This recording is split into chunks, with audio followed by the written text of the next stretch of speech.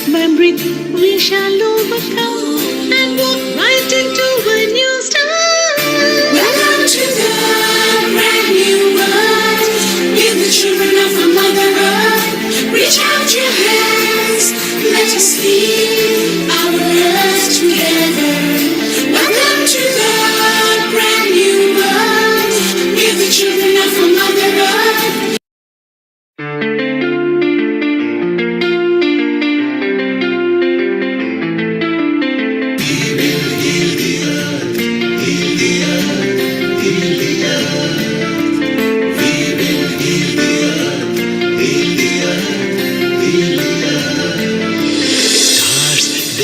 Stories which are brighter than yesterday. The streets have never been so quiet. The squirrels found a new hideaway. Tomorrow will never be the same. There is so much hope in our hearts.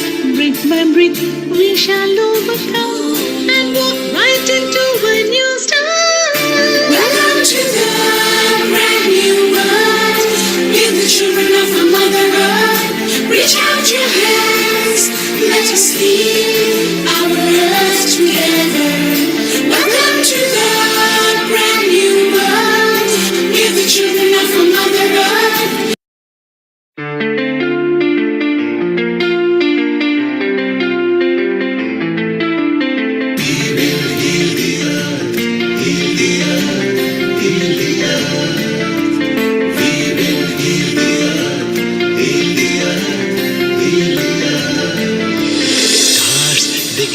Stories which are brighter than yesterday. The streets have never been so quiet. The squirrels found a new hideaway. Tomorrow will never be the same. There is so much hope in our hearts. Breath by breath, we shall overcome and walk right into a new start. Welcome to the brand new world. We're the children of our Mother Earth. Reach out your hands, let us lead our earth together.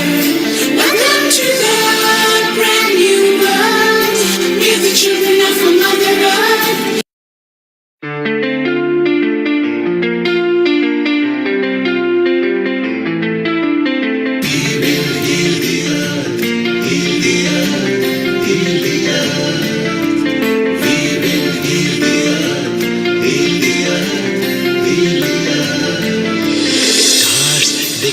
Stories which are brighter than yesterday.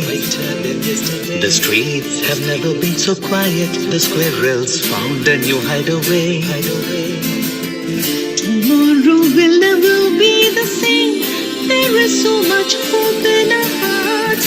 Breath by breath, we shall overcome and walk right into a new start. Welcome to the brand new world. We're the children of our Mother Earth. Reach out your hands, let us lead our earth together. Welcome to the brand new world. We're the children of our Mother Earth.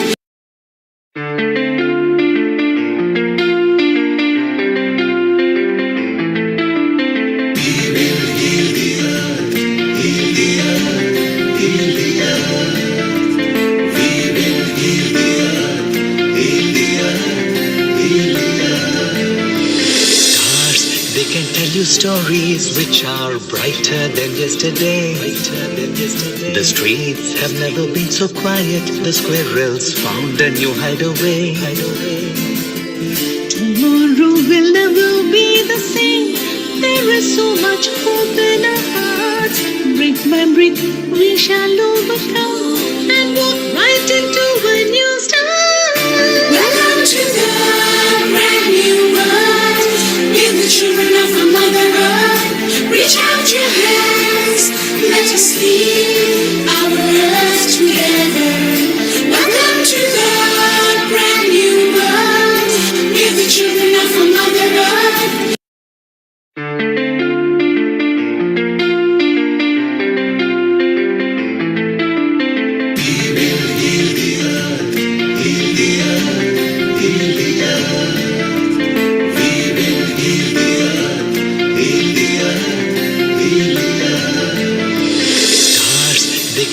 stories which are brighter than yesterday. The streets have never been so quiet. The squirrels found a new hideaway. Tomorrow will never be the same. There is so much hope in our hearts. Brick by brick, we shall overcome and walk right into a new start. Welcome to the brand new world. We're the children of a Mother Earth. Reach out your hands, let us lead our earth together. Welcome to the brand new world.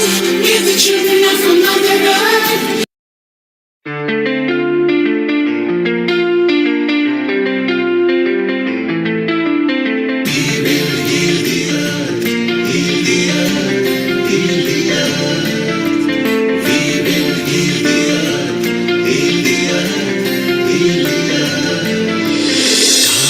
They can tell you stories which are brighter than yesterday.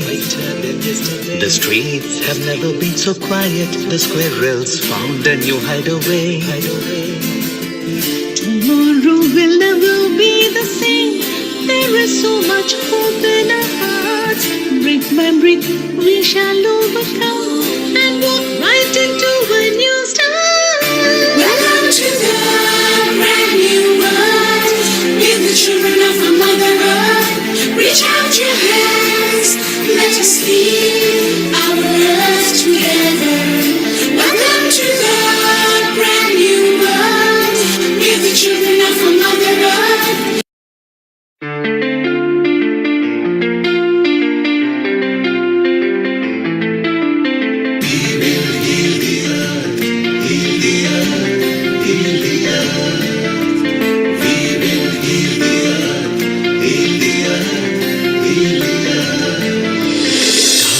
They can tell you stories which are brighter than yesterday.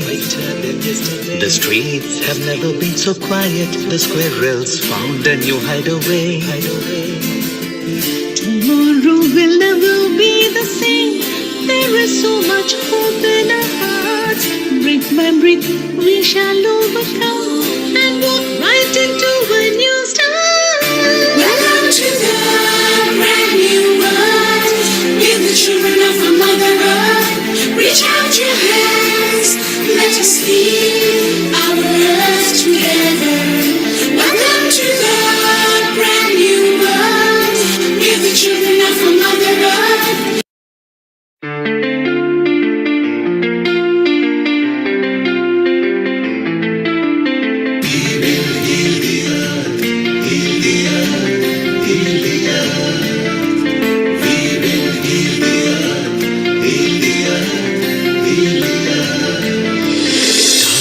They can tell you stories which are brighter than yesterday.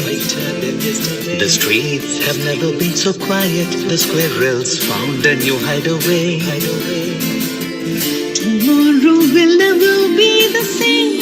There is so much hope in our hearts. Brick by brick, we shall overcome and walk right into a new start.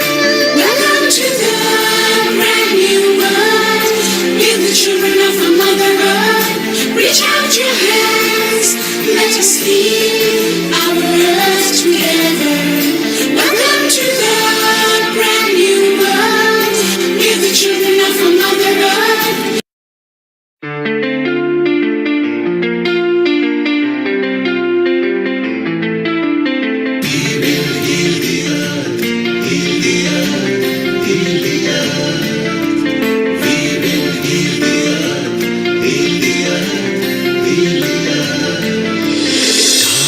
They can tell you stories which are brighter than yesterday. The streets have never been so quiet. The squirrels found a new hideaway. Tomorrow will never be the same. There is so much hope in our hearts. Brick by brick, we shall overcome and walk right into a new start. Welcome to the brand new world. We're the children of a Mother Earth. Reach out your hands, let us lead our earth together. Welcome to the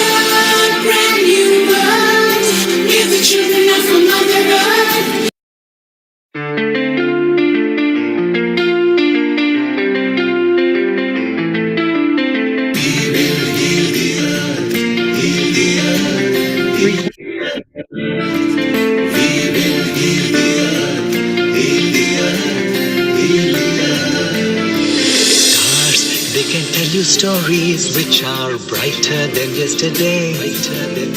The streets have never been so quiet. The squirrels found a new hideaway. Tomorrow will never be the same. There is so much hope in our hearts. 10, 9, 8, 7, 6, 5, 4, 3, 2, 1. Global Namaste. Good morning, good afternoon, good evening. I, your host, Amrita, welcome you all to this episode. It gives me an immense pleasure to invite you all for today's yoga and meditation episode. Before we start and have chit chat as well as thoughtful discussions and insights from the experts who have joined us for today's episode, let's join in for a short prayer on Gayatri Mantra. Closing your eyes, taking a deep breath inside, joining your hands together. A moment of silence within yourself as we chant the name because of whom we all are here on this earth. Om Bhur Swaha Tatsavitur Varenyam Bhargo Devasya Dhimahi Dhiyo Yo Na Prachodayam.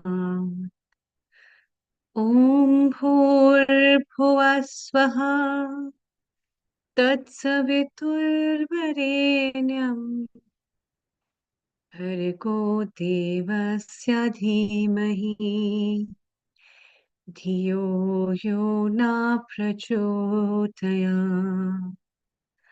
Om Bhur Swaha Tatsavitur Varenyam Bhargo Devasya Dhimahi Dhiyo Yo Na Prachodayam. Om Shanti Shanti Shanti.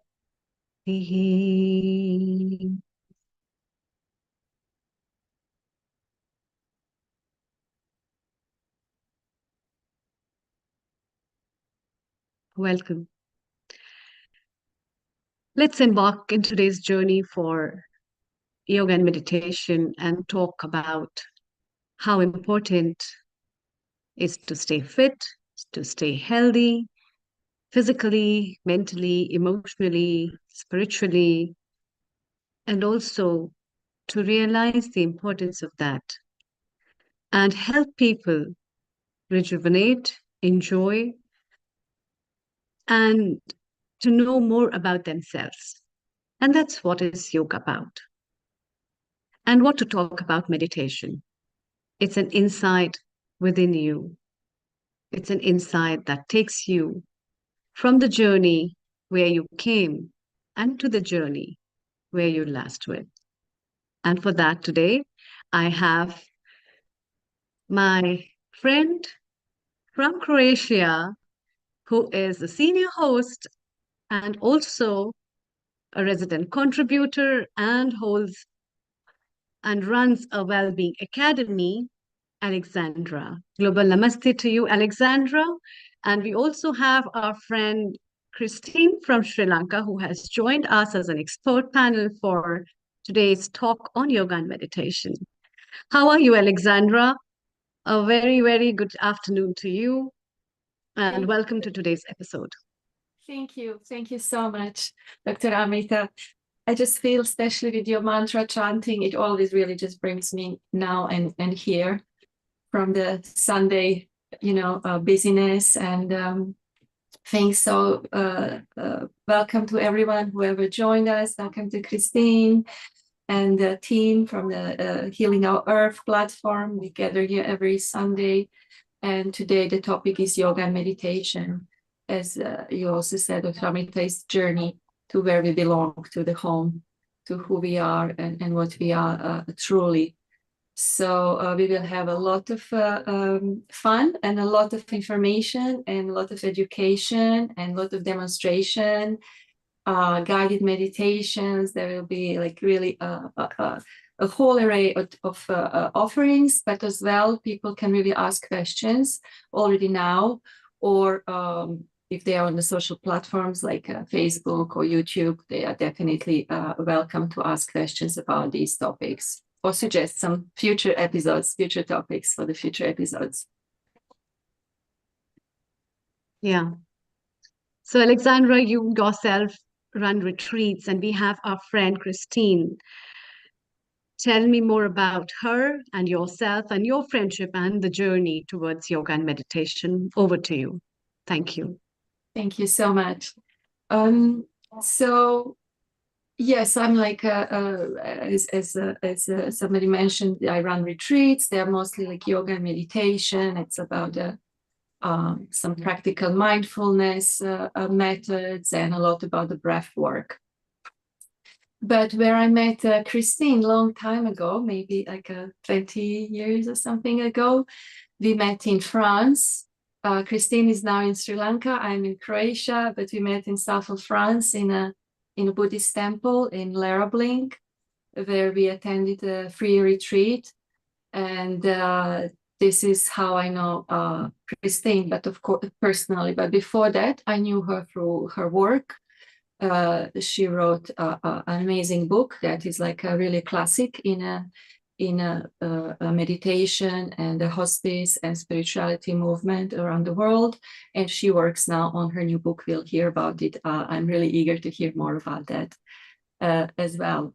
Christine, would you like to say something just as an introduction, short intro into your big like field of work? And just, you know, I know we said it's not possible in this short amount of time, but I really do hope you'll come again and again and again to our Healing Our Earth platform, because we would really welcome your knowledge, wisdom, and insight. Thank you. Thank you. Well, I do have quite a varied background. I've been studying and practicing meditation and compassion in the Buddhist tradition now since 1980. And before that, I was studying Zen and Shiatsu. And I helped to found a Buddhist organization in the United States, and then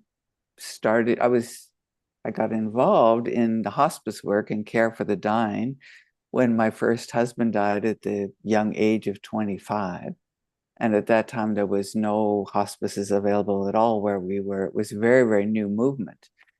And after he died and I moved to Northern California, I discovered a group of people who were trying to start a home care hospice where you go to people's homes to help them, support them in their process.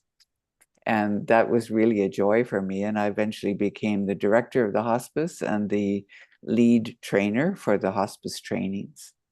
And there was so much interest in the hospice trainings that I eventually branched out and just specialized in giving trainings to help people understand death, prepare for death, and even on a spiritual level, bring their life more into focus, what's most important.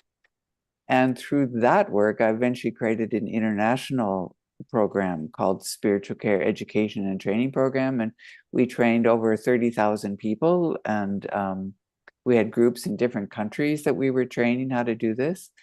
And we offered a very in-depth 9-month training for palliative care professionals at Naropa University. So that was what I did for about 40 years. And then my partner of 13 years died, and my whole life really exploded. I lost so many things close to me in a really short amount of time.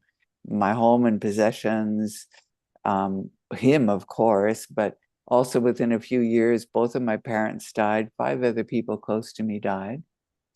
And I moved to a different country, and I was just living out of boxes, going from place to place. And I was just shaky and really out of control. My post-traumatic stress had been re-triggered from all of this. And finally, after suffering for so long, I realized what I needed is self-compassion. And all my spiritual training sort of mentioned spiritual compassion, self-compassion, but didn't really talk about how to experience it, how to feel it, how to overcome this harsh pattern of judging ourselves that we have, this feeling of that we're never good enough, that we can never be perfect, and feeling so guilty about things from our past. So I started to realize when I looked into my heart, it was just like the debris that you see on the beach after tsunami. My heart was just so cluttered and so dark, and I couldn't find any way out or any way to even feel a sense of kindness and acceptance toward myself. So that was really the start of my journey, where I was exploring and looking into different authors and different spiritual traditions and trying to understand how I can change from being so blocked and fearful and judgmental about myself to being more open and kind to myself and calm down my nervous system. So before long, I realized I wasn't the only one going through this. So I started to learn about it. I started to create guided meditations that help us really come home to that sense of ease and well-being and okayness that we were all born with, what one of my teachers, Sokne Rinpoche, calls essence love, or the source of love that we were all born with. So I've had the privilege now over 10 years of teaching in different countries, and after the lockdown began, teaching online as well, and discovering how many people have struggled and been stuck, even if they've also, like me, been studying for many years in a spiritual tradition. They get really stuck in blaming themselves and expecting themselves to be perfect, not feeling they can ever forgive themselves or feel worthy of love. So when I call it a privilege, it's because, we have this saying, when people gave you lemons, maybe you could make lemonade.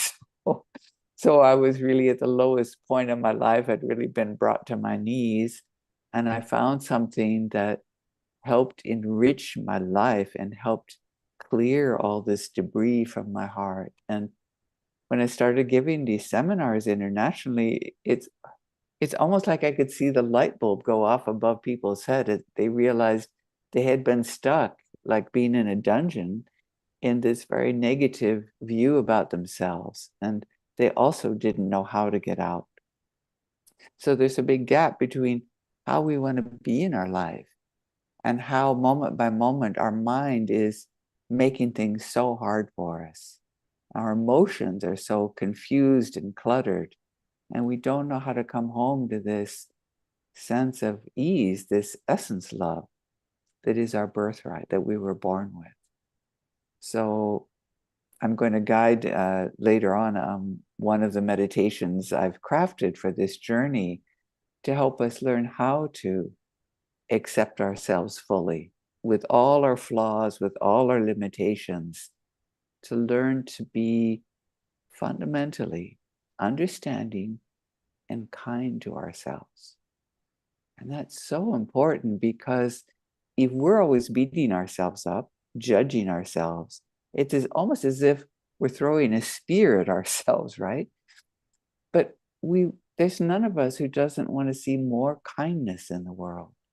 And yet we don't realize that starts with our own mind, with our own self, with our own body and heart, to show kindness to ourselves and love to ourselves and acceptance, even to the parts of ourselves that we hate or that we judge. And by doing that, then naturally, it's almost automatically, we start to feel kindness and compassion for others. So I've met many people, especially at the start of a seminar I'm giving, who are afraid that if they learn how to be compassionate to themselves, it means they'll be more selfish or more self-absorbed. but actually the opposite is true. The more kindness and good-heartedness we show, even to our flaws and limitations and our mistakes, then that translates into being able to understand people that we used to judge, that we used to keep out of our hearts. And this is to me, part of wholeness, which is to learn ultimately on whatever spiritual path we're in, to see how the whole world, like Indra's net, with all the phenomena of the world, with all the beings in the world, are incredibly interconnected. And whatever message and all the facets of that net are like little jewels. And we're one of those jewels on that net. And whatever we're communicating from our heart goes out to all beings and all phenomena on this earth as a message, either of kindness and love, or fear, judgment, and closing our hearts. So self-compassion starts with being kind to ourselves. And the second level of it, which I call healing or confidence, is going very deeply into what happened early in our lives that disconnected us from essence love. And as we start to see and heal that younger part of us who suffered, then we regain that confidence and well-being we were born with. And then the final and the most profound level of self-compassion. So I have these three elements: kindness, confidence, and joy. And the most profound level of self-compassion is to finally clear not only the guilt and regret from our heart, the self-blame that we fight ourselves with all the time, but also to clear our relations with others, to recognize that we've been carrying around anger and old hurts all our lifetime from things that happened in the past. And if we learn how to set them down as if they're heavy burdens we've been carrying, we learn how to just set them down and free our heart from that debris, then it's possible to experience what Buddha called an unshakable freedom of heart. So that's not something I've completely realized yet. So it's going to be a little tricky writing about it for my book. But the nice thing about this book is it's challenging me to learn and to change and to grow and to deepen and to question everything that I used to think was so important in life. And so I don't actually live in Sri Lanka, but sometimes I have that idea. I've been here the last few winters as a way of healing myself, but also a chance to work on my book. And then every winter I give a 1-week retreat on self-compassion. So I have a retreat coming up in a couple of weeks here, starting on the 18th of March at this wonderful spa hotel in the hills above Kandy, and where we explore these themes, but in a very relaxed environment, where we also do body work and movement and breathing to bring all the scattered aspects of our mind and energy home. So Thank you, Christine. I mean, I think it would be wonderful maybe that if you want to do the guided meditation now and then later we can chat, because I think it's very nice introduction and I already okay. feel involved Okay. in it. Okay, thank you. Yeah. So this guided meditation is called, some people have heard of the practice, especially in the West. A lot of people have studied mindfulness meditation, and so they're familiar with a practice called loving kindness or Maitri. And I've angled this practice in a slightly different way. I call it loving kindness for our difficult aspects. I think you know what those are, but I'm going to introduce it and then guide it. So what we're talking about is the parts of ourselves that we judge, like the part that makes mistakes, or the part that's very selfish, or the part of us that keeps falling prey to anxiety or difficult emotions or bad habits. Some of us are judging our body for not being perfect, or for being chronically ill, or perhaps for the limitations we're experiencing as we get older. and we battle with really difficult emotions like anger or guilt, depression, self-hate, and insecurity. But the more we reject these parts and then beat ourselves up for having them, it just makes us feel worse. So when we judge, we're being unkind. And not judging is kindness. So this meditation helps us to learn how to offer kindness and friendship towards these parts of ourselves we find difficult. I sometimes like to think of these painful feelings that we've been carrying around as if they're long forgotten inner orphans, parts of ourselves that are yearning to finally be seen with understanding, acceptance, and love. Now, at the very start of the meditation, I'm going to invite you to bring alive a memory of a person who showed you kindness or love. That could be just a moment, a momentary memory where you felt really seen or cared for. With somebody that you know and love, or even a memory of a stranger's kindness. Some people connect with a feeling of being loved by their pet, or with some aspect of the natural world. And to help us with the meditation, I'm going to propose another possibility, if you like it, if you find it helpful, which is to imagine that there's this presence, a presence of wisdom and pure love in the space in front of you in the form of radiant light. And this presence is totally understanding and accepting you, no matter what. So you're welcome to use whichever approach works best for you, okay? So sometimes we might find a meditation like this a little bit challenging, and that's completely normal. So please don't expect to do it perfectly. However it goes, be gentle with yourself. And you can resolve to continue doing the meditation, and I'll put a recording for downloading it in the chat later on so that you can continue listening to it, so that the changes and the ease with the meditation will come more and more for you. Okay? So the name of this meditation is Loving Kindness for Our Difficult Aspects. So start by just allowing yourself to come into this moment and be present.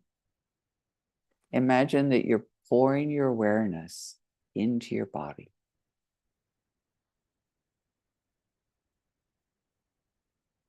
Let yourself feel the contact your body is making with your chair. And feel how your feet are connected with the earth.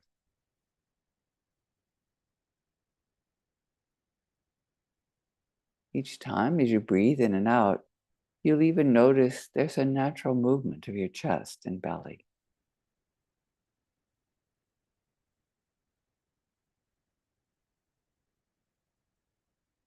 And you can establish a noble intention for the meditation with this wish.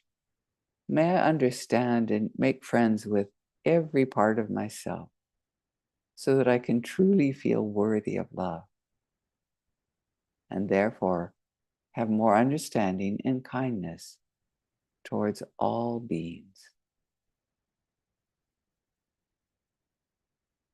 So now bring to mind a person who once showed you kindness or love.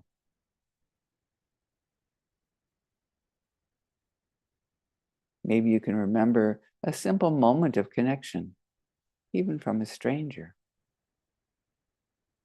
And bring this memory alive as if the person is here showing you kindness right now.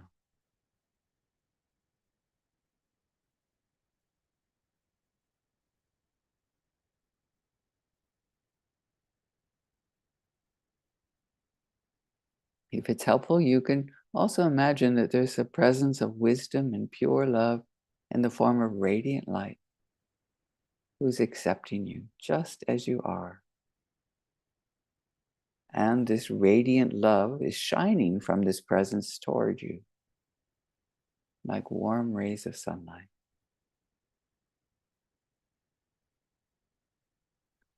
So as you see and feel this warm kindness shining into you, filling you with a sense of well-being and ease, silently repeat this phrase: I see and care for myself. May I be safe. May I feel loved and well.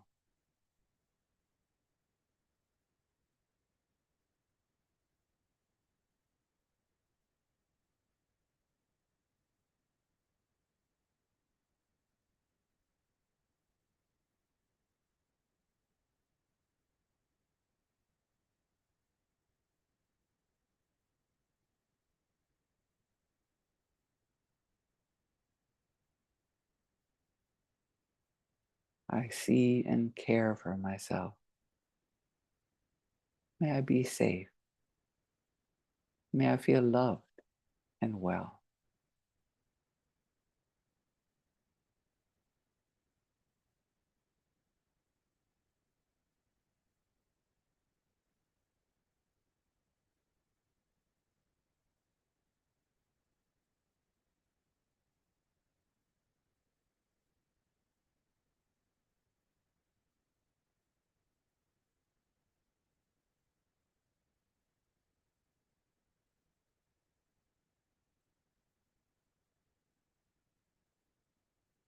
And now I invite you to bring to mind a habit or a disturbing emotion that you struggle with. Some aspect of yourself that you find difficult. And imagine that this part is here in front of you. So with a wish to befriend this part of you, your heart silently communicates, I see and care about you. May you be safe. May you feel loved and well.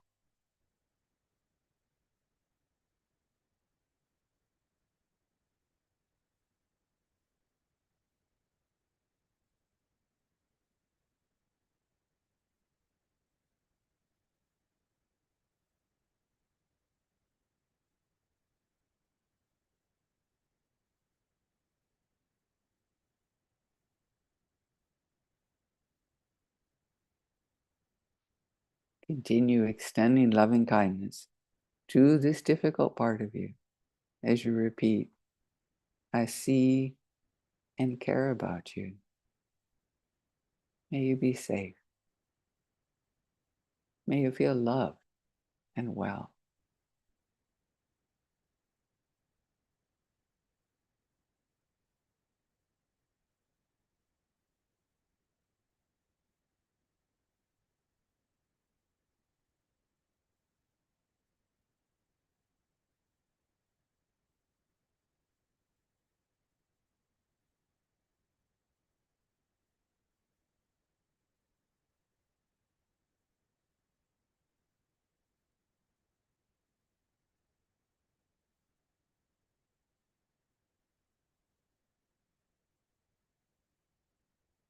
There also might be parts of your body for which you feel some aversion.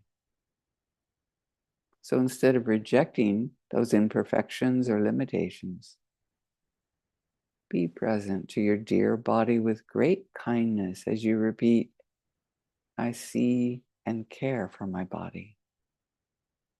May I be safe. May I feel loved and well.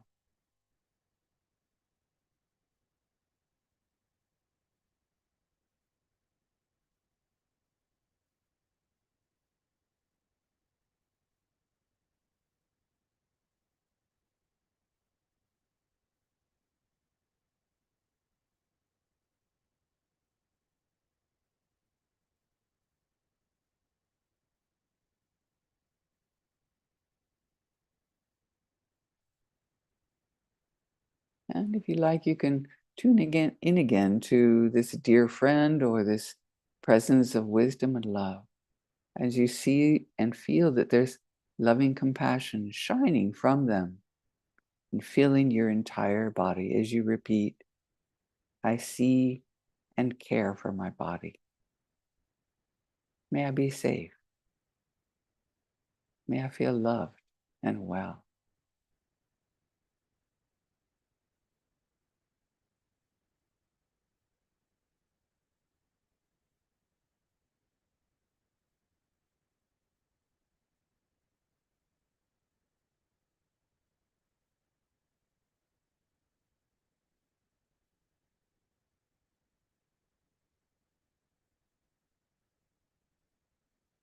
You might be aware that there's this critical voice inside that's resistant to feeling love.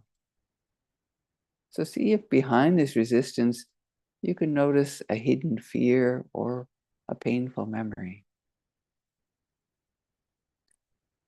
And offer understanding to this resistant part of you as you repeat, I see and care about you. May you be safe. May you feel loved and well.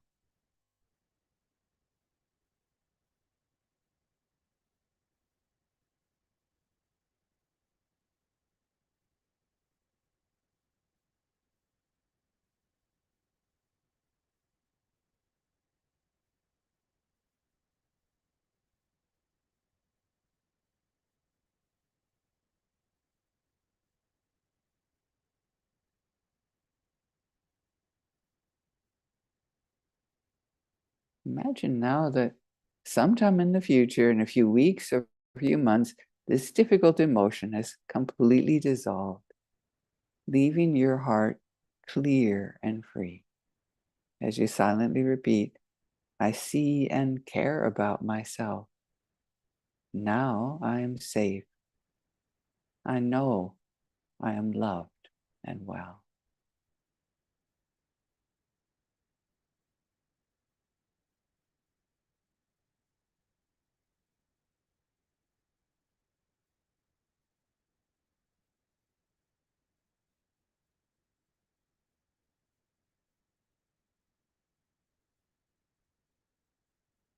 I see and care about myself.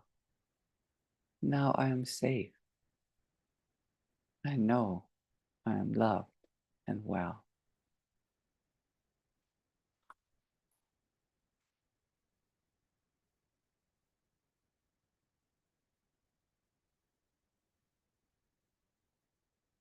Just take a moment now and let these different words and images dissolve, and let your heart and mind remain in a state of spacious ease and well-being.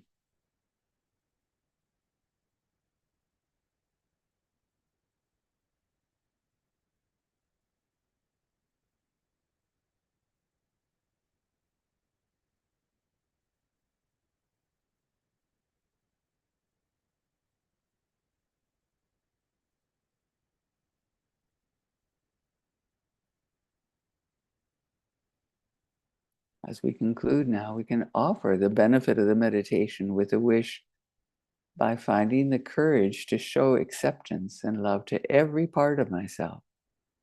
May this free all beings from suffering.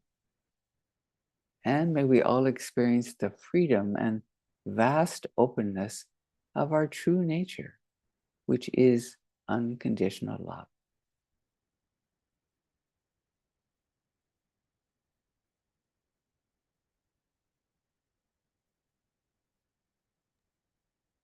If your eyes are closed, you're welcome to open them now and come back.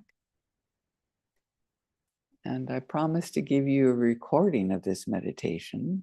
So I have it here in the chat, but I don't know how it's possible to give it to everybody. Do you have an idea? Thank you, Christine. It's really lovely to have this kind of a beautiful experience to all our viewers as well as the listener. It was a very peaceful meditation, and we look forward to see all this more for, because it not only embraces your heart with those kind of feelings that you told with kindness and compassion, but much more. We have a founder and director, Neil Kumar, with us. Let's pick his words and then move forward. Over to you, Okay. Neil Kumar. Thank you. Okay. Yeah. Greetings, Christine. You mentioned you wanted to share the recording. So this is a private Zoom room. The actual audience are in the YouTube, Facebook, and website. You can send the recording to Alexandra. She will post it in the social media where we can make so more people can have an advantage of it. Wonderful. Thank Okay, I'll do you. that. Yeah. And now let's bring in Rashid as well and see what he has got lined up for us. Thank you so much, Christine. So talk to you Thank later. you. Thanks for joining us. Okay. Thank you. I Rashid, can't stay please. because I have to do my guided meditation later. So thank you Yeah. all very much. Okay. Thank you. Thank See you. Bye-bye. Bye. Bye-bye. Bye-bye. Welcome, Rashid. Thank you for joining us. Thank you. It's a real pleasure to be here. I feel as though the wonderful Christine's done all the work that I possibly might need to do, because she's set out this beautiful path to inner peace and acceptance, which I know the work that you're doing here is all about, this healing work. So it's a real delight to be here. And I just want to say a big thank you, Alexandra. Thank you so much for inviting me here today. I usually don't have a backdrop. I was running a leadership course before, so this background is all about helping those people find that light as they move forward in the world, hopefully with peace and compassion. And so I think, I mean, I don't know if you want me to just speak for a while and just to share a little bit about what comes to me, and I want to kind of link to the magical base that Christine has set out. So I'm just for the listeners who might not know me, I'm Rashid Ogunlaru. I'm a coach, speaker, and author of the books The Gift of Inner Success and Soul Trader: Putting the Heart Back into Your Business. And my work is all about helping people move forward in their lives, careers, and their businesses, yes, but to move forward really essentially from the heart, and with heart and with deep compassion. So that thread of compassion has really come through today.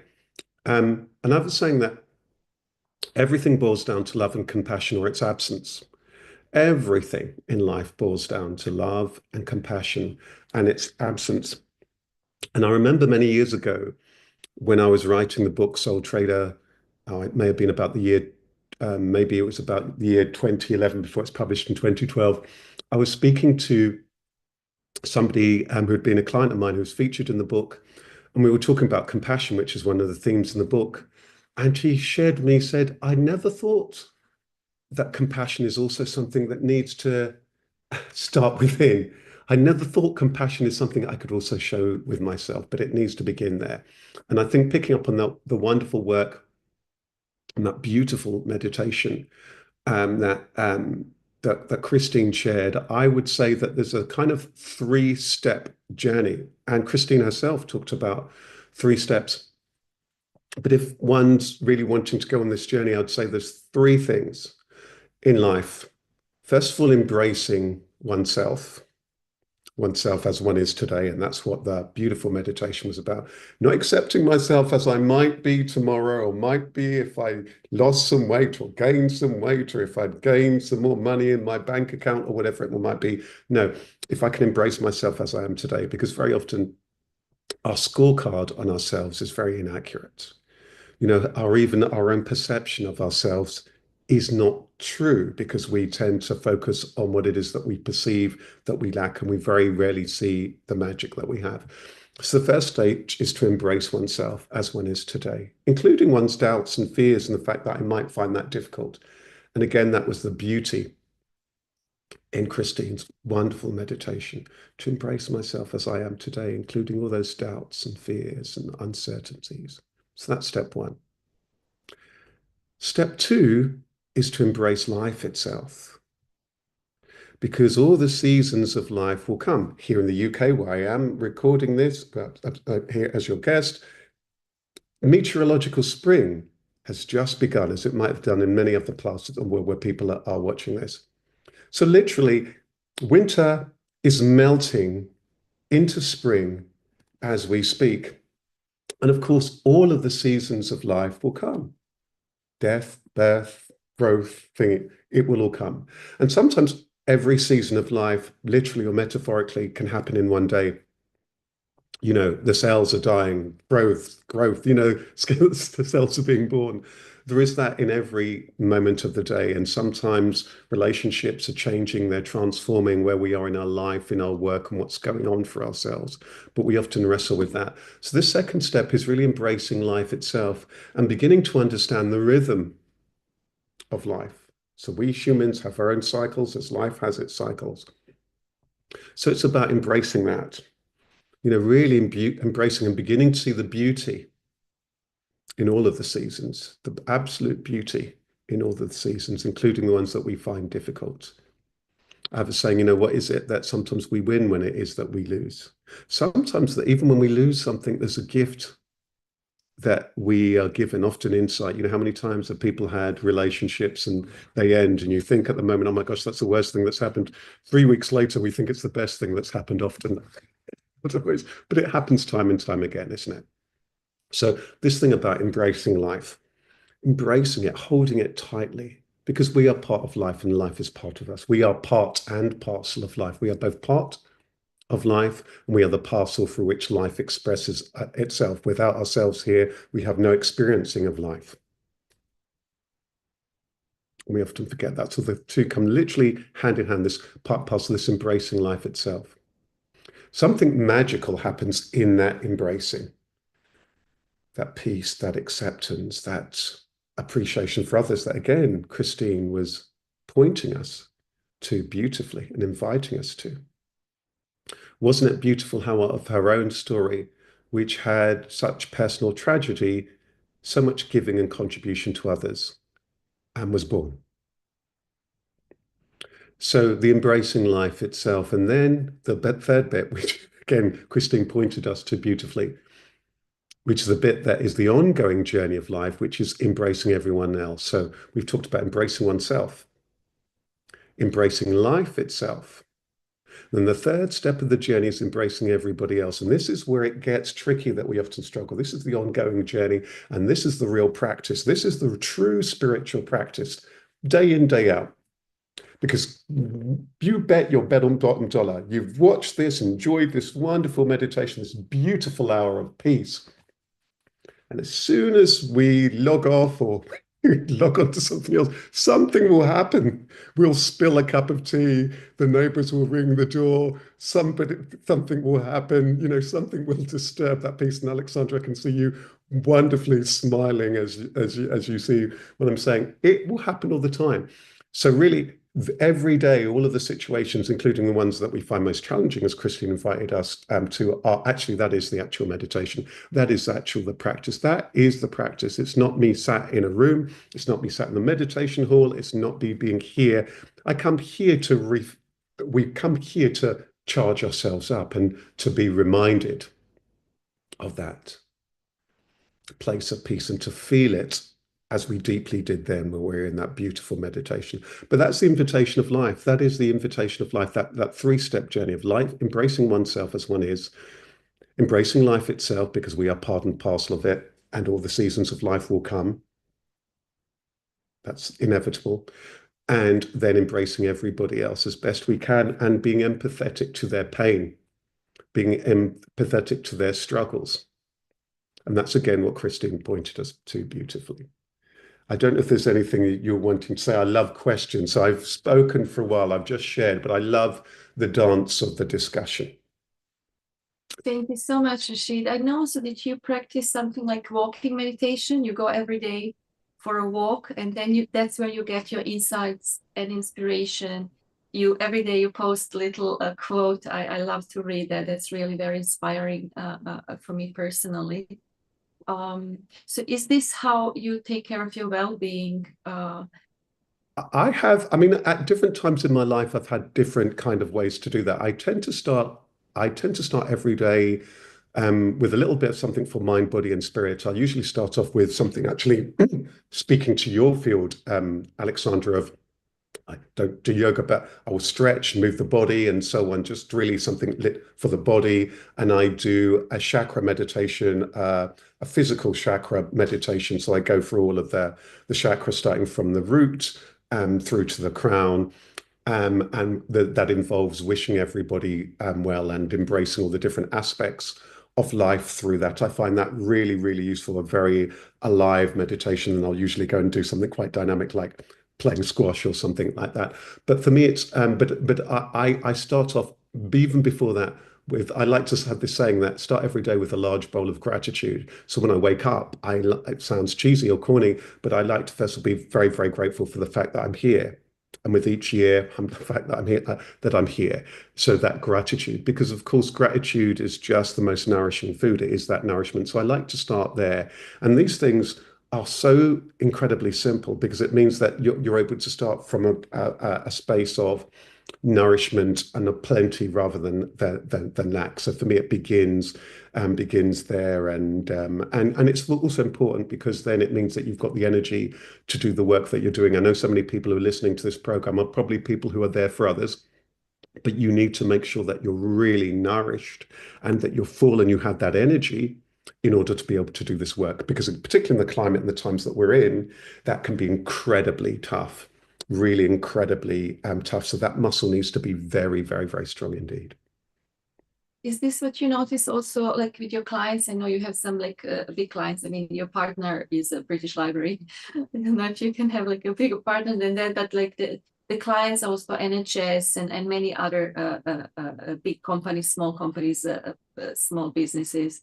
Do you notice that people really need more time and more guidance towards that, nourishing themselves maybe more first and then going into the world and bring whatever goodies they Very, very much so. Because whilst on paper, I'm a life coach and a business coach and a leadership coach. So I do the business coaching work with the British Library. And as you mentioned, I do lots of leadership development and career development for organizations, including the National Health Service, NHS here, and so on. But really, with everybody, the starting point is that wellness. So people often and that self-acceptance and the compassion. So really, I have a saying that coaching is my career, but compassion is my business. Compassion really is the business, and it's the only job in town, as far as I'm concerned. It's the only job in town. It's the thing that it's the starting point. So, for example, just this week, I was starting a leadership program for an organization, a wonderful organization that is related. It's a big charity, a well-known charity in the UK, and it does incredible scientific research as well. But we started off with so much of it is self-awareness, self-acceptance, well-being, being really balanced, because that has to be there in order to be able to do all the stuff that you need to be as a leader. And maybe it's really important that to touch on that, particularly in the climate that we're in, having that compassion in one's heart as a leader is really, really key. I have a saying, and I think it's so appropriate for the world we're in now. Compassion is even more powerful than courage. Sure, with courage, you can conquer the world, but only with compassion can you heal it and can you build it. Where we find ourselves at now will require, in some room, the compassion that will be, and there will be some people in some very big buildings right now who have got compassion, who will be actively using their compassion in order to bring people together. Because anyone can destroy anything and be difficult. I'm talking about in our own lives as well as on the world stage. Anybody can be really difficult or whatever. And so on. That requires no skill, but to be compassionate and empathetic and understand others' pain. And that's the journey we're in. We have to understand the pain of absolutely everybody on the planet. And everybody who we may have perceived may have hurt us or been protecting themselves. We have to arrive at that place. And that's difficult. That requires real work. But there's something immediately transformative when we show up from that place of compassion. We will have all experienced it, when we were going to give a family member a piece of our mind, and then we suddenly paused and we were just kind of a little bit more open, or with a friend. That is immediately transformational. And for me, I love, even when I'm doing the leadership work that I'm doing, bringing that to people's consciousness, because it will always emerge. And the last thing I'll say about that, Alexandra, which is extraordinary, I'll often be doing all of this work that's technically about leadership or career development and so on. But I'll always end up talking about this stuff of the heart: trust, energy, acceptance, love, flow. And the moment I do, everybody leans forward. The silence, everybody knows what I'm talking about. What is that about? Everybody, universally, it's happened throughout my 20-year career. It's quite an extraordinary thing. So there's the fruit of compassion is so multifold in life, the fruit of compassion. So many things in our lives that we experience day by day will be difficult. This, that, we're in a cost of living crisis of many places in the world. There's all sorts of challenges, but compassion will immediately, by showing up with it, will immediately bear fruit. Immediately there'll be some inner peace, the other person will be a little bit more of understanding, and there is immediate growth. That's one of the very, very few things. When one's showing up with heart, there is an immediate impact, and that's quite profound and beautiful. Thank you so much. So yes, exactly, compassion, and then self-compassion, as Christine started with. So I think it's really wonderful. It's like two wings of the same bird. Thank you. Is there any other question for Rashid? Just to hear from our people who are already on Zoom or on social media. Do carry on, Alexandra. Thank you so much. So Rashid, is there any like from your own life, personal life, also like a tip that you can give to the people who really struggle with like confidence, or like what Christine also said, like you just always focus on negative things. I mean, I was now part of some permaculture, natural agriculture workshop, and the leader of the workshop said, like, don't call weed weed. He forbid us to. He said it's just a self-propagating plant. Like, don't talk negatively and don't send this negative energy, you know. And some people started pulling it out and like really being like nasty and negative, and said, no. This is just another plant. Another plant. I think my tip would be, very often in life we get caught up, and one of the things that can cause the challenges is this: we get caught up in this duality of even right, wrong, positive, negative, good, bad, and so on. So people can often fear of where to travel. And just like that teacher said, don't call it weed, it's another type of plant. So my tip for people is to, with everything, including the doubts and fears, there's a saying, fight the fear and do it anyway. I have a different view. No, with every single thing, how can I befriend it? How can I befriend the doubt? How can I befriend the fear? What is it telling me? Invariably, it's telling me something that may well be very, very valuable. And that makes this process of real fulfillment so much easier, because when I can just be embracing, including of the doubts and on the uncertainties and the fears, there is an immediate movement. Otherwise, we get caught up in, oh, is this right? Is this wrong? I need to do this. I need to do that. I need to read this book. I need to do that. I find that so many people get caught up in that ongoing trap that somehow something needs to be done. It's more that it needs to be seen and appreciated than something that needs to really be done in that kind of way. It's then about how we emanate and how we breathe and show up with love and compassion to each other. So yeah, thank you so much. And it's been it's a real joy to be here in a space which nurtures that. So I just want to thank you all for inviting me here. It's been a real pleasure being here today. Rashid, there is a question from South Africa. Oh, yes. And Hanifa wants to know that you are famous for become who you are.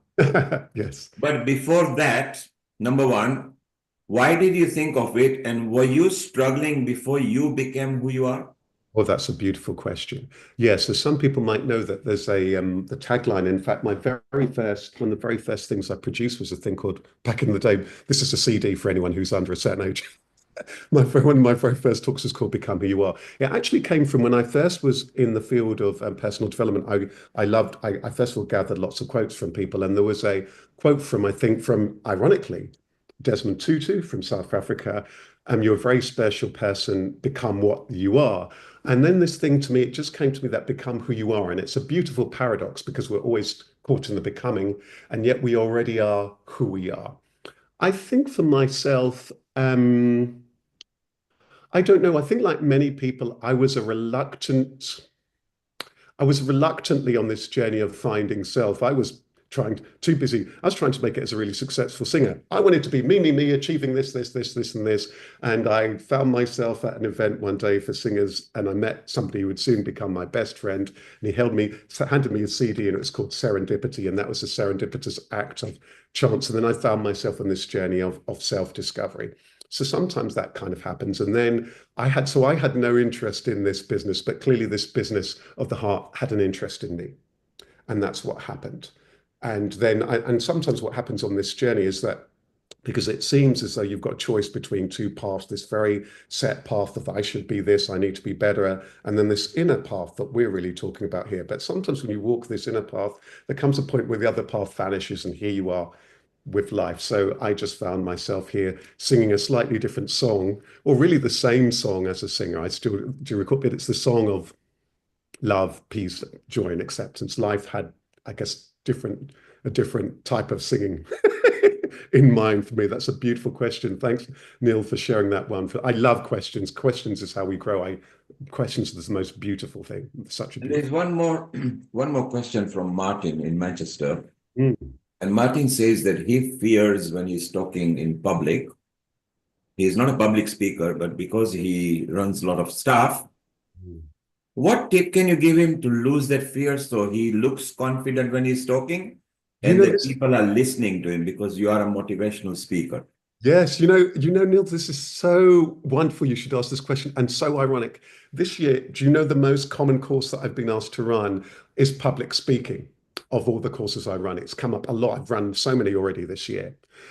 The biggest mistake that people make when it comes to public speaking is we get caught up in me. Oh, me, this fear, da, da. The magic of public speaking, it's all ultimately about the audience. So my tip to Martin would be, first of all, be very clear. Why am I here? Why am I delivering this? What is it that I'm there to put across? Who is my audience? What do they want? And then don't make it a monologue, make it a dance, bring the audience in. That's why I'm saying I love questions, because I love the dance of this, the interaction, the dance of it, the music of that dance. So focus completely on the audience. If you involve your audience and if you share from your heart, then you will have a good talk, because really that your job when you're public speaking is to share something with your audience and for them to have had a good time and feel as though they've learned something. If you've done that, you've done your job. If you haven't, then you failed. So it's all about the audience. Make them feel special, and they are really special, and make it really interactive that way, and enjoy the process. Be yourself. Be yourself, Martin. Don't be anyone else. There's so many different ways of being a great public speaker. Be yourself. There you are, Martin. A direct answer to you from Rashid. And Martin, I'll give you a tip as well. When you talk to a very large audience, you are talking to your co-workers or your staff, so it's different. It's more official. When you're talking to an impromptu crowd, and if you're on a stage and there is a massive crowd, so 10,000, 20,000, don't be fearful. Don't engage your eyes into the public straight away, because you will get lost. Look up the yonders. And be grateful that God has given you the gift of human beings to listen to. And Rashid said that speak from the heart.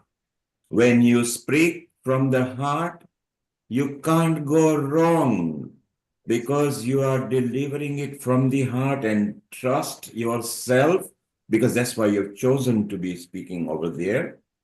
And nothing to fear unless you are giving exams. So Martin, we hope you enjoyed yourself. It's wonderful to have you here, Rashid. Rashid, stay around. Anakul, our spinal expert surgeon and a very senior person in litigation of national health cases, would like to ask you a question or make a comment. So a global namaste to you, Anakul. Go ahead, unmute yourself before we visit Jeffrey Armstrong in Mexico. Namaste. Two small questions. Number one, how often are these teachings done in the level of the schools? Because actually many of the people get hardwired over time to behave in a certain way, whether that be public speaking or any other way, and how they react towards themselves. How often are these introduced in schools at any particular age? I don't know many of the teachers. And number two, how do you control emotions when you really want to break down in front of a public? Really, really interesting. So, I mean, it's really interesting, isn't it? That I mean, there's two types of schools, aren't there? Because there's whatever goes on in our main schools, and then there's how we're schooled in life. Interestingly, when it comes to public speaking, my mother, who had to finish schooling very early, is one of the most impressive speakers that I've ever met. So really, so we will learn in different ways in terms of many of these skills. So many people will know that, isn't it? The one, the aunt, the uncle, this person who's just naturally a really great speaker. I mean, I do think, Annika, you put your finger on so many really interesting questions. I guess part of the challenge with the traditional schooling system is that we may not be taught much about self. We may not be taught actually that much about awareness, about the nature of life itself. And often we're not taught that much about, that self-awareness and that self-love. We were also sadly often not taught many of these, what's often called here in the UK, those softer skills, those communication skills and so on. And they are really, really key and so on. So I'd like to see that more.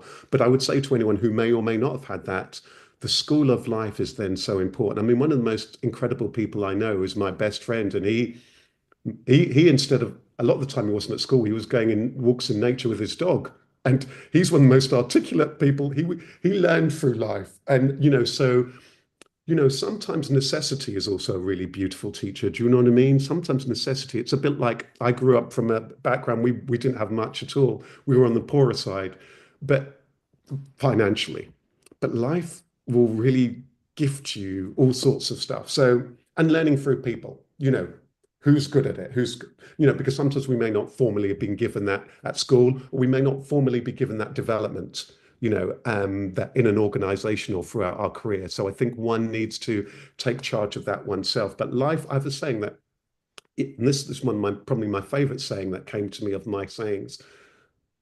If you listen quietly enough, life will whisper its secrets to you. If you listen quietly enough, life will speak to you, it will whisper its secrets to you. So and very often what people haven't tuned into, and you point to it, is their own inner voice, the inner tuition, the inner tuition. That might be the outer guru, the inner guru, the inner tuition, the listening to that inner voice. That's the voice that really needs to be listened to. That will teach us magical stuff, and the voice, of course, of life itself, whatever label we want to put around that. So Annika, that's a question. Thank you, Rashid. Rashid, maybe we'll have you back on integrated health episode, where maybe we can give a bit of a different perspective, that how you can avoid necessarily medicines if you haven't got medical condition or something. We'll have Anukul over there as well. He's our resident senior panelist as well. We need to visit to Mexico now, where another great motivational speaker and a mentor and a public speaker is there, Jeffrey Armstrong. And say hello to Jeffrey Armstrong, everybody. He has written many books. He conducts lots and lots of mentoring, coaching, and retreats as well, and deals with small and large crowd, as large as you get. That's none other than our Jeffrey Armstrong, Kavindra Rishi, as he's known as well with his Sanskrit name over there. Amrita, let's welcome Jeffrey. Jeffrey, global namaste. Are you in Mexico right now? Global namaste. Jeffrey, you are muted at the moment. The sound at your end, although it's on, needs to be propagated. Yes, Sandy is doing the work. Try again, Sandy. Sandy, let me mute you, then you unmute again, okay? Okay, Sandy, unmute yourself now. Maybe it will work. You're using a Bluetooth with Jeffrey.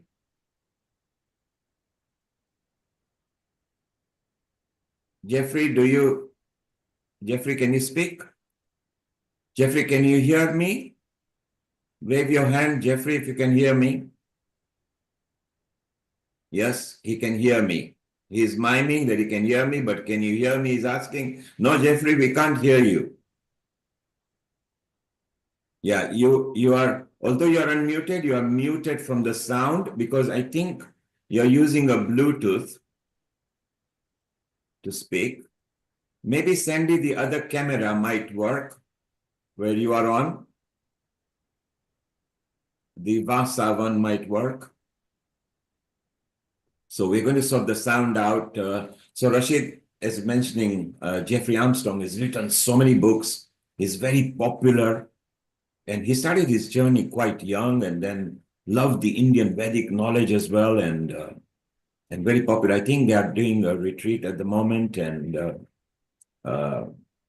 Sandy is trying to sort the sound out. We can hear that. And Anukul, thank you for posing that question. Yeah. Maybe if you unmute this one, yes, Sandy, if you can unmute yours and Jeffrey can speak maybe through there. Yeah, unmute this one. Unmute the one I'm prompting to. Yes. Got it? Yes, Sandy, I All can right. hear you. Jeffrey, maybe. All right. We'll switch over to Jeffrey on this one. Yes. And if you landscape it, Sandy. Namaste. Yes, namaste. We can hear you now. Wonderful. We'll bring you on It's a so- spotlight. It's always a joy to see you and hear you and all the beautiful work that you're introducing into the world. So we're here in Tulum, Mexico, and we're having a retreat with a dozen of our students. And there they are. Wonderful. Namaste, global namaste to you. And Jeffrey, earlier you were chanting, Hare Rama, Hare Krishna, and all the stuff, and everybody was there. We could feel the vibes because Sandy shared the Facebook to us. And it's so nice. Everybody is happy. They are smiling. So, Jeffrey, you are doing your magic there as well. Well, I wouldn't call it my magic, but I would say that as a carrier of the magic of the Vedic Vidya, Jeffrey, it is just my honor. one moment. Sandy, the video is lopsided in your hand on your camera. If you flip it, and if you make it landscape He too. wants it horizontal. There you are. Yes, perfect. Keep it like that now. Now we've got both the cameras on. We've got the crowd and Jeffrey smiling there. Jeffrey, over to you. Take it away and hit us with wonderful spiritual vibes that you always. Cover some of the topics we've been talking about. I think the place where I'll begin, aside from Guru Brahma, Guru Vishnu, Guru Devo Maheshwara, Guru Sakshat Para Brahma Tasmai Shri Gurave Namaha. Hopefully it is not Jeffrey Armstrong speaking. It is Kavindra Rishi in the seva of the gurus and acharyas of Bharat, of the great culture that gave us the Vedic Vidya. It is my hope that I am able to be a messenger and carrier for that. And that is what I have dedicated my life to for the last 28 years of my life, full time. It is somehow bringing into the world the knowledge of who we really are. It is the self-actualizing who we are really that is the great secret of the Vedas. Why don't you share with people what we've been learning at the retreat? Well, we've been learning Vedanta, but let's call it Vedanta in a bathing suit. We're in Tulum, Mexico. We're at a luxurious resort, but we're not drinking, smoking, I hope not. messing around, none of those things at all. We're here explaining the beauty that all of us are so intoxicated by and should be, because the world is a miracle. It's amazing. But we also see that it is temporary. And this paradox is what the Veda is all about. Why is the temporary inviting us to the party and then letting us down? And then the party ends too soon. And who are we really? And is this, since it's temporary, is this where we're from? No. Is this where we can stay? No, it appears not. So what has happened in recent times? I have a playful way of saying this, is that the British, during the era of colonization, went to Bharat, went to India, and stole Lakshmi and brought her back to England. And sad to say, she's still there in museums. I hope they'll get honest someday soon and apologize and send her back where she belongs. But anyway, they stole Lakshmi.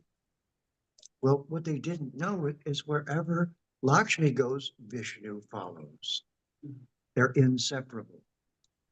And this is one of the great secrets of the Vedic Dharma, of the Vedic culture, is the Shakti and Shaktiman of the original source of these masculine and feminine bodies that we're cruising around in that are not us. There are auto. They tell us what we ought to do. So we've been learning all about the automobile, our Ayurvedic body types, and the gunas and the doshas and how they affect each of us. We've been learning what our body types are. And then Jeffrey explained how they're linked to the planets, Vata Pitta Kapha, and how you can see the body type, excuse me, in the charts.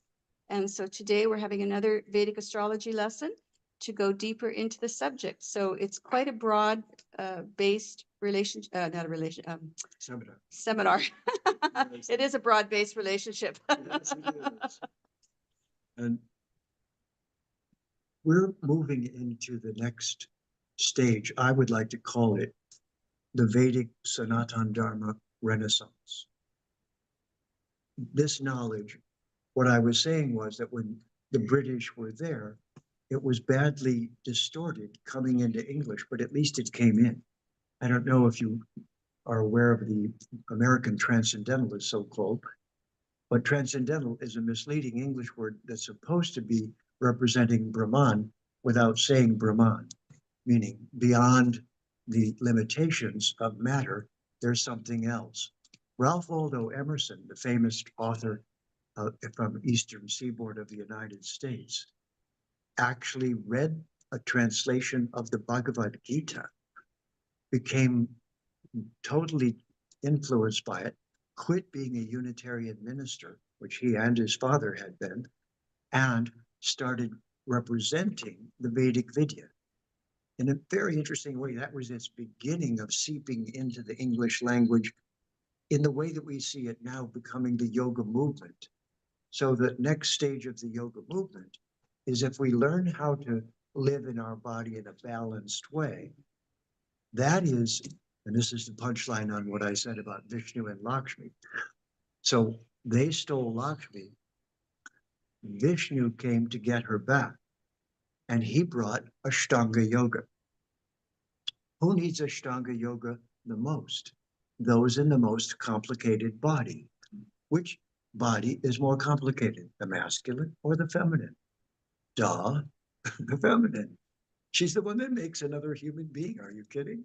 So Ashtanga Yoga was taught to everyone, but especially the feminine.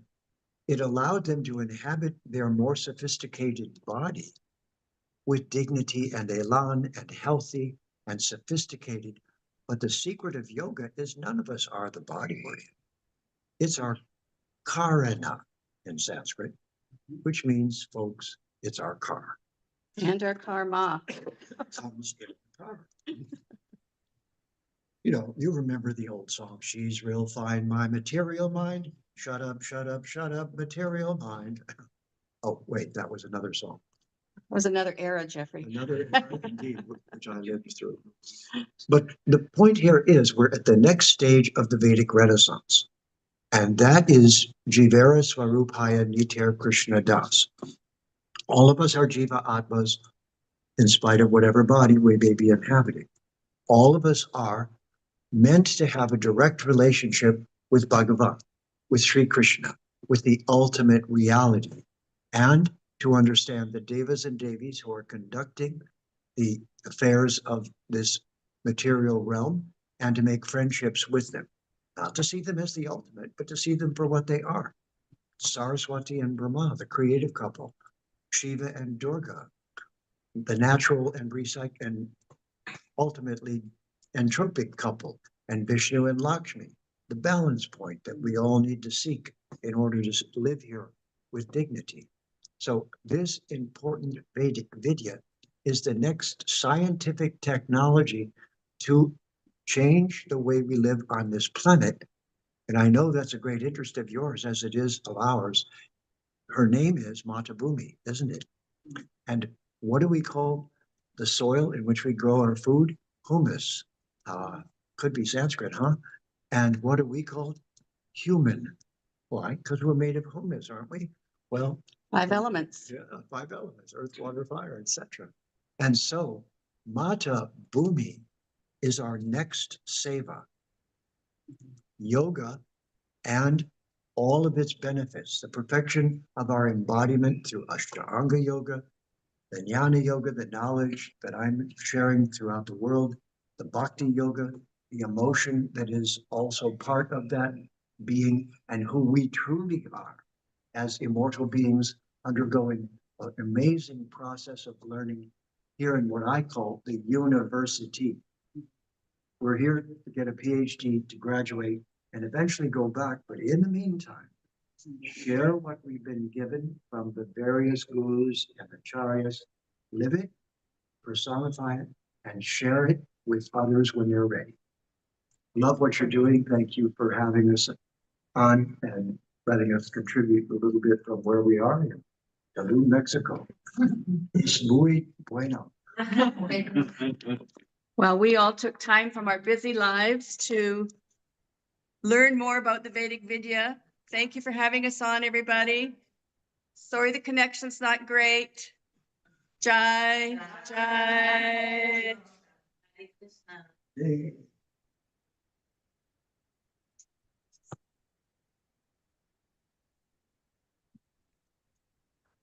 Hey, namaste. Beautiful to have you with us from busy Mexico.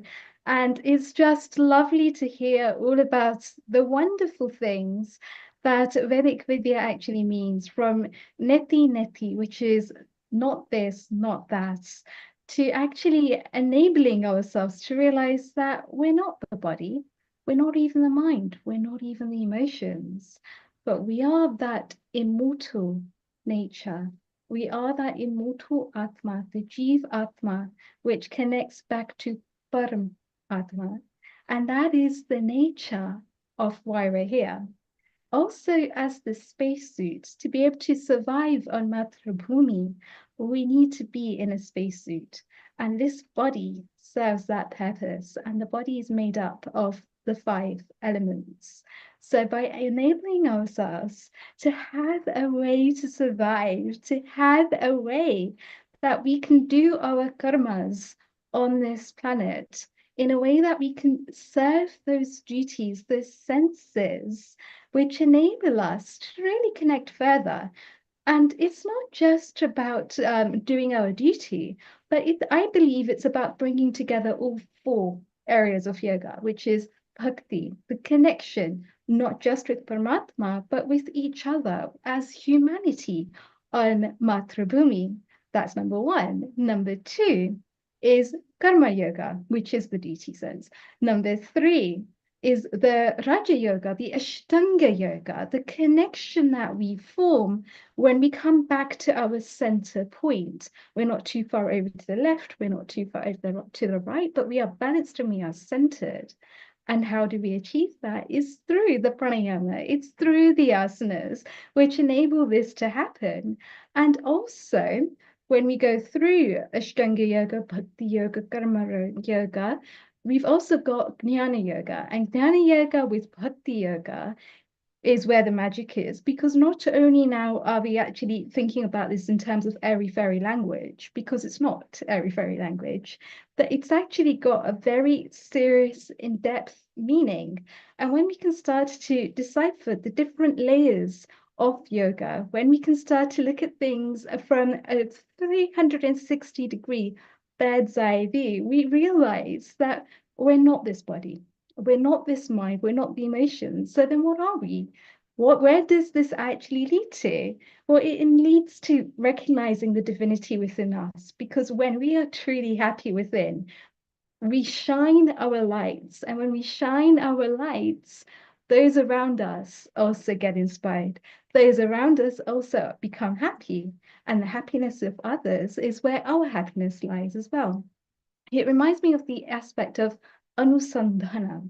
Now, anusandhana is nothing more but an inward introspection, into who we truly are, moment to moment, as we're going through life, because yoga and meditation isn't just what happens in the mat. It's not just what happens in your yoga room, but it's how you take those actions forward, moment to moment. It's how you carry yourself. It's how you enliven that spirit within you. And it's also how you form that connection with something bigger than life. It's also how you help humanity to grow, starting with your family, then going out to society, and then helping the world, helping Matrubhumi. And that could be through projects such as Save Soil and really nurturing Matrubhumi, or it can even be through a more pranic energy. And last Sunday, we spoke about Tai Chi and Qigong. And that, again, is another really important aspect because it's not just embodying the prana, but it's what we do with that prana. How do we use that prana to influence others? How do we really enable ourselves to grow through those projects? How do we really enable ourselves to connect? And that really is the beauty of it as well. I'd like to welcome my co-host, Alexandra Hallwood. A global namaste to you. It's lovely to connect. How are you doing? Thank you so much. Oh my God, Matt, like you gave us so much information, but not just information, I think also like transmission after Jeffrey coming, like you coming now and just making such a summary of like of ancient civilization and spirituality and science in a couple of minutes. I'm like really amazed. Thank you so much, Ridi. It's very inspiring. I will have to think about all what you said. There was a question, I think, just the part of the question that Dr. Nukul asked about how not to be overwhelmed by emotions, I think, when you want to speak. Maybe because I know Rashid has to go immediately, if we can just Yes, answer absolutely. We can take the question now. or anything. And I think that's really also coming together exactly what you talk about, really. No, Rashid? Wonderful. So thank you, first of all, for the question. I think that's a really beautiful question to have. So when we look at stress and how yoga and meditation can help filling the gaps in medicine, what we're really starting to do is look at how we can slow down our thoughts and the connection between our thoughts and our breath and our physical body is the real beauty of it, because whatever we're actually thinking in our mind, let's call that the hypothalamus. The hypothalamus is connected to the emotional cortex, which is responsible for the speed of thoughts that we have. So anytime that we have these racing thoughts that we're feeling, that we're actually holding on to those emotions, so we may well be experiencing that mental tension, that physical energy, and it's getting trapped into our bodies. It's moving down into the bloodstream. The hormones themselves are actually dissipating themselves into our bloodstream, and that's where the stress is coming from. So overwhelm, I would ask you specifically to focus on where is that overwhelm coming from? Is it a sense of a physical stressor, i.e., are you sleeping okay? Is it your hunger? Is it your thirst? What is it specifically? And then look at how are your thoughts and how are your emotions affecting it? And I have a two-pronged test for that. And the way that I look at that is this thought that I am thinking helpful or is it unhelpful? If it's unhelpful, is there anything that I can do about it? If there is, let me take that step. And then once I've taken that step, I take that step in three perspectives. One, get positive. B, get creative. And C, get going. Because when we're positive, automatically what we start to do is to transform those emotions. So once what would have actually caused us stress, what would have caused us overwhelm, then we're able to deal with that. We're able to see that from the 360-degree bird's eye view point, and then to be able to decipher what that is. And a lot of the times, this is where karma yoga comes into it. It's a sense of duty. It's not a sense of actually focusing on the outcome, of focusing on what to achieve as a result of doing your duty, but it's about doing your duty wholeheartedly, working within humanity. And a lot of the times, that's what we do moment to moment. But how can we actually transform that a little bit? How can we do it where, from a sense of really just letting go of our egos, letting go of our sense of holding on to something because we want to achieve something? No, Let's calm down. Let's forget about the actual end goal and let's focus on the process. And when we can make that process transformative, we move on to the next point. And that is really about connecting with ourselves, with humanity, with the world around us, and also with nature. And a beautiful thing that I will leave you on here as well is when we look at breathing, we look at tiger breathing, we look at rabbit breathing, we look at dog breathing. But what is all of this really a reminder of? All of this is stuff that we see in nature. Even when we're doing certain asanas, like the tree pose, for example, even when we're doing the cat-dog positions, it enables us to think deeper. That connection that we have with our pets, that connection that we have with nature. Imagine, I can see you've got a beautiful background where you've got trees and you've got the sky and you've got a beautiful still sea. I wonder where you are actually at that stage. It's just magical to see the setting that you put yourself in. But that's the point, is to come back to connecting with nature. Because when we connect with nature, we also connect with the 5 elements within us. Because we're all made up of those 5 elements. Beautiful. Thank you. I wonder if I might be able to just share a beautiful, thank you so much for that, Amrita. I thought it was really beautiful and how it segued beautifully from what Jeffrey was sharing. Because, and I love that lovely moment where you segued into why we have this spacesuit, this spacesuit that we're in. When we realize, and it's evident, we try and hide from it, the impermanence of life. That suddenly is a moment of, okay, I can suddenly breathe and realize that everything is it's impermanent. So I'm in this suit, but it's impermanent. It's constantly changing throughout my experiencing of life. When it comes to lots of the stuff about the emotions, it's so interesting, isn't it? A friend of mine, and many people have said it, isn't it? Our emotions happening to us or through it. We're experiencing it, isn't it? And the beauty, the invitation of yoga and so on is through the breathing for us, that stillness. So when it comes to this stuff about all the emotion, when I can, peace of mind, I have saying that peace of mind comes when we come to peace with the contents of our mind. So when I can just see, okay, all this content, there's just all of this content of my mind, and arrive at a place where I'm actually accepting of it. Okay, some of it I might like more than the rest of it. That is very transformational because I can just see that. And that point that you made about, really, often we get caught up in, I get caught up in, okay, my ego and my perspective on how I feel it should be somehow different to how it is. But when I can come to peace with the contents of my mind and I realize that my mind is just full of all sorts of content, then there's a possibility of that kind of shift that invites us back to the body, but not from a stress point, but from a far more at peace, and then to far more at ease and far more acceptance and gratitude and acceptance of all of that. Okay, here I am. Okay, I do like this, I don't like that, but that's just the dance of thought.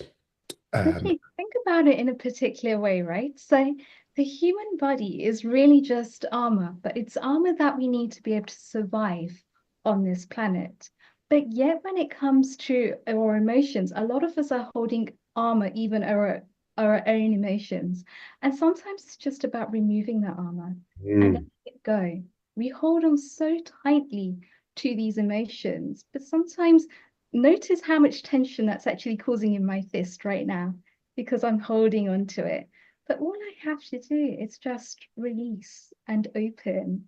And that releasing and that openness is saying, I'm ready to connect. I'm not going to try and control the situation that I'm in. I'm not going to even try and control my emotions. There's going to be moments where I'm having up days and down days. There's going to be moments where I'm going to be having those positive moments and there's negative moments, because at the end of the day, I am human. And that is a hummus experience. It's a human experience. So by letting go of that armor, we're actually just being vulnerable to share. And it's that vulnerability. It's not that perfectionist trying to control everything, but it's that vulnerability that enables us to connect. Dr. Uncle, go ahead. Yeah, that's exactly the question I had, was that I was in the army before, and I've seen lots of other things as well.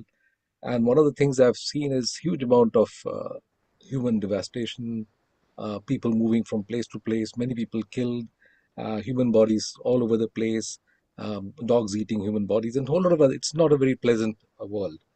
And I've seen the same thing being perpetuated many, many times over.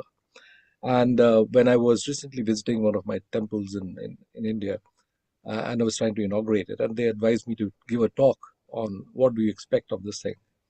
And I really broke down simply because I was seeing exactly the same thing being perpetuated.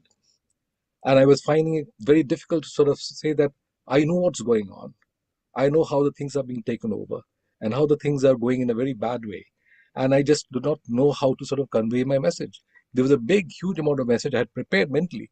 But once I was in there, I broke down simply because it was impossible to take the whole set of emotions in my hand and let it go. So when you said letting it go, fundamentally it was my emotions that I was thinking of so much going on, and very difficult to convey all that negative things that is happening around you as a part of your life and say that let it go on. And that is where I think, of course, it's easy to control over a period of time. Maybe 2-3 minutes, 5 minutes down the line, you can control it and pass it on. But in reality, it is that's the reason I wanted to ask Rashid was how in public speaking you can control your emotions under such difficult things. Having been in the army, there's no problem. We know how to handle it. But when it comes to talking to people who have come to say a religious gathering or collection, um, trying to pass the message of Vedic knowledge is not an easy process, because you know that actually in reality people are far 180 degrees opposite to what's going on. So that's why I wanted to ask Rashid, how do you control emotions if at all you're very emotional? I have the same situation when it comes to patients, because I have patients who have come from various parts of the world, people who are sort of feel paralyzed, because I've seen mothers who are paralyzed, can't even move their arms just because they saw their son or daughters being shot in front of them, and their head blown off to pieces. And they are paralyzed just because, not because they are actually paralyzed, but they emotionally they are so gone that they can't move their limbs. And I said, and then of course that's at a very emotional point. And same thing happens to many other patients who have had very, very bad experiences, and their life is devastated, and they manifest themselves with various kind of physical symptoms.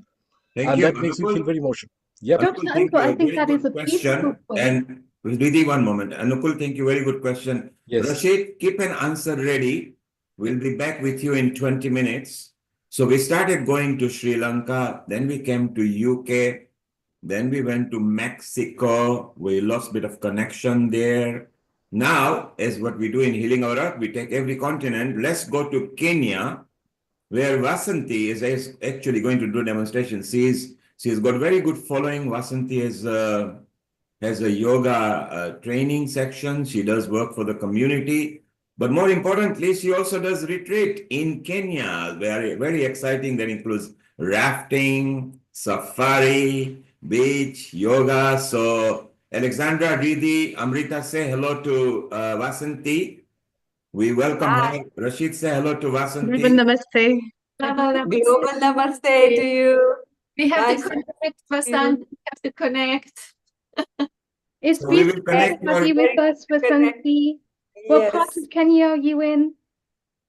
yes. Thank you so Mombasa. much. It's also good to connect. Yes. He's mainly from Mombasa. So in about 20 minutes, we come back and chit chat with Vasanti as well. Keep your question ready. Rashid, keep a short answer ready for Anakul, that how do you deliver Vedic knowledge and or to a different audience, apart from the military where he was there in the army.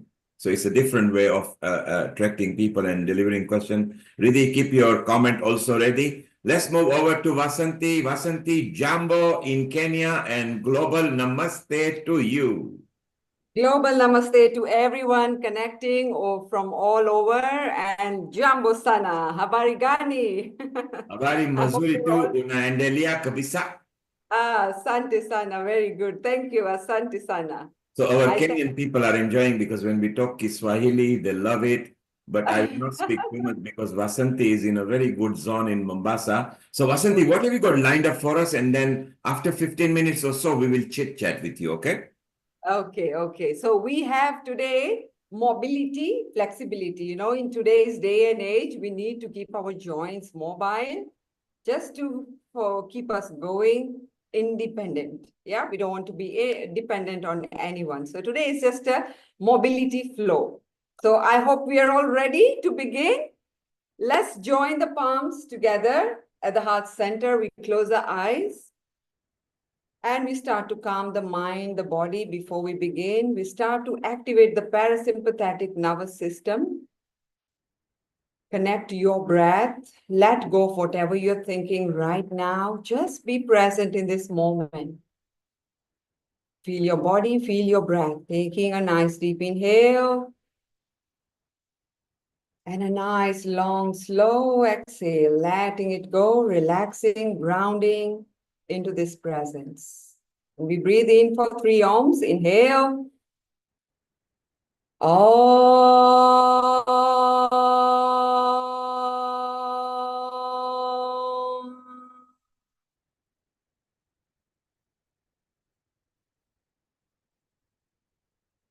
Om.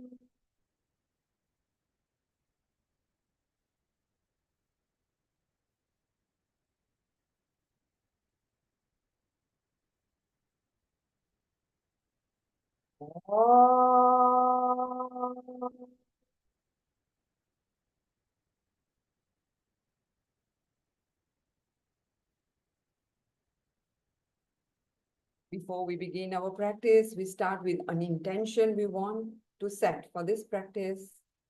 So bow your head, set whatever intention you want, those joining with me. Whatever it is you want to achieve, whatever it is you want to give to someone, keep it in your mind and we slowly open the eyes. Right, let's begin to lie on the back, on the spine, and we start our warm-up. So we all lie down and we bring the legs up. Straighten the legs, we bend the knees and we straighten the knees. Very good for your knee joints. Let's go down and up. 1, down and up. 2, down. Just waking up these muscles at the back, lubricating these joints. So just down and up. Down and up. 7, down. 8, down. 9, down and 10. Very good. Nice. And now from there, we open the legs and we close the legs. So warming up the inner thigh muscles, the hip joints, the groin muscles, opening as far as you can. Remember to listen to your bodies. Remember to respect your limits. Do whatever you can. Opening, closing. Open, 6. Open, 7. Open, 8. Open, 9. Open and 10. Very good. We stay open. And now we bring the feet together and we open. We bring the feet together. We keep the knees wide. We bring them together. We open. We bend. We straighten. We bend. We straighten. We bend. We straighten. Let's do it. Stay strong. Let's do it. 3 more. Bend. Straighten, just warming up different muscles before we begin. And that's it. Very good. Now bring your feet, legs together, bend, and we open the knees and we circle round. Show you from the front. We open, we circle, warming, lubricating the hip joints. Open and close. Remember, a warm-up is very, very important before we begin any exercise. Let's change the direction. You have to start your warm-up, whether it's walking, running, whatever, yoga, whatever you are doing, a warming is very important. Nice. 1 more and we come back to the center. Good. And now drop your knees to the right side, turn your head to the left side, just to stretch the back muscles there, come back center, change direction, drop your knees to the left, head to the right side, stretching the spine. And we come back to the center. Now rock and roll to come up. And we come on our hands and knees. Right. Spread your fingers wide, bring your hands underneath your shoulders. For cat and cow, we breathe in, we drop the belly. We exhale, we lift the belly, we round the spine.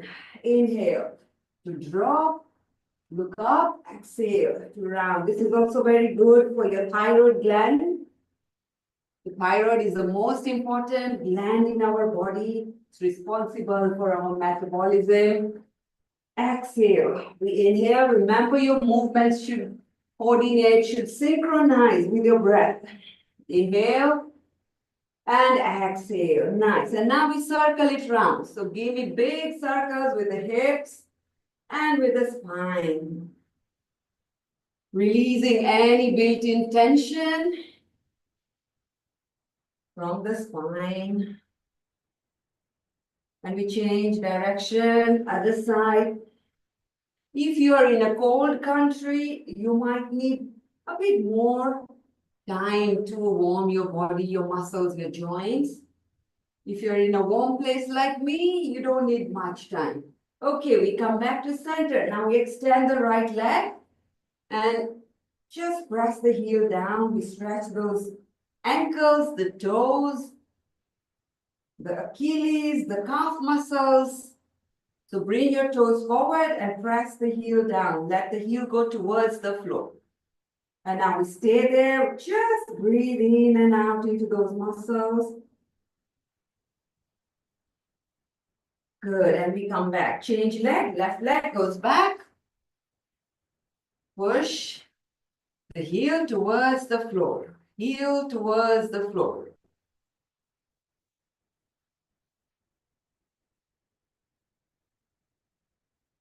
Feel those muscles. Be present in your body. Stay there. Just there. Breathe in and out. Deep breaths are very important. And we come back. Very good. Nice. And now we warm up the quad muscles. So we're going to sit back. Hands come up. And we come up. Squeeze those glute muscles. Push your pelvis forward. Go down and come up. Go down and come up. Go down and come up. We're also warming the hands here. Down and up. Warming the shoulders. Down and up. Down and up. And one more. Down and up. Very good. Come back into tabletop. We turn the palms upwards. Warm those wrist muscles. Open and close your fingers. We turn the fingers back. Push back to stretch the inner palms, the inner lower arms. Good. And we turn the fingers from inside. Push back. Again, please listen to your body. Do what your body allows you. And we come back. Sit in your Vajrasana. This is a very good position for digestion. Bring your hands forward. And we circle the wrists round. Change direction. Up and down. We open and close. And shake those hands out. Nice, good. And now we start with our shoulder mobility. We're going to take the right hand all the way up and down, from down, all the way up and bring it down. So keep your hand next to your body. Try not to go away from your body. So we get the full range of motion. Okay, let's go. And down. So we inhale, we exhale, we inhale, we exhale. Breathe in, breathe out. Keep your hands straight, keep your fingers spread wide. Breathe in, breathe out. Breathe in, breathe out. Breathe in, breathe out. Inhale, exhale. One more. Inhale, exhale. Feel the whole shoulder joint opening, and we change. Left hand, breathe in, breathe out. Inhale, exhale. Your range of motion. If you don't move it, you lose it. You don't want your joints to freeze. Therefore, you have to open them and move them in your maximum range. Again, synchronize your movements with your breath. Breathe in, breathe out. Breathe in, breathe out. Breathe in, breathe out. Breathe in and breathe out. Very good, nice. And now we're going to take the right leg. We go across, behind, and we push down. We're going to really push backwards and then bring the leg to the side in line with your hip and again push back. Come forward. So this is just dynamic movements. Dynamic movements are very good for opening the joints, for flexibility, rather than just staying in one position statically and holding and staying there. So this is a very good way to start. And then with every count, with every repetition, we can increase. We go deeper and deeper in our movements. And last one here. Go down, go back, go down. We stay here, just hold and we breathe wherever you are. Doesn't matter. The shape doesn't matter. Just stay and breathe. Feel your stretch, feel wherever you are feeling, and let your energy, awareness flow into that area. We come back, bring the leg to the side. We push, we go back down, and we stay, we breathe. Feel the groin, feel the inner thighs, and send deep breaths. Remember your joints, your muscles only open with your breath. Your breath is your magic tool. And we come back. Nice. So we stay on that side. Now we bend the leg. Again, align your foot to your knee. Yeah, we're going to push it forward and back. So we breathe in here, we breathe out as we lunge. Remember to keep the knee just above the toes. Don't let the knee collapse inwards or go outwards. Keep it above your toes and feel the inner thigh muscles, feel those glute muscles. Breathe in, breathe out. Breathe in, breathe out. Breathe in, breathe out. Again, inhale, exhale with a smile. Inhale, exhale.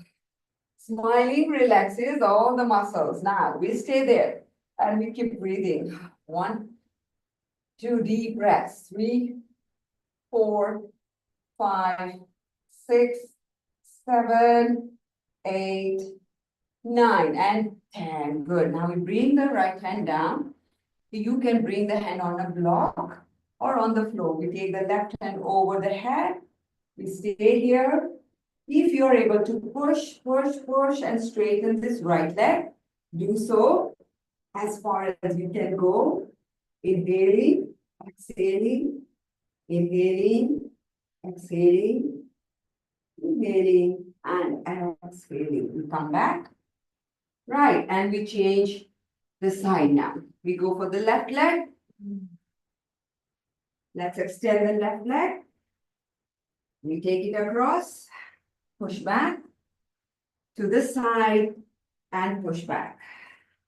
Take it behind, push back to the side and push back. Remember to listen to your body. Remember to breathe. Remind yourself of the presence. It's all about mind and body connection. Yoga is the union of the mind and body. So stay connected with your mind, your body, and your breath. We stay behind, we breathe here. Nice, long, deep breaths. In and out. And then we come back. Bring the leg to the side, we push back And we stay here.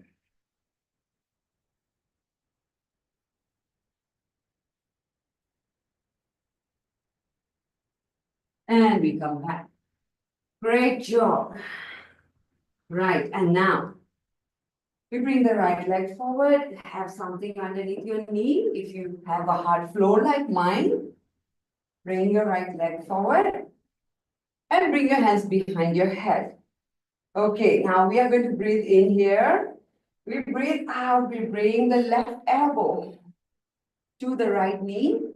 Come back, inhale, straighten the leg, straight spine, we lower down, exhale. We breathe in, we lunge forward, breathe out, connect elbow to knee, inhale, exhale, lower into this half split with a straight spine, inhale, exhale, lunge, push your hip as much as you can, inhale, exhale, inhale, exhale, inhale, exhale, inhale, exhale, feel the hip flexors, inhale, exhale, feel the hamstrings, breathe in, breathe out, keep the elbows wide, breathe out, and last one, inhale, exhale, we hold it here, 1, 2, 3, 4, and 5, come back, breathe in, breathe out, half split, and we hold it here. 1, 2, 3, 4, and 5. Nice. And we come back. Drop the hands down. Bring your hands inside your legs. Lift your back foot up. Yeah. What we're going to do now, we're just simply rotating. We lift the toes up. The heel stays on the ground. We turn and we turn. Inhale here. Exhale here. Drop your hip towards the floor and come on the outside of your left foot. Inhale. Exhale. You feel a very good stretch outside the left hip. Inhale. Exhale. And also the right hip joint. Inhale. Exhale. Inhale. Exhale. Inhale. And exhale. We stay here. Continue breathing. 1, 2, 3, 4, 5, 6, 7, 8, 9, and 10. Come back. Drop your left knee down. And now take your right hand. Just twist your spine and feel the mid-back opening, thoracic spine opening. Take your hand as far behind as it can go. And we come back. Great. Let's do it on the other side. So bring your left leg forward, hands behind your head, elbows spread wide, activate your core. Breathe in, breathe out, lunge forward and bring your right elbow to your knee.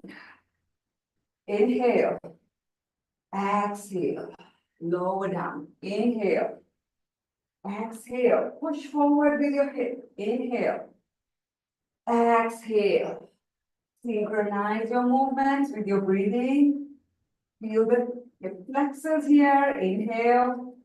Exhale. Feel the hamstrings here. Inhale. Exhale.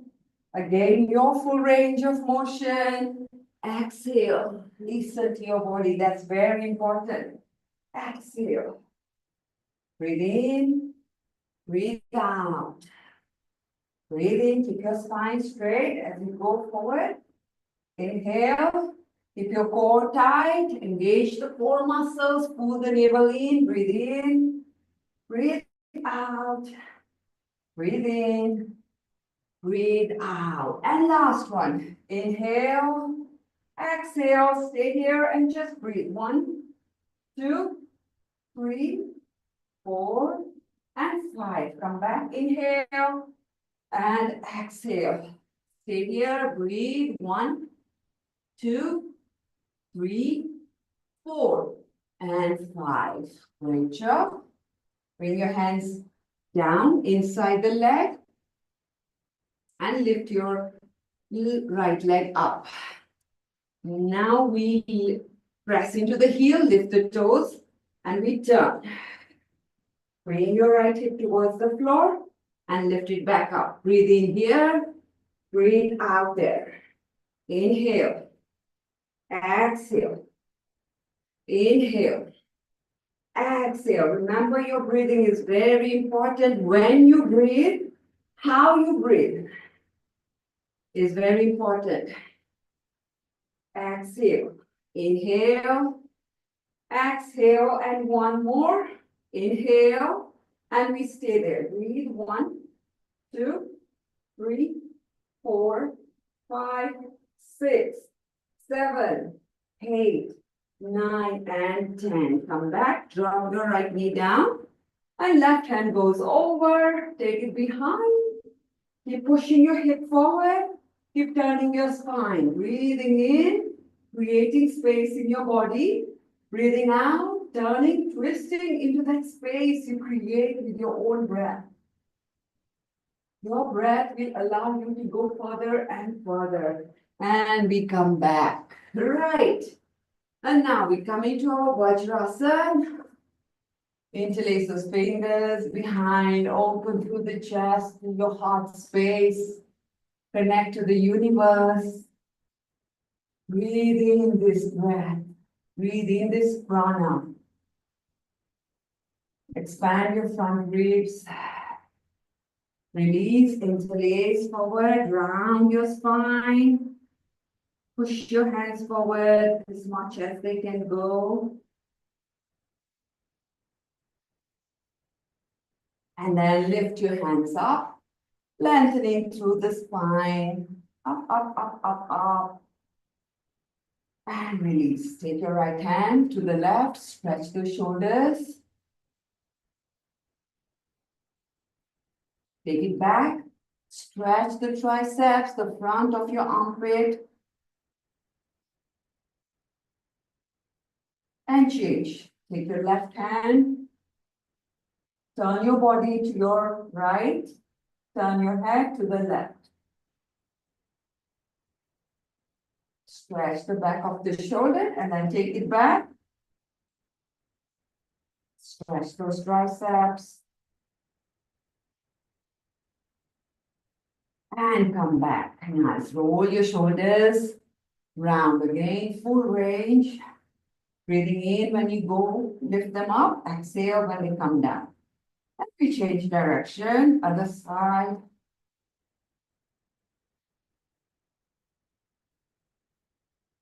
Nice. Good. And now we come into our sitting. And we finish. With a big, big smile, join your palms together at the heart center. Take a deep breath in, close your eyes. Exhale through your mouth, letting it all go. Again, take a deep breath in through your nose. Exhale, let it go through your mouth.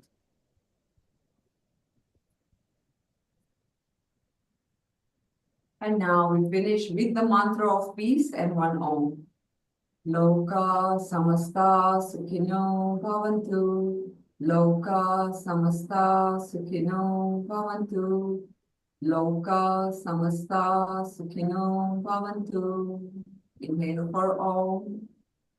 Breathe in.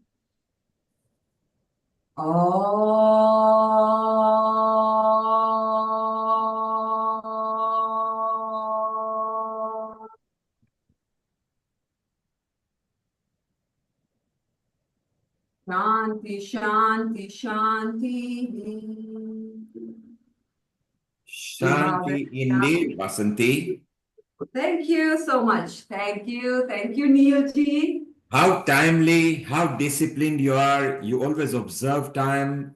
You Oh, always yes. come with nice, exciting, simple yet easy to take home because anybody can generally follow. And it's so Yeah. wonderful So Vasanti, first I want you to say hello again to Alexandra. She is in Croatia. Hi, Alexandra. Global Namaste once again.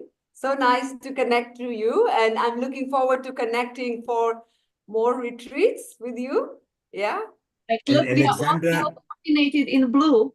Isn't it fun? Like serendipity, as Rashid says. We are all blue yes, yoga teachers. Oh, even yeah. I'm wearing a blue shirt. Exactly. Paula is wearing a blue top. Alexandra, so it was all planned here so that we bring Oh, bit yes. of masculine color as well in all this feminine dominated earth, where women actually dominate with empowerment. So Vasanti, Yep. Alexandra is a co-producer of this episode as well, together with Riddhi. Riddhi leads Okay. the yoga and meditation episodes. Mhm. And you are going to connect, as agreed privately, that we're going to have a Zoom conversation with retreats. Yeah. Amrita will soon be in touch with you. She Yeah. is listening to us. She's just doing an offline project at the moment. She will connect to us in a moment. Yeah, And no problem. just before, because Paula is in Croatia, I mean, she's actually the founder director of Vida Yoga there in Zagreb. She's from Zagreb, but she loves as well. And Alexandra and Paula are friends as well. They know each other. So Alexandra will tell us a bit more about her. But the nice thing is, the exotic part of Africa, East Africa, particularly Kenya and Mombasa, where you are, and the Yes, yes. rafting and the goma and the dancing and the jungle and the Wildlife. Yeah. Yeah. barbecues and all the things that you organize are exact kind of thing that we will explore. And Yeah. Alexandra, Amrita, we'll all have a chat on that. So it's nice that you're meeting live. We'll include Paula as well at some point because she's in the yoga field as well. Rashid can Okay. join. I'm just going to bring quick hello to Rashid over here. He's a mentor and a coach as well. Hi, And Rashid. Thank you, Rashid, say Vasanti. hello to Vasanti in Kenya. Thank you so much, Vasanti. It's wonderful to see that very, very beautiful, heartful yoga session. Wonderful. Thank you. Brilliant. Thank you, Rashid. And Rashid, if ever you want any online help from Vasanti for your audience, or Alexandra or Paula, just connect to Healing Our Earth. You can connect via Alexandra. She's connected with everybody, myself or Amrita. And online, if it's not for profit, then we help out each other. Yeah, If it's no a monetizing project, then it's not done on healing, but it's done privately. Again, you can cross-sell your services with each other, or your products, or your facilities. So this is a nice network we do at Healing Our Earth. We are all for a same mind, set to bring love, harmony, unity, liberty, education on a free global online episodes over here. So we come back to you in a moment over here. Vasanti, thank you very much. Thank you, PMG. If you can stay around, let's listen to what Paula has got lined up for us.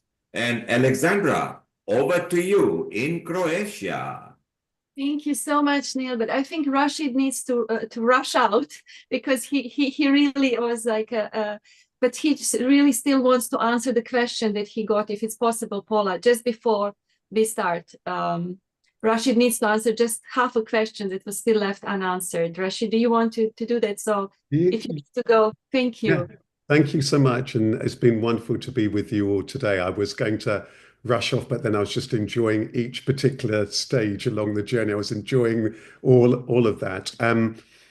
Annika, I thought it was really profound when you added the second half to your question, which is about, how do we manage our emotions and certain things like when we're public speaking and so on. Then you gave that very powerful, profound example of scenario of where you've been in some of those challenging situations, for example, war, and you've seen that stuff. In some situations, isn't it interesting that we can't cope until the mind cuts out? So I think there's a couple of examples. There's a couple of elements to it. There are certain times where things are just so difficult, the mind cuts out, and we're still and we're silent, and everything falls away. So there will be some times that there's a complete It's a bit like the word that comes to my mind. There's two halves to this question that it makes me think of the word disillusioned. I once thought about the word disillusion. It means the illusion around something falls away. So sometimes in life, the illusion just completely falls away, and here we find ourselves as we are. The mind completely cuts out, and I can see, Riddhi, you just smiling there. Everything cuts out. Everything falls away, and there's suddenly the realization that we don't know. We just find ourselves here. We try and show up as best we can. Silence and stillness is also, I think, very important. Sometimes there'll be certain situations where we just don't know what to do, and we just show up in presence and silence and stillness, and we will be with somebody when they perhaps are in really difficult situations where we don't know what to do, and our heart is enough. Our heart is the only thing in those situations. I have a saying that sometimes all the tools, the techniques will then will desert you. Then at last, you must follow your heart, so that the heart is the tool that will serve us in those particular kind of situations. And in some ways, on a very practical level, as far as that the public speaking is concerned, it makes me think of certain things that for me, I'm part, some people know, Alexandra knows, part of my background as a singer and performer. As a singer and performer, a lot of the time one minute I don't have a song, the next minute something comes to mind. So the creativity comes to me. I am secondary to it. The insight comes to me. So there's something in that stillness and that reverence for that space and for the audience that we're serving. I think there's something really that you said that makes me think of this. I can't remember quite all the words, but when we show up in service, magic happens. And in those situations, I can really be of service to my audience. I remember once being asked to, very, very briefly, I remember once being asked to talk at this, I don't know if it still exists in London, thing called London College of Spirituality. And they'd asked me, soon after I'd done some of my work, The Gift of Inner Success and so on, they asked me to come and give a talk. And in those situations, I'm like, I have nothing to say. I actually ultimately have nothing to say. All I'm doing is singing the song of acceptance, embracing light, this beautiful gift of life itself. I have nothing really to say. This become who you are. It's just an invitation to embrace life itself, to embrace ourselves and so on. So I just sat there, and then sometimes in the silence, answers come through. I mean, Jeffrey was saying it, the same thing. In the silence, the song comes. In the silence, whatever. My job on a human level, I've learned, and I continue to learn it, to show up in service. It's to show up as best I can.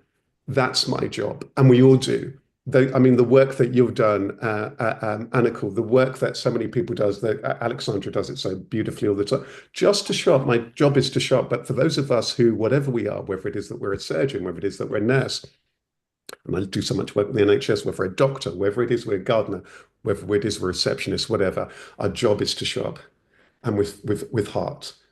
Our job is your job is to do your job with all your heart, the best of your ability. Life will go its own merry way, its own merry pace. But if we do, life and all lives will be the better for us showing up here. That's all I've learned in life, if we show up from that place of heart. So it's just I feel privileged that you even asked me that question, having seen what you've seen and doing what you do, Annikul. Our job, though, is just to sing our song as best we can in service and in gratitude. It's been a real joy to be with you all here today. I can't thank you all enough. Thank you, Riddhi, for that beautiful session. Thank you, Alexandra, for inviting me. Neil, thank you. Paula, we haven't met, but I can see from even your warmth there, your heart. I can tell it. I can tell that warmth just from your silence here. I just want to thank you all so much for inviting me today. It's been a joy. It's been such a joy. I thank you all. Thank you all for the work that you're doing, providing this beautiful platform for everybody else. I'm just in gratitude. Thank you so much. And Rashish, thank you so much for joining us as well and sharing so many positive insights and so much inspiration. And I think it's exactly that. When we empty ourselves, we allow that message to flow through us. We allow ourselves to be used as a vessel. And I think you portrayed that message so well. So thank you for really showing up. Thank you so much. Take good care, everyone. Thank you so much. Bye-bye. Wow, so many inspiring people here. Really, isn't it wonderful? Like to spend Sunday, like with old family members and some new family members, and it's just like a beautiful, like reunion, and then meeting new people. And Paula is not new; she has been already on our platform. Now, Paula, a long time ago, would you believe it? When I lived in Bali, when I was in Bali, I talked about detox, and it was like 20 minutes too short. Yes. I could talk forever, but it was, 20 minutes passes so quickly. So I'm kind of even more frazzled now. Would I fit everything what I wanted to say, But we Anyway, have a lot of time. It's not just today. You will be our guest again. And yeah, you're also not just a yoga teacher, you also have been a journalist. I mean, you are a journalist as well. same like you, isn't it? Yeah, I know, in our previous lives. Previous lives we were journalists. We also seen a lot and done a lot and experienced a lot and written about many things. And so we got the question in the beginning how to deal with overwhelming emotions, like if you have to speak, or maybe if you have to teach yoga, or if you have to interview someone who has been through something, or you are the like covering the war a report or something. So what is your take on that, Paula? How to deal with emotions? Because even in a family situations, you have to have dinner together or something. How do you deal at the moment? What would be your just short tip? Because we were talking about that maybe before you joined, you were not following, but if you can just add to My that. take on it, Yeah. yeah, it's very simple, honestly. And I actually teach because the times we're living, it's very chaotic. Everyone is like on the edge. So I always say to my people that I teach, I said, like, just know who you are. As simple as that. Just know who you are. No matter what goes around you, be eye of the storm. You know, the storm, tornado goes around like crazy, takes everything in its wake and goes around. But in the middle of that tornado is a pure stillness. Eye of the storm. Nothing happens. And there was this one article that I read long time ago. The guy actually survived. This tornado took him, like, whooshes the house, whooshes everything, whooshes him as well. But he end up in that middle where there's like vacuum, nothing. And when tornado weakened, he just dropped down on the ground, few broken bones, but actually he survived. So that's my message. Like, know who you are. So whoever tells you or whatever goes around you, you know that you're strong. You know that you are beautiful. You know that you are compassionate. You know that you're loving. And when you know that, whatever it applies to you, when you know that no one can shake you off. I always say, when you go to work, for example, and you've done the good job, and some boss comes and start mobbing you and start like kind of doing bad things, and you so know that you've done the good work, so he cannot shake you, because you know you've done well. Nothing can shake you. If someone says like you are ugly, fat and short, and you know you are a tall person, slim person, and not ugly, that's it. It just doesn't phrase you at all. It doesn't phrase you. What's the word? You just know who you are. That's my message. You know who you are. Thank you so much. So do you want to show us who you are? And maybe later you can talk about your retreats, because you're doing retreats in a beautiful national park, Croatia. Yeah, and I wanted to say the blue color, everyone is wearing blue. For me, blue symbolizes the skies and the water, which is Croatia full of that. Blue skies and blue water. Alexandra lives in the water now. She moved next to the water. Lucky girl. Beautiful place, though. I've been to that place. It's Lombarda. It's just amazing place. Anyway, and I'm doing yoga retreats in Plitvice lakes, which is UNESCO protected. It's a beautiful place with the blue sky and the water. And then we do grounding. And that's what I wanted to talk about today. I wanted to talk about feet. So I'm going to talk about feet as a foundation of a physical, emotional, spiritual human existence. So, and I was thinking, shall I just sit here and talk to you, or shall we just do a bit of the feet? So if you don't mind, I'm going to take my socks off, and you don't need to if you don't want. You can sit and just do what I do. And I'm going to talk to you as I'm moving around. So I hope you can see me, actually. It's going to be a tricky task. And I'm going to remove my socks.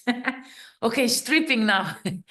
Because that sequence I do often with my feet. So I hope you can see me. Right. Can you see my feet? Alexandra, say yes. Paula, Yes. can you place your camera slightly down so that we can actually see your feet? Yeah, there you go. Or I can just move a little That's further. it, Yeah, perfect. I can move a little further. That's two ways of doing it. Yeah, there you go. I'm here. Woo, I'm gonna come. Anyway, so I'm talking about feet, and when you have your feet like this, place them parallel, so you are in line with your hip joints, not with your bum. Usually people do like this.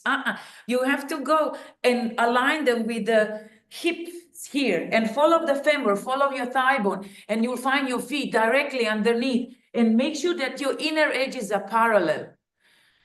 Yeah. So you just align them like this. So feet plays a crucial role as your foundation of your body alignment. And yeah, and then have a bigger impact on the body than you are aware of and overall health. For example, not just in a physical form, but emotionally and energetically. So when you have your feet aligned like this, curl your toes, lift your toes up, and find the 3 points. Yeah, I don't need it. Find the 3 points of grounding. So you have 2 at the front and 1 at the heel. So 2 on the ball of your feet and 1 here. And then see if you're truly grounded. You'll be able to lift 1 leg up, not falling, falling down. You can do it underneath the table as well. Just feel those 3 points. Anyway, so feet are like, you try the other foot. Feet are like base of your kinetic chain. So let me just, I'm going to break it a little forward, back, and walk forward and backwards. So you like, everything is connected in your body. So if your feet are not aligned properly and carry you as they're supposed to carry you, designed to be, you're going to have lots of misaligned. For example, so now so lower your toes down, just relax. Okay, now lift your toes again. Can you lower your big toe down on the floor? Just your big toe. You see that? Just get your big toe down. Your foot has a 5 arches. You know, the normal arch that you know, which is here, but there is another one here. And there's the one across your foot, and there's a 2 underneath your foot as well. So 5 arches major in your foot. Okay, lower your toes down. Now try again. Lift your toes up. Now lower your big toe again. Try that. And now trick you a bit. Can you do the small toe down? The pinky one. Usually we always have a laugh. You know, when we do it together, like, how can you do it? So you have like 2 toes down, 3 toes up. And that's a tricky bit. Anyway, and then release. Okay, now curl up again. Now do the motorics, mind-body connection. This is your energetic nervous system connection. So tapping twice with the big, once with the small. Try that. Big, big, small. That's a tricky one too. Keep doing that. So you know when your feet are not well aligned, for example, if your arches are pronating, and if you, like my feet are quite pronation, I end up with a flat feet. They end up like as a kinetic chain. They end up pulling your knees, pulling your hip, pulling your shoulders and lower back. Everything goes apart. Okay, release that now. And let's do it again. Curl up. Now try twice with the small, once with the big. Small, small, big. Try that. It's always fun to do that. Because yeah, you can, this is your motorics, mind-body connection, and you know, nervous system connecting. Anyway, okay. And then feet are usually hurt. If you do this long enough, feet would going to hurt as they do now. So, so step up. Okay, so the other one that just one more. Open your feet to the outer edge of your foot and feel your ankles. And then go to the inner side. And then again, you open out, you curl in. And notice as you do this, for example, if you have pronating feet, flat arches, and your foot would just go in, notice how your knees are going in and how it pulls the hip and how it pulls the lower back and how it pulls the shoulders, and everything goes pear shape. Okay, so slowly finish this one. Oh, and then come back to the stance, to the begin when we started. Okay, so now with your feet, I'm going to turn myself around. Just lift it. Oh, you can see me. Lift, heel up, stretching your ball of your foot, and then come back. Okay, simple as that. Don't overdo it. Lifting on tip of your toes. Just literally feel the ball of your foot. This is for your balancing, for your stability. For example, if your feet are not well aligned, you end up with healthy feet, with plantar fascia, or with bony ears, or shin splints, or chronic pain. I don't know, everything springs for the feet. Your feet are your foundation. And as this domino effect, as I keep saying, it would affect everything along the body. Anyway, change sides. So like hop, you see that? And that's so good. I really love it. And you do it extension and flexion of your ankle. You're moving your ankles too. Just keep doing it. There you go. And then your last one. Okay, and then let's just do one more. So now this is a little bit challenging, but try. Then tuck your toes under, like as in pointed backwards, and find the stretch in the front of your foot. Ah, can you see that? Don't overdo it because it gets crumpy. And if you want, if you're okay with this, just work around a little bit. Roll your foot around. And then the other way.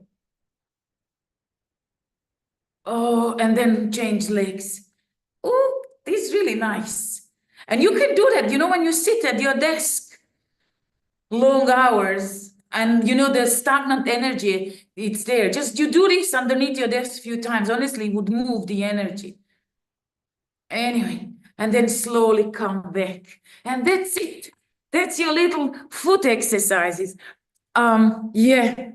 So I'm just going to tell you now about, because your feet are energetic, spiritual, and physical connection with the world around you. Your feet are like a base of everything. So we're going to look at the energetic connection between feet and earth. So for example, you know that in many traditions that work with energy, the reflexology, for example, or indigenous practices, they recognize that the feet are as powerful energy conduits and link you to the earth energy. For example, the earth is electronically active with lots of electrons floating on a surface.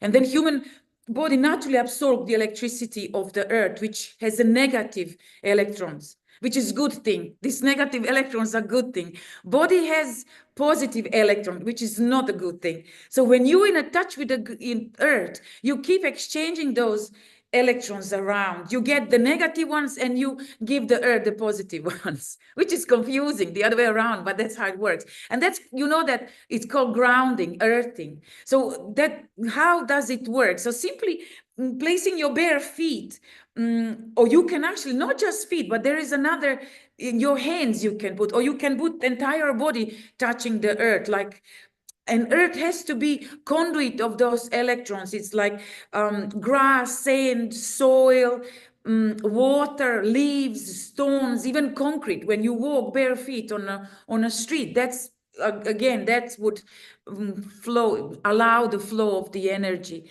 Only I love this message that you actually have here about proprioception, about feeling into the nerve impulses that are in the feet. Because even in yoga, we believe that all of the organs of the body, all of the organs of the system are points and acupressure points within the feet. So by stimulating the feet in this way, we're actually stimulating the whole body. And isn't it just beautiful where we can even go outside and walk on the grass bare feet, and we can literally feel that pull of negative electrons from the ground coming up through our system, through our legs, through our body, and we really feel the whole positivity behind it as well. So it enables us to ground and it enables us to center.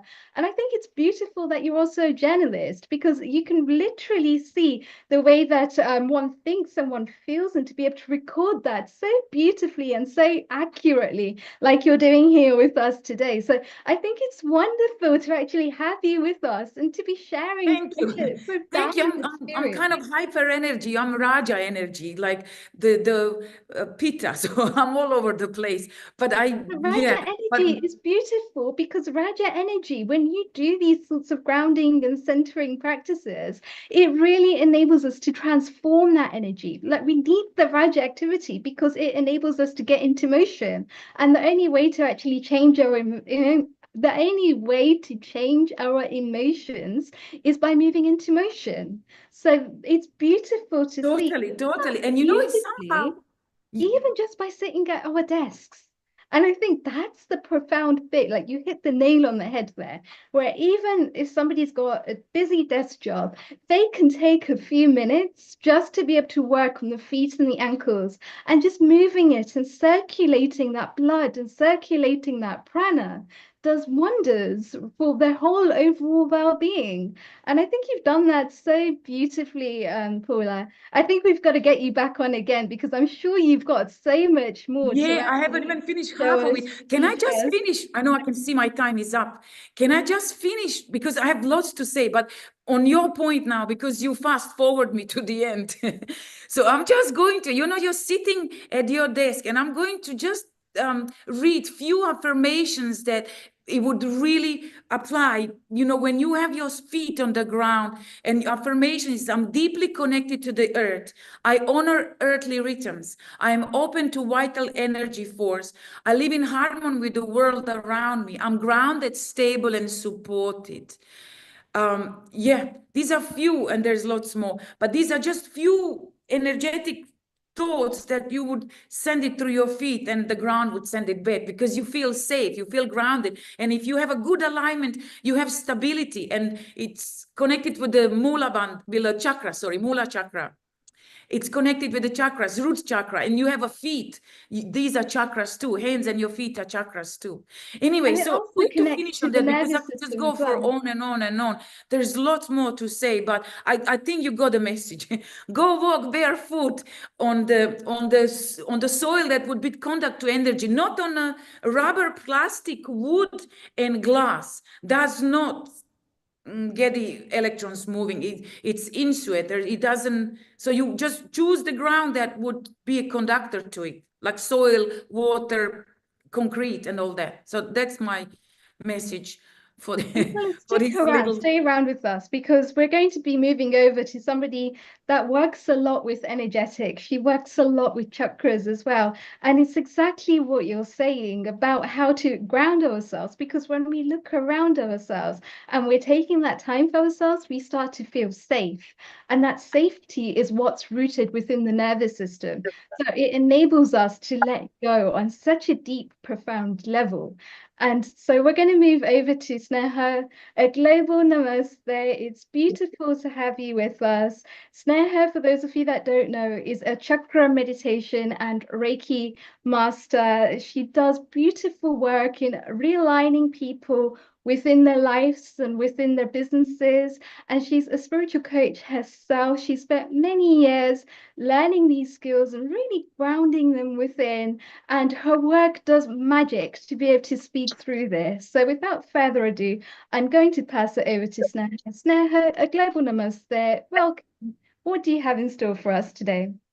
Global Namaste Ravine, everyone. Lovely to see everyone. And just to add, I've also got blue on, strangely. And I have grass, as you can see, for grounding. So we're all in sync today. So I was asking, what shall I do? And really just teach Reiki. And I was like, okay, let's do that. So a couple of things. One, I was going to talk about the chakras. But before we do that, and we'll do a meditation as well. So there's a few things I want to offer to everyone. Is let's feel our chakras, because it's all been kind of experiential today. So if you want to join in, what we need to do is we have a field around us. Paula was talking about the earth field, but we also have the auric field, the field that we emanate. And we can actually feel it. We can see how far are we emanating. We can emanate, usually it's about 6 feet. When we're ill, the field comes in. When we're meditating and in alignment, the field goes out, and the bigger the better. Ideally, you should be around 6 foot around you, but each chakra will emanate a different frequency. So you can actually do what's called hand scanning and see how your chakras are in every day, because every day your chakras get impacted by your thoughts, by your feelings, by the people that you interact with, by what you watch, what you eat. Everything you ingest will affect your field. So if you guys want to join in, let's do it. What you need to do is shake off your hands. So shake off any energy that you've already got. And we don't do the crown chakra. The crown chakra is here. So we start with the third eye in Reiki. So I want you to put your hand on your forehead. And then I want you to go out very gently as far as you can. And then what you do is you then start to push into the field and see if you can feel anything. Like already I've got a resistance. So you might feel like a resistance or a temperature change or something. Some people feel hot or cold. Some people feel a tingle. Does everyone feel it? Yeah. If not, you can do it again. You can just shake off your hand. It's usually the dominant hand, so your writing hand. And again, you just go as far as you can and just bring it in. And remember roughly where you stop. So here, I'm stopping here. So my third eye, as you can imagine, is quite robust. It's a good word over here. You have another opportunity. We'll move down to our throat chakra. So you go down to your throat. Now go out as far as you can. And now start to push in again. And you can scan. But sometimes I've meditated today, as you can see, like it's coming out quite even. When you meditate, you make your field quite even. If I hadn't meditated, one of them will probably be a lot more coming in. And some would be predominantly out of balance. So for me, my throat chakra, because of my ancestry, can be a lot out of balance, my root chakra. But when I'm in alignment, as you can see, it comes out. So meditation really helps, healing, yoga, all of the things that we're teaching today will help you to get back into alignment. Well, let's do our heart. So you go into the center of your chest and then push out as much as you can. And then push in. And again, you'll feel some sort of resistance. And that's the end of your auric field. This is how much you're emanating into the world. If you're doing somebody else, you can even feel the back of them because chakras emanate at the front and they emanate towards the back. So when you're doing somebody else, you can do it this way. Obviously, do it with permission. Don't do it in Sainsbury's, but you can normally tell either this way. So that's how you can scan your entire body. You can do the rest of the chakras yourself and see what are you doing today in terms of your alignment. Hopefully, a lot of you have been doing the yoga, etc. today, so you'll be in good alignment. But that's a quick lesson in just feeling your aura and feeling how you are for the day and your field. Secondly, we were talking about emotions. So the chakra system, Nishit says he could feel it. Amazing. Yeah, you can do it anytime with anyone. You can start to really tune into it because when you're feeling this field, you can get information from the field because we're walking around emanating information about our health, information about our lives.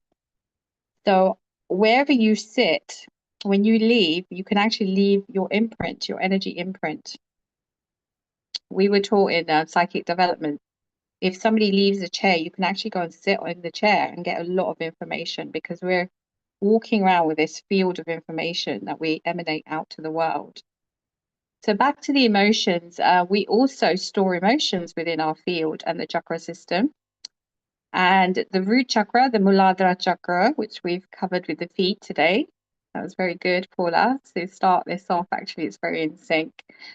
If it is out of balance, you'll feel a lot of fear. A lot of fear sits within our Muladhara chakra, our root chakra. Anxiety sits in the root chakra and lack of abundance. So if you're struggling getting abundance into your life, it's usually related to the root chakra disalignment. Some people say that your chakra can either be overactive or underactive.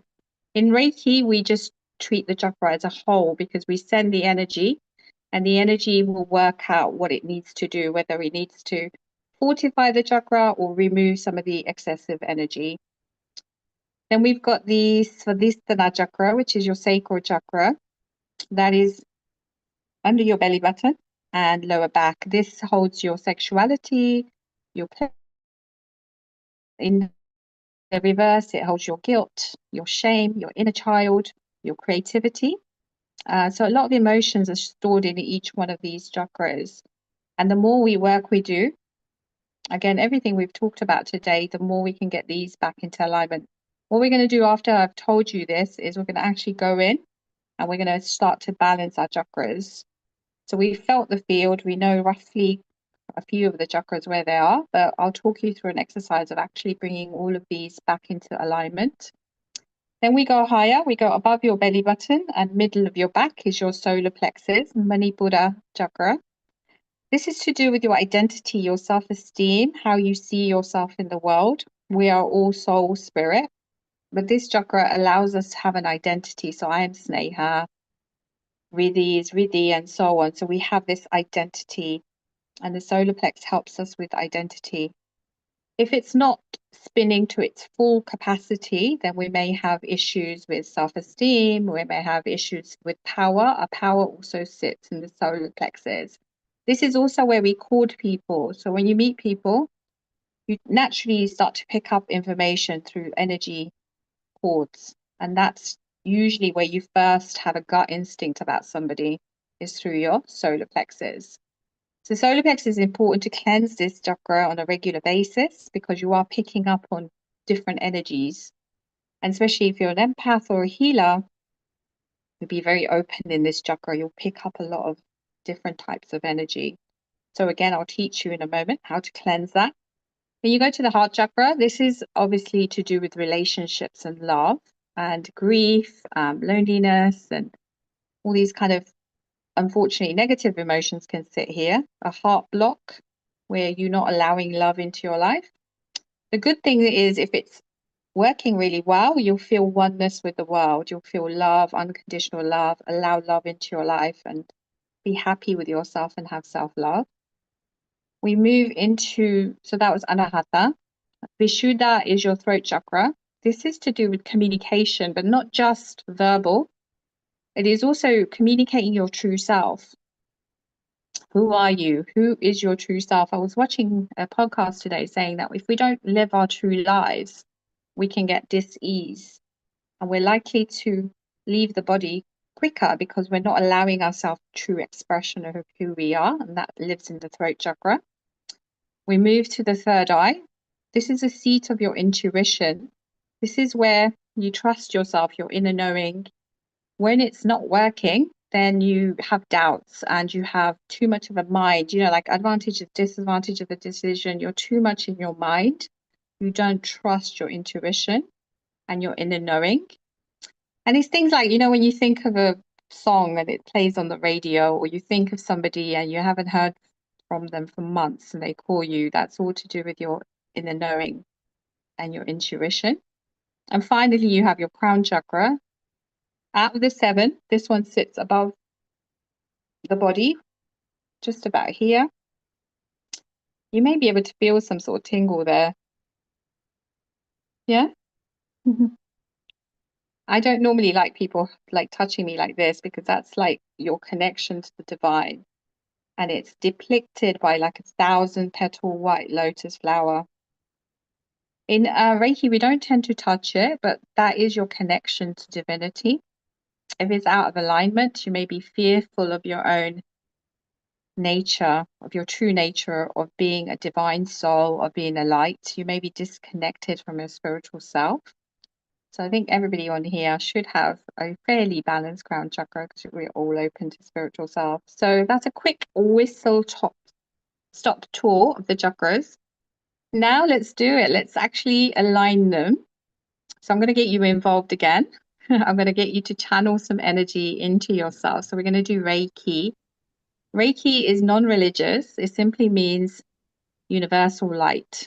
So we pull in light from the universe and then we balance our chakras. So I want you all you can choose to have your eyes open or you can close your eyes. We'll do a quick grounding exercise, which Paul has already done it for us to some extent, which is really great. Sneha, Global Namaste. This is Neil Kumar and welcome to Healing Our Earth. Hi, Neil. Hi, just before you go onto this mini Reiki session, Monica from Derbyshire went through an accident trauma. You just mentioned the sacral chakra a moment back. But she wants to know, is that trauma is blocked by sacral chakra, or which chakra blocks the trauma? Okay, she had a trauma with an accident, is it? Accident, yes. So unlike sacral, which is abuse of sexual nature or disruption or neglection or abuse, she had a trauma with an accident. So what chakra should she focus on? She feels very traumatized by an accident, a car accident. Oh, I'm really sorry to hear that. So basically, a trauma can affect all of the chakras, the nervous system particularly. But we would focus definitely on the root chakra because the root chakra is about survival and it's about fear. So the root chakra would have had flight or flight. When you have an accident, it's activated and then your nervous system is activated. So I would really focus on the root chakra, but obviously the sacral because there's emotions with what happened, the trauma, the heart chakra, because your nervous system is, with the vagus nerve, it's the throat and the heart where it sits, where the vagus nerve starts off and the nervous system then goes down. So it's all of those chakras. But when you have something like that, I would do all of the chakras because it's such a shock to the system. And then when one chakra comes out of alignment, the others will start to get out of alignment too. So definitely the root, heart, throat, sacral. So pretty much all of them, because as I said, once you have something major like that, it can really knock you and your energy body. So there you are, Monica. Go by process of reiteration. Just eliminate what doesn't work, and what works for you is the right chakra. That will be good. Let's go on to your mini session, Sneha, on Reiki. Thank you. Thank you. Okay, everyone. So you can close your eyes or keep them open. For a quick grounding, imagine that you have roots like a big oak tree. Allow the roots to go deeper and wider, really connecting with Bhumima, Panchamama, the earth. Saying thank you to the earth for keeping us here, really holding us in this space. And then pulling the energy from the earth. You can imagine it to be red or white. Imagine the energy going up into your legs. Your legs may feel tingles, may feel warm. Pull up the energy into the bottom of your spine. At the bottom of your spine, I want you to open a red flower.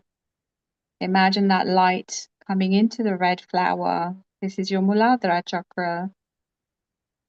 And as you feel the energy coming in, allow the red to light up. You can do an affirmation. I am safe. And just feel that safety. Feel the heaviness of your legs as they really connect, as they really light up. Now pull up the energy to your Svadhisthana chakra, your sacral chakra. This is just the bottom, so lower back and underneath your belly button. Open up an orange flower and feel the healing coming in from the ground energy as you light up the orange, letting go of any stuck emotion. And then you can say a mantra, an affirmation. I trust in the flow of the universe. This chakra is associated with water and the flow. So allow the flow as you allow the energy to rise up above your belly button and the middle of your back. And you open a yellow flower. This is your solar plexus, your Manipura chakra. You allow yourself to feel the power of this chakra. Give yourself self-love, your self-recognition. Know that you have taken this body as a vessel to express yourself through the body, through the avatar, appreciating your avatar and loving on your avatar. As you pull up the energy to the heart, now keep the energy there. As you pull down the Reiki energy from above you, Imagine a white light coming from source, meeting in the heart with the earth energy, opening up a green lotus, feeling love for yourself, knowing that you are loved by divinity, that you are never separate from divinity, that you are one with all that is, allowing that feeling to spread through your body, allowing the green to go to everyone on this podcast today. Allow the green to go into the country you're in and beyond to the universe and to divinity. And then receive all the love from divinity. Receive love from everyone on the planet. Receive love from everyone on here. And then give yourself love. And then we go into the throat, pulling the energy into the throat from above you. Open up a blue flower and allow yourself to have expression. I speak my truth as you feel the energy in your throat move. And then gently you go up to your third eye, in the middle of your forehead. You open up a indigo flower, purpley blue. Feel the connection to your spirit, to your soul, beyond the body. Know that you are more than this body, that you are linked to divinity and your intuition, your inner knowing. And finally, gently pull your energy up and bring the energy down from divinity as you open up 1,000 petal white flower above your head and feel the connection to divinity. In this moment, you have no time, no space. You are just all that is, beyond the body, beyond the material.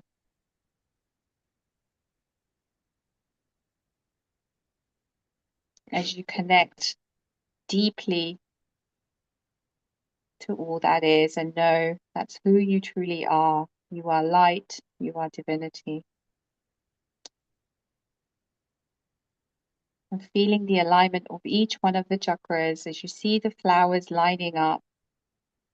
And we gently close each one, so the white one, we leave a small white light. We close the third eye, indigo flower, leaving a light. Closing the blue flower in the throat, leaving a light. Closing the green flower, leaving a light. Closing the yellow flower, leaving a light. Close the orange in your lower back, leaving a light, and go down to the root. Point it down, allow the red energy to go into your legs, into your feet, and down into the ground. And just feeling grateful for this moment, feeling love, feeling aligned, and just making the declaration, my chakras are aligned.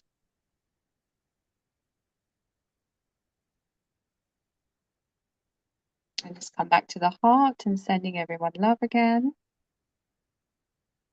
And just feel that love and gratefulness for everything you have in your life. And love for this moment. And then just come back into the body. And then when you're ready, you're going to feel your toes, your fingers, and then open your eyes. Welcome back, everyone. Hopefully everyone felt that. I'm feeling good and aligned. Sneha, wonderful. You saw everybody was calm and just following everything you were mentioning. It brought a lot of peace and sukoon in the mind. Paula, Alexandra, say hello to Sneha. She does online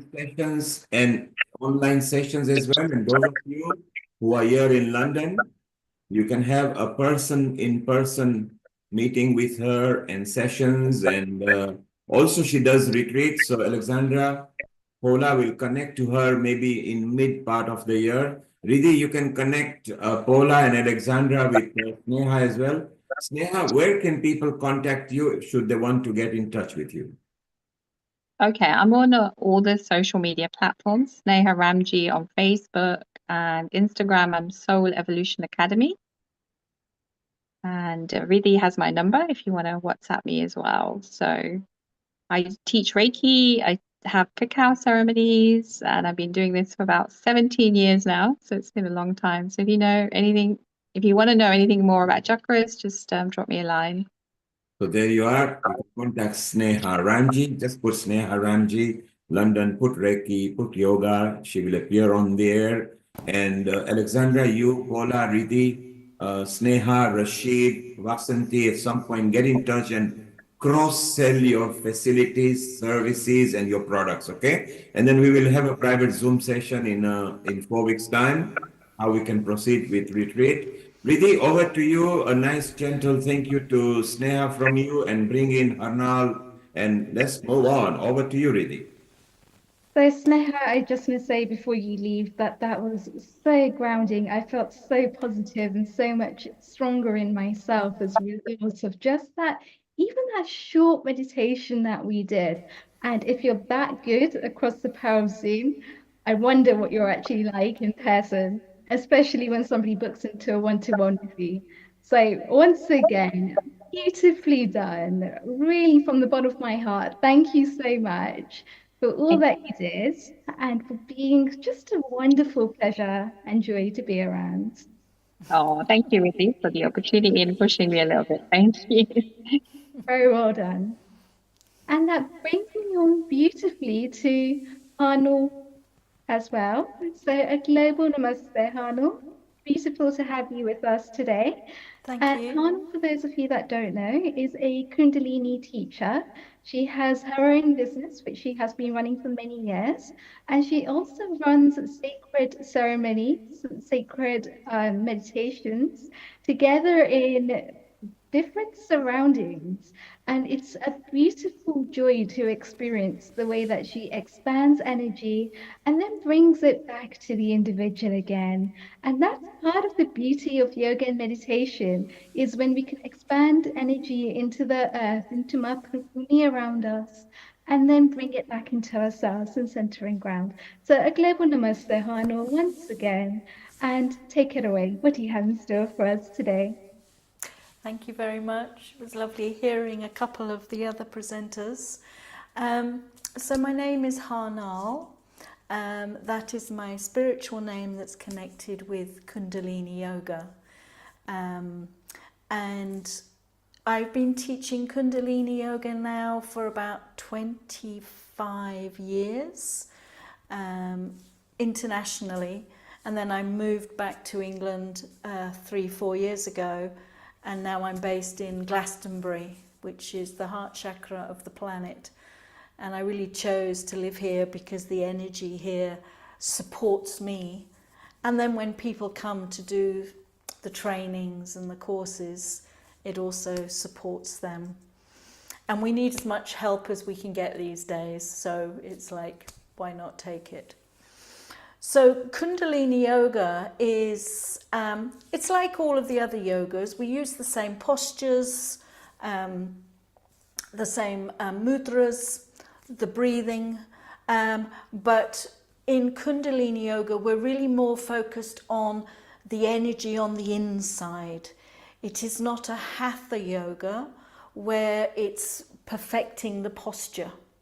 It's more about connecting to the energy within you, like you were talking earlier about the emotions moving, you know. And when that energy is aligned, the postures then come through. So it's not a yoga where we would ever correct your postures. We might give you some instructions on how to hold the posture, but it's really about connecting to the inside. It is known as a Raj Yoga, and so this is where it's really working with the mind. And the scriptures say, you know, the first cycle was when we were learning about the physical body, Hatha Yoga. Then we were learning about devotion, so it was Bhakti Yoga. And now we need to learn about the mind. So this is Raj Yoga. So again, when we do the Kriyas, this is what we call a sequence. of postures, which could be one, or it could be many, many postures. But each Kriya has a specific result. It's like a recipe. So we don't make them up. That they were all handed down. And you can do the posture to whatever capacity you can. I've taught people in wheelchairs. I've taught people who, you know, on crutches. So it's not about being able to touch your toes to then be successful. It really is a yoga for wherever you are now, wherever you are, to make the most, to get to a higher potential. And it's really bringing it back into that mind, so that mind can be more single-pointed. It works with the chakras, which we've just done, in a slightly different way, of course, but it's really balancing those chakras every Kriya we do in different ways. And I think one of the things about Kundalini Yoga for the times we live in today, where everything is so rushed, which is part of where we are in the cycle, we never have enough time. It's like, oh my God, how am I going to fit this in when I've got this, and this to do? So Kundalini Yoga has meditations, and we're going to do one in a minute, which you can do for just 3 minutes. And it will change your energy. So when we change the energy, you are changing your consciousness. So that means it changes your mood, changes the type of thoughts that you have. It changes then, of course, then the actions, what you end up doing. And when you're doing that 3 minutes, you can do it a lot longer, of course, but it will align the energy. And whenever our energy is aligned, balanced, in harmony, whatever word you like, we are more of our true state of being. So we feel better, we feel more lighter, we feel more elevated. When our energy is all over the place, that's how we feel. You know, we have emotions that will match that frequency, anger, depression, etc. And we have thoughts that just drive us crazy. So a simple meditation can change that, because it is an action that is aligned. You could go for a walk in nature and this could balance you. But when we're doing the yoga, it really is working with this physical body and all of our other energetic bodies, of course. So I think the best thing to do is to give you an experience. So I've got this lovely meditation, which is of 3 postures. And really this is one you can do to help you eliminate stress. So whenever you're feeling stressed, you can do these 3 postures. You just need to make sure that you do them equal time. So we're not going to do it for long today because we want to honor the time here. But hopefully you'll get a feel of what it's like. Ultimately, if you wanted to continue doing this at home, you would do each one for, say, 11 minutes. So that would be a 33-minute practice to eliminate your stress. And when you eliminate your stress, your energy flows much better. So you're actually creating your vitality as well. So if you are ready, we just need to be sitting comfortably. The most important thing is you have a straight spine. So if you're in a chair, that's fine, but sitting comfortably with a straight spine. And when we do Kundalini Yoga, we use a lot of mantras. I think that's one of the other things that's a bit different.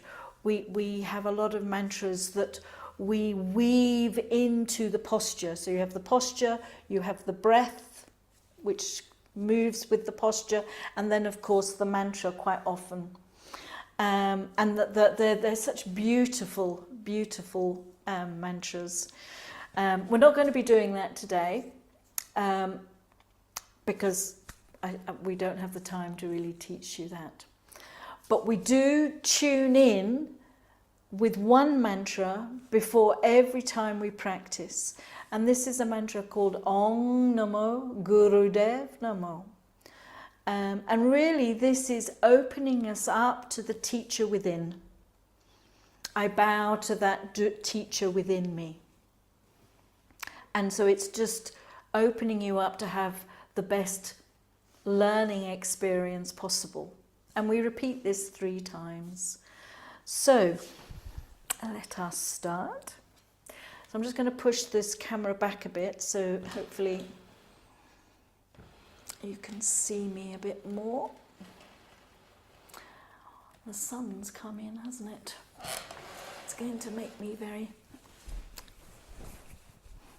Okay, so just please bring your hands together in prayer pose, just having a nice equal balance between the left and the right there. And may close your eyes so you turn your sight inwards and just open yourself up to this mantra so you can connect to your teacher within you. An inhale. Om Namo Gurudev Namo. Om Namo Gurudev Namo. Om Namo Gurudev Namo. And then inhale and apply the root lock. So you just squeeze the anus, the perineum and the sex, squeezing the energy up the spine, and release and relax. So for the first posture, please just bring your left hand onto your heart, and your right hand, you are just holding it in front of you, and you want to sort of make a little cup of the hand like this. And the movement, because quite a lot of the meditations in Kundalini Yoga are dynamic, is you're just going to bring this hand over your shoulder. So it's almost like you've got water and you're throwing it over your shoulder. And the key here is to really make sure that your wrist goes past your ear. Closing your eyes, the breath will become in sync with the movement.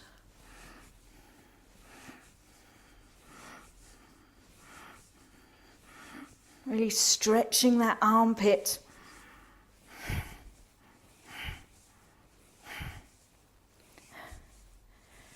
It's a powerful exhale.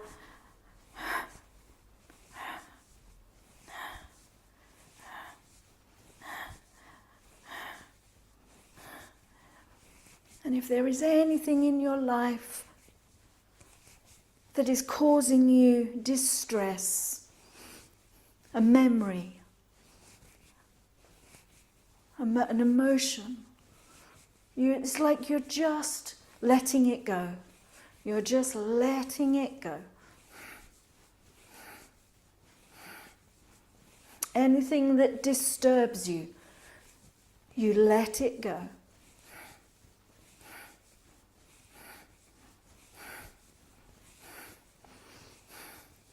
And just keep going, keep going. When you get that moment when maybe your shoulder's a bit tired, just focus on the breath.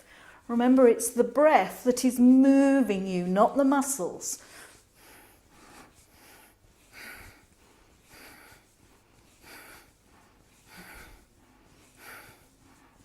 Just a few more seconds. You're doing really good. Keep going, keep going. Really try and make sure that hand goes past the ear. This posture is really working on the liver.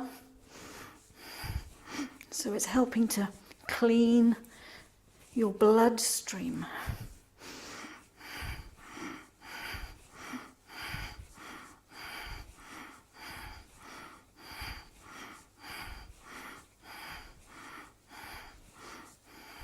And inhale. Again, hold the breath as you apply the root locks, squeezing that anus, the perineum, and the sex squeeze. Squeeze that energy you've generated from the lower chakras to the higher. And now release. Keeping your eyes closed, stay inside and just observe how you feel with that energy you generated through that posture. Just observe it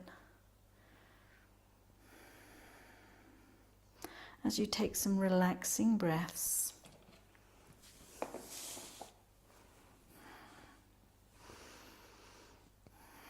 So the next posture is a very strange one. It might seem strange, but it's very good, this one. It will balance all of your chakras. So we're going to work with the Saturn finger, the middle finger. And it also balances the Saturn energy. So you do that with both hands. Bringing your elbows into your side. The palms are facing up. Okay, so it's not, the palms are not down. You turn them so the palms face up. That's it. And what you're going to do now is you're going to flick the finger.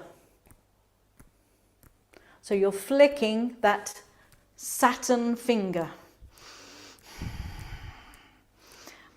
And as we flick that, just keep going.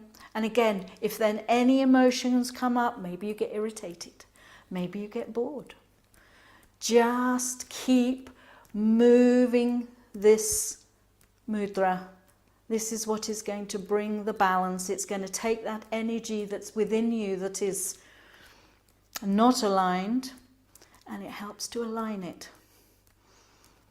Just keep flicking, flicking.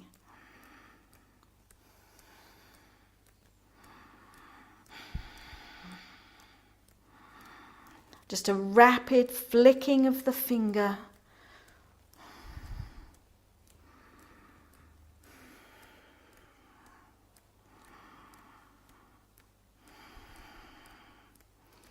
Just keep going, work through it, work through it. Go at your own pace.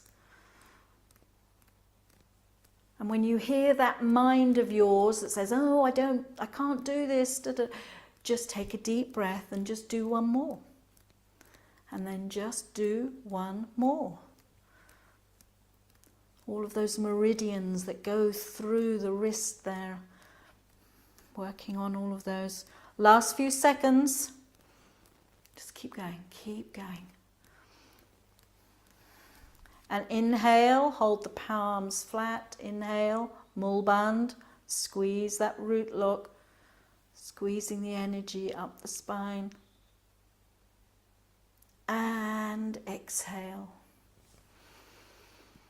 And again, keeping your eyes closed, just observe the energy within your body and the energy around you in all your energetic bodies.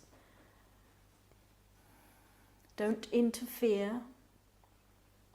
Don't control it. Just feel it, whatever it is. And if any emotions come up, let them come up. Just by feeling them helps that energy flow again. It's when we resist or control, suppress, that's when we get into problems. Now for the last one, which is a great posture, we're going to do it with the mantra Har, like my name, Har, Har Nal, but we're just going to use the Har. So this is meaning God, and actually it means the seed. So it's like the seed, God plants seeds. And so when you chant this, I can see the sun's moving around. When you chant this, you want the tip of your tongue to hit the roof of your mouth. Okay? So it's like had, had, had, had. Yeah? So the tip of your tongue, that's what creates the sound. So it's not har, it's har, har, har. Okay? So that's what the mantra we're going to use when we do this last posture. Now, if you're not used to making a sound, it's very good for your throat chakra, obviously. It's very good for your navel chakra, your personal power. So it's not about singing. It is chanting. So just give it a go. See what it's like for you, okay? So the posture we're going to do is, again, in easy pose. So the arms are out in front of you, palms down this time. You're going to move them out to the side, bring them up and cross them over. And you alternate. So one time the left hand is on the top and then the right hand is on the top. So it's har, har, har, har, har, har, har. Keep the arms straight. Really stretch the arms out from the shoulders. Har, har, har, har, har, har, har, har, har, har. Go at your own pace. It doesn't matter if you make the sounds at a slower pace, that's fine. But just keep the movement going. Har, har, har, har, har, har, har, har, har, har, har, har, har, har, har, har. Make sure those elbows don't bend. Har, har, har, har. This is really working on the heart. All the arms postures really work on the heart chakra, the biggest chakra of your whole system. Har, har, har, har, har, har, har, har, har, har. Last few seconds, just keep going. That's it. Go. Har, har, har, har, har, har, har, har. And then inhale. Hold the breath, apply the root lock, really squeeze the energy all the way up the spine. Through the neck to the head, the crown. Exhale. And relax. And again, just let that energy you've generated, just let it move however it needs to do, bringing the balance. And just observe how you feel now. I know you've done a lot of yoga, so you're probably feeling pretty good now. But any subtle change is actually a very powerful, profound change. So just to finish, we chant a mantra to close, and the mantra we chant is Sat Nam. Sat meaning truth, Nam meaning identity. So it's like my truth is who I am. Your truth is who you are. So it's just honouring that. And we chant it 3 times. So please just bring the hands together. Inhale. Sat Nam. Sat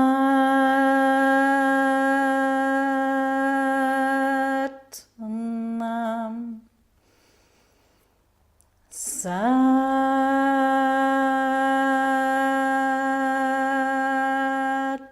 Nam.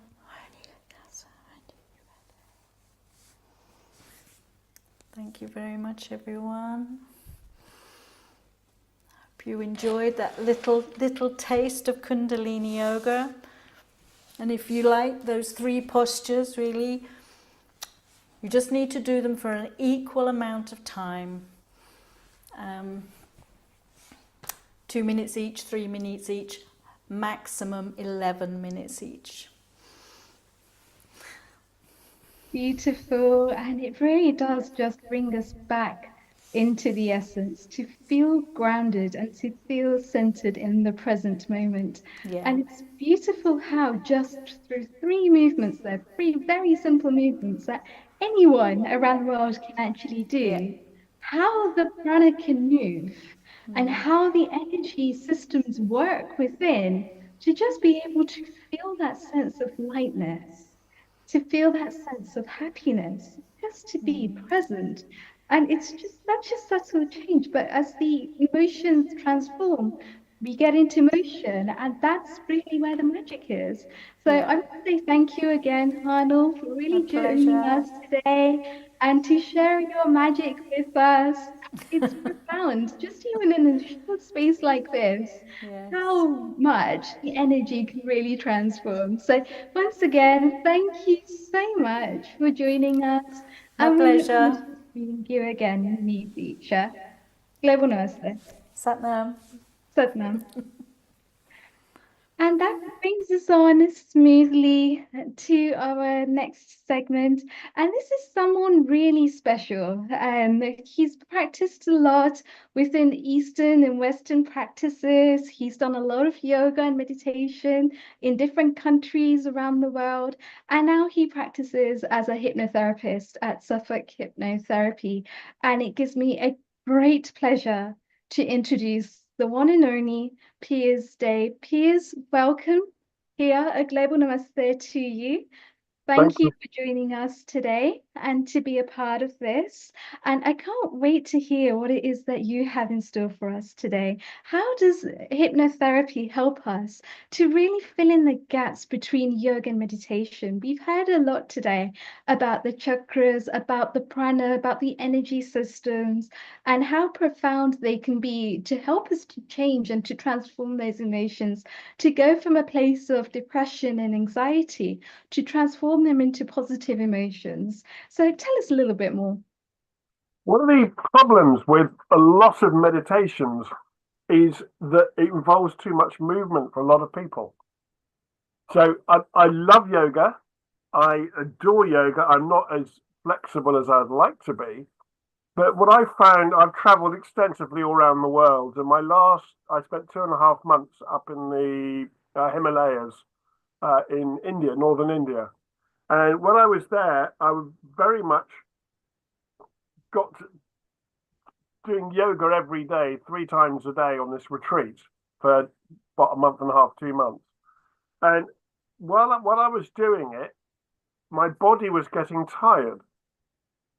And I thought there must be another way. And this went back to something I was taught in Malaysia about 30 years ago by a 5-year-old who couldn't speak English. And I thought, what I want to do is strip all meditation down and all hypnosis down to the most simple and easiest way of doing it. And so I use breath, I use focus, and I use what you desire to actually make you very, very centered. When I was in the Dalai Lama's temple, a 1.5, 2 years ago, I was sitting between 2 monks meditating. And one of the things I got from them is they did not move. And I really got it that they went really deep inside. And I thought, how do they do that? And there was one of them who spoke very little English, but I had a chat with afterwards. And I just said, how do you do it? And he just said, practice being still. And I really liked that. And so I started doing that with my clients in hypnosis. And I said, right, we're going to do a little bit of self-hypnosis, outside hypnosis, but internal hypnosis. And another way of calling internal hypnosis is meditation. And meditation to me is actually going back to your core. And one of the things I noticed that after a yoga session, when I was lying on the yoga mat, a lot of people, the instructors, especially in Thailand, have the last sort of 5 to 10 minutes of just complete relaxation. And I used to zen out. I think I only once snored, but apart from that, I to me, it was being still. And what I got is if you're still and you can go inside, you can change your internal world. If you can change your internal world, you can change the outside world. Because as we all know, your chakras and getting everything in alignment is the number one thing we need to do. And if we could get in touch with all the world leaders around the world and balance all their chakras, I think the world would be a much, much nicer place to live in. But let's not go there with that one. So I looked at what the teachers in Malaysia teach children, and it's a very simple hand meditation. Because if you're excited, you breathe in a certain way. If you're depressed, you breathe in a certain way. If you're tired, you breathe in a certain way. If you're anxious, you breathe in a certain way. What I started doing is saying, okay, let's just change the way we breathe to change our state. And you go into this wonderful self-hypnosis. And this only takes between 2 and 4 minutes, depending who you are. I've tried longer. To me, longer doesn't actually work. And talking to the Tibetan monks in the Dalai Lama's temple, I showed them, they said, oh, yes, we were taught that long ago. And I said, so what, do you use it now? And they went, no. I said, because? And they didn't answer it. And they said what they liked about it is it's so simple. Because if I sit down now and I try, I get into whatever pose I want to, whether I'm lying down and I close my eyes and I say, right, I've got to think of nothing. The first thing that comes into my mind is, how fresh is the milk in my fridge? Have I done the washing? Have I, fed the dog? Whatever it happens to be. And that, to me, I live in I've got such a busy mind, and I'm still trying to balance all those plates, spinning plates on poles. And I worry that if I actually stop spinning the plates, everything's going to come crashing down. Another way of looking at it is we live in a snow globe world, and we spend our life just looking at the pretty picture and all the little snowflakes or things going around your snow globe. And as soon as you put your snow globe down, everything settles. And then your mind can go through everything like rubbish, keep. Oh, I'll keep that one. Rubbish, keep. And it just starts going through all your things. So when I'm helping people with depression, anxiety, suicidal thoughts, or even insomnia, whatever it happens to be, I get people to do this very simple thing, and it's self-hypnosis that takes them into meditation. And I quite welcome anybody who wants to join in with me, and we'll do it now. It's very, very simple. When I'm working with clients, especially younger people, I get them to choose a word. And a lot of them, it's something like courage or confidence. But what I'd like you to do is just now let your mind go completely. Just sit in a comfortable position.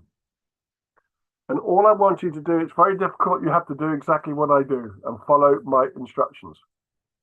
There's very, very little movement. If you put one hand like this, and you raise one finger like this, and you put your finger here. So all we're going to do is focus on the feeling of our finger and our breathing. And the rest of the world will just carry on spinning without us for 2 minutes. So keep your eyes open to start with. Just get yourself like this. And take a nice deep breath in. Hold. Out. Hold. In. Hold. Out. Hold. In. Hold. Out. Hold. In. Hold. Out. Hold. In. Hold. Out. Hold. In. Hold. Out. Hold. Now let your eyes close. Breathe in.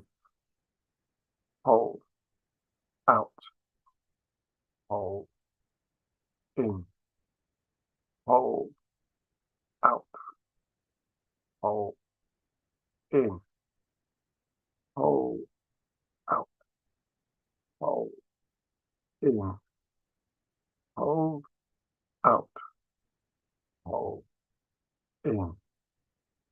hold, out, hold, in, hold, out, hold, in, hold, out, hold, in, hold. And I'm going to go quiet now. Just continue by yourself.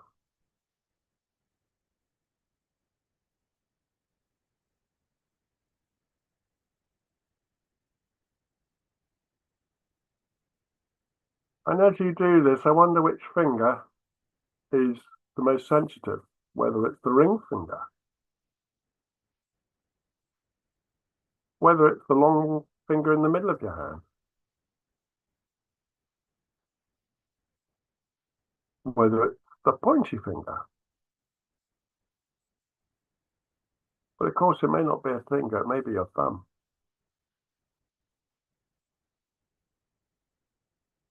And then if you just let the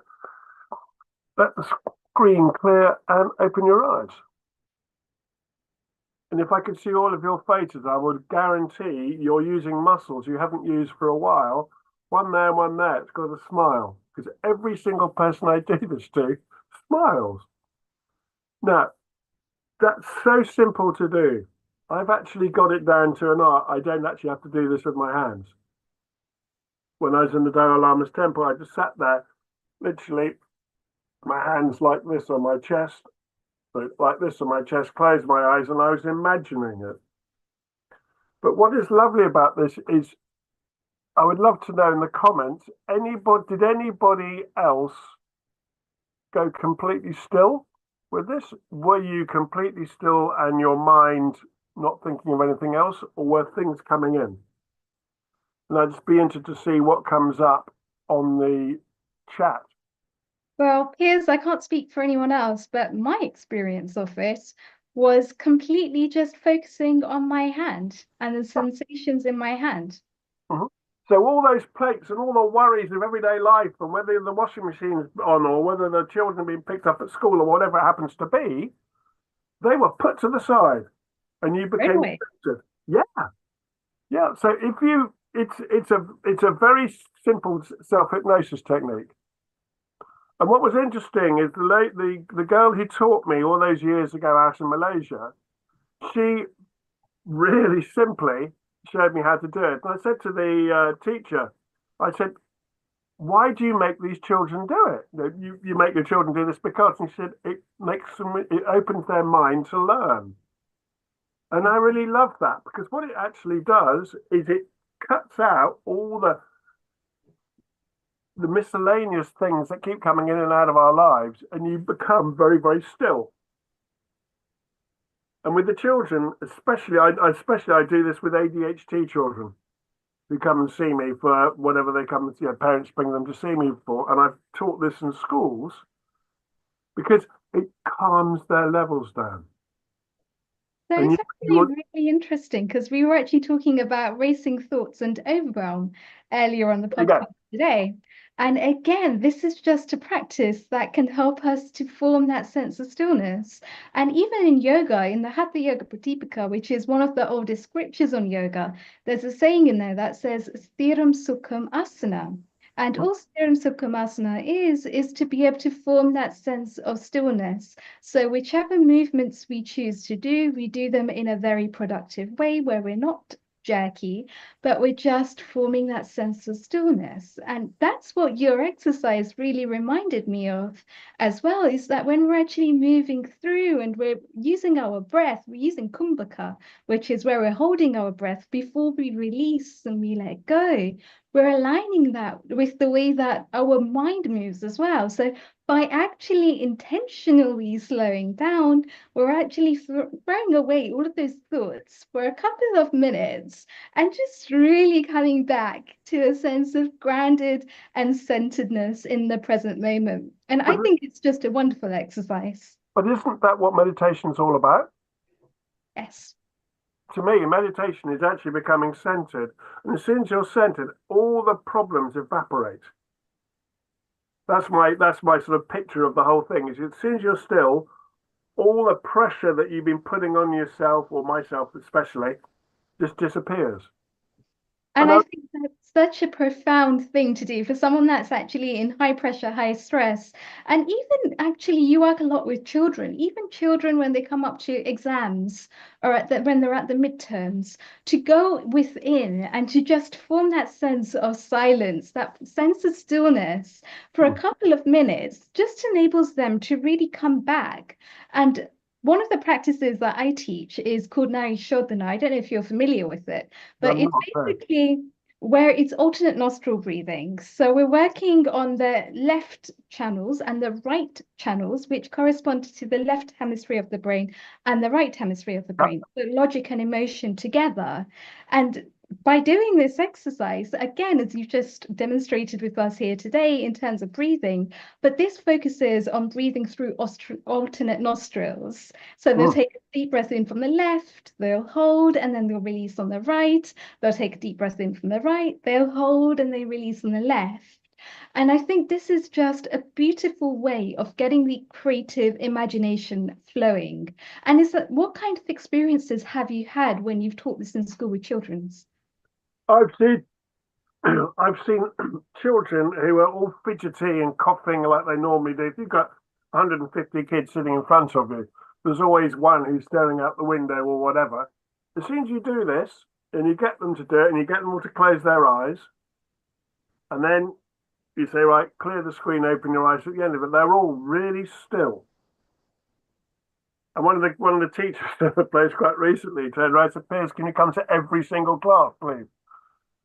Because that's what it is. It just shuts the monkey brain up, so to speak. Because we all have so much going on. We're all spinning so many plates, whatever picture you have of what's going on inside your mind. And yes, you were talking about the breathing of the nostril one. I teach that as well. Yes. One of the problems is I see you're from London, but anyone around the world, London is full of cold. Well, England's full of colds at the moment. So you find some people can't actually breathe through the various parts of their nose. So that's why I quite like this. But I'll tell you a very quick story. I was on an aeroplane about 3 months ago, and the woman next door to me was, "Oh my God, I'm flying!" And I said, "Look, I'm a hypnotist. Do you want me to help you sleep for the rest of your flight?" She said, "Yes, please." And I said, "Just do this." And I did this exact thing. And I said, "And as you do it, you'll get more sleepy." That's all I said. Breathe in, breathe out. Just becoming more sleepy. Bang. 2.5 hour flight. She probably slept for, I don't know, 2 hours, 10 minutes of it. Which I'll be very selfish. I had a much nicer flight for that. Someone sitting next door to me go, "Ah!" But you can really with that nervous energy that's packed up, that's just causing erratic racing thoughts, like somebody's actually just spinning around in a circle, and it's all of these spiraling thoughts that then actually, just when we come into that sense of stillness, we have a say over these thoughts, and all of a sudden the monkey mind stops monkeying around, and it's us, the self, that can control and that can actually assert some influence over this monkey mind, because the monkey mind then has to listen to us and take instructions from us, rather than for us to be controlled by all of those racing thoughts and everything else that's going on in our lives. What do you think about that? What I love about it is, as you say, it tells the monkey mind to keep quiet, but you forget that the monkey mind is actually connected to the body. Yes. And the body, literally, all the stress just collapses. I find myself occasionally, the other day I was driving, and I would love to say I'm the world's most patient driver. I'm not. I was late for something. And we were just driving along, and I found myself getting a little bit, I could feel the tension coming up in my body. And I went, "I don't want this tension." And as I drove, I just put my hand up like this, and I was carrying on driving, one hand on the wheel. And I just did this, and I just visualized myself doing it. And within 5 seconds, all that pent up had gone. Because it takes you inside. It takes you to literally the control room inside your heart, inside, in your chakras. And this, we don't want any of this negative energy. and it puts you in control. So using hypnosis and hypnotherapy with meditation, there was one of the classes I did in Thailand about 4 years ago. At the end of it, I said to the lovely lady who was taking, said, at the end, can I do a 10-minute relaxation? And she said, absolutely fine. By the end of it, everybody couldn't walk. They said they've never been so relaxed because you just bring in loosen limbs. And that's actually the beauty of it, because all of a sudden this prefrontal cortex that turns itself off and can't make decisions in fight and flight freeze mode has just opened up a world of creativity by being still. And I think that's what your session today reminds me of, is how do we actually create more pockets of time throughout the day to form those pockets of stillness? Because all of a sudden, what we're actually doing is teaching kids how to keep going throughout the day without feeling that crash at the end of the day. Like the whole world is on their shoulders. But all of a sudden, they've now got a nice level of energy throughout the day, which they can keep topping up at their own wishes. And it keeps them in this state of balance. It keeps them in this state of harmony. And as you mentioned, through hypnotherapy, if 96% of it is negative thoughts, well, actually, just by forming that sense of stillness through meditative practices, through things like using their hands, automatically we can stop those negative thoughts even for a second, because it's in that 5-second gap that we've got a choice to make a different decision. Thank you. Thank you, Riddhi. Thank you, Piers. Stay around, Piers. Let's welcome Sharon in America. She is a senior host and a correspondent at the America over there. Shortly, she'll be sharing a mini video as well, but we have got a nice interview with Dr. Ian Gowler, a big name in Australia, who does retreat down there and everything. Alexandra will shortly be introducing. Nishit, stand by. You are there now. So we are ready to play that. Sharon, global namaste. You got in just as Piers was giving that experience. How did you feel while he was interacting with us? Oh, it was so fascinating. I worked in the schools throughout the East Coast of the U.S. And I did that. In fact, one class, third grade, the woman brought me in specifically to bring meditation to the students. And what I found, because I was teaching all these different cultures, but I'd start every class, I wouldn't call it meditation. I would have them sit in a circle, because it was a time where you couldn't do that too much. So I'd have them sit in a circle, and I would have them close their eyes and take deep breaths. And then I would just tell them, get them into this very relaxed state. And then I'd tell them the story of whatever culture I was working with. And they had crayons and paper. And so when the story was done, I had them open their eyes and draw whatever they had seen during this experience.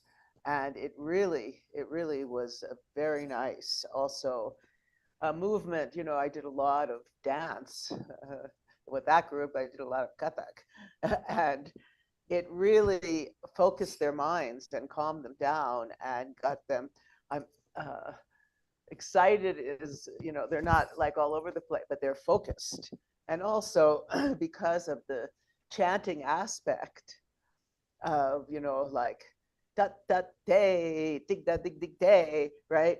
It would, for them to remember that and do the moves, it would really focus them and help with that wild energy that can happen in the school. So that was wonderful. And it's interesting, you were talking about inner and outer, like your inner experience is, the outer experience is the reflection of the inner experience. And I remember I was with my Tibetan teacher, Namkhai Norbu Rinpoche, and he said one day, he said to me, inner, outer, no difference. What happens inside is, what happens outside is just the reflection of what's going on inside. And I've noticed in my own life, the calmer I get, the more calm is around me. And the other thing is that from the Qigong perspective, we say one must have deep roots. That whole grounding and centering aspect of it is profound. It's profound. It really, you know, we're all out here flying around, but as soon as we ground and come down and commune with the earth itself, it has a very powerful effect. And I Thank also you. worked, one more, I also worked with Dr. Robert Masters, who was very much into hypnosis. And the power of that, you know, you've brought up so many points that are of such benefit to us. So I'm very grateful to you. Thank you. Thank you, Sharon. We share some more points in a moment. Keep your video ready in a moment because there are two to be played in a moment. Let's take a quick comment with Paula in Croatia. Paula, you were observing what Peter Pierce was delivering a session. Your quick comment, then we go to Dr. Lakshmi, then Alexandra. So if you make your quick comments, please, how you felt while Pierce Day was giving that mini session to us. Yeah, I felt the tingling sensation around the edges of my arm, and that tingling brought me in. So my mind is usually busy, like cheetah vritti, monkey mind, but doing this, it was like, it's tingling. It's very like, ooh, I need to get used to this. I don't know how everyone else is finding those sensations. It's, for me, it's very tingling, like, you know, like this. Anyway. But it's good. It does ground you. I must say, it does ground you. Because, huh? Is that answering your question? That's one of the sensations that we do when we're asking, what does chi feel like? It's that tingling sensation. So it's interesting you should bring that up. So thank you, Paula. So Pierce, there you are. You're getting comments from different country peers. I love it. I love that. I've never had anyone having the tingling before. But my way of doing it is if you take the left and right brains, and if you've got static between them, when you're doing this, it's releasing all that static. Yeah, maybe my nervous system is releasing. Yeah. It's just tingling. It's usually the nervous system going like. Yeah. And I'll be interested to see how deeply you sleep tonight. Yeah, let's see. Yeah, a few more of these and I'll just snore away. And you can pass your comment later, Paula, on the social media so peers can get it. Alexandra, what was your experience while you were feeling the mini session? Yeah, I really loved it, Pierce. Thank you so much. That's very useful. What I immediately thought of telling my my people, my students, clients, and so on, they can do it even in the office, under the desk, you know, in the table, in the restaurant, wherever, in the kitchen table. If they get like overwhelmed, nobody has to know what's happening, or even just put like a scarf over or whatever, and then just really go and focus on that. No one has to know what they're doing, but they're really grounding themselves. So I really like that we got so many tips today, like from so many different experts. Amazing. And Alexandra, Pierce particularly mentioned that rather than doing, he loves yoga, so there's nothing against yoga, but he may find certain things more strenuous or more exercise. So exactly as you said, this can be done sitting anywhere, you know, just like mudras. So that's a good point. Dr. Lakshmi Vyas, you are, of course, the European president for the forum, Hindu forums and everything, and you follow most of these alternative complementary methods. What was your opinion? You had entered just while Pierce was delivering the session. Yes, I just entered. I did go with him. Whatever he said. For me, you know, for a beginner, for example, the pace at which we went from, breathing, it was a little faster, I thought. Otherwise, as you went on breathing, eventually you started adjusting to the movements, faster movements. So for a newcomer, it may be a little difficult to follow this, but a person who's an expert or who's been doing yoga for a long time may easily follow it. This is just I wanted to tell. So keep on watching. Piers will be back again. He's been on healing before, and he'll come back again here and deliver a longer session. Amrita, you are a mentor, you are a coach, and you coach on many matters. You were obviously following it very closely. Your opinion, please, before we move to one short video from Sharon and then Ian Gowler. Thank you, Neil Kumar. Piers, it was really wonderful.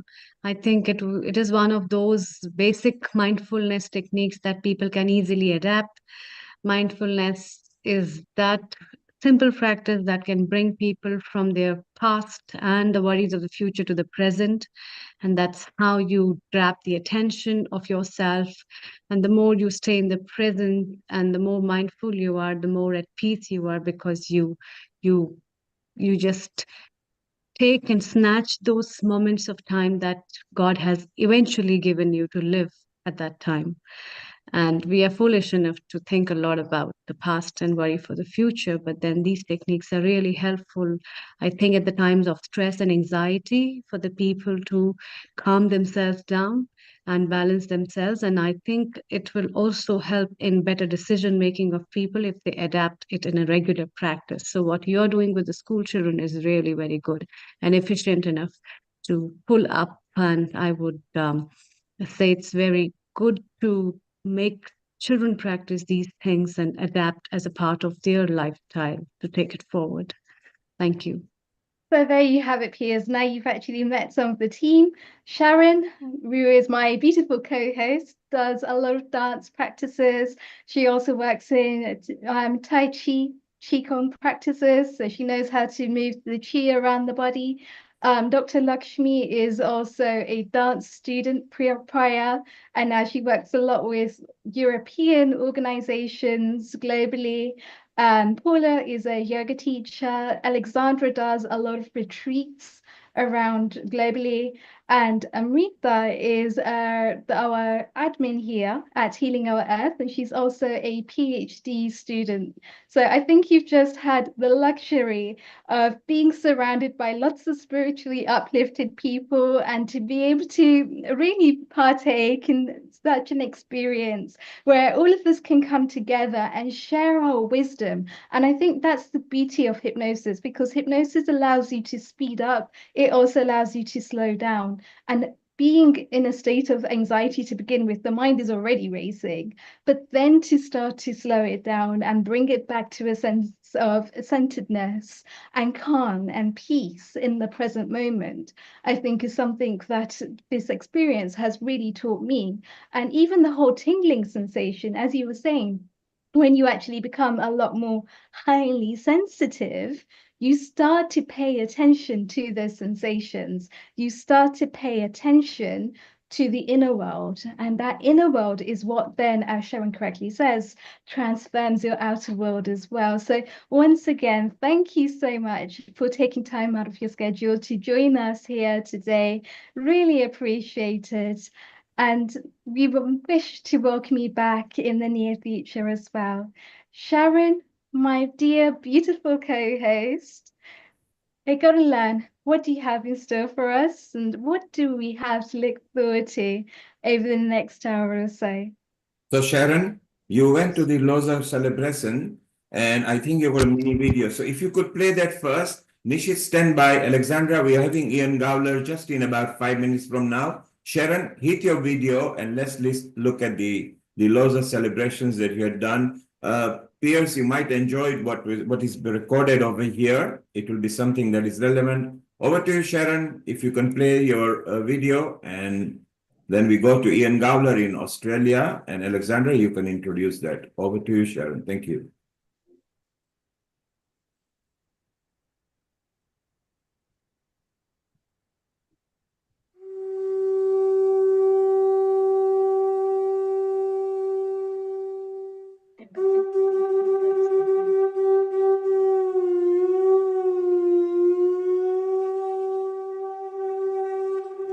Global Namaste, everyone. Here we are, Dr. Kim Engard and me, Sharon Rose, senior host. And what else am I? for healing our earth. Takini extraordinaire. Thank you. We're here at the amazing for Losar, Tibetan New Year smoke offering.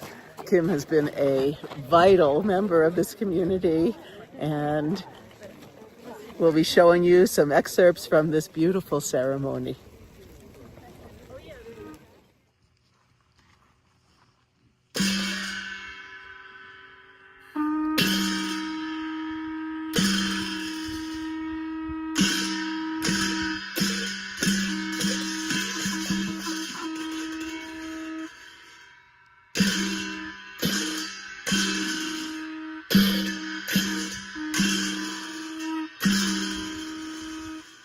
So happy Losar, Tasha Deleg, everyone. We're here at Dharma Works, and we are celebrating Losar with a offering fire, a sancha, and for the Jipdoks, the local spirits. And we had a wonderful offering. We're still offering the smoke with the juniper and many kinds of offerings, including golden liquor.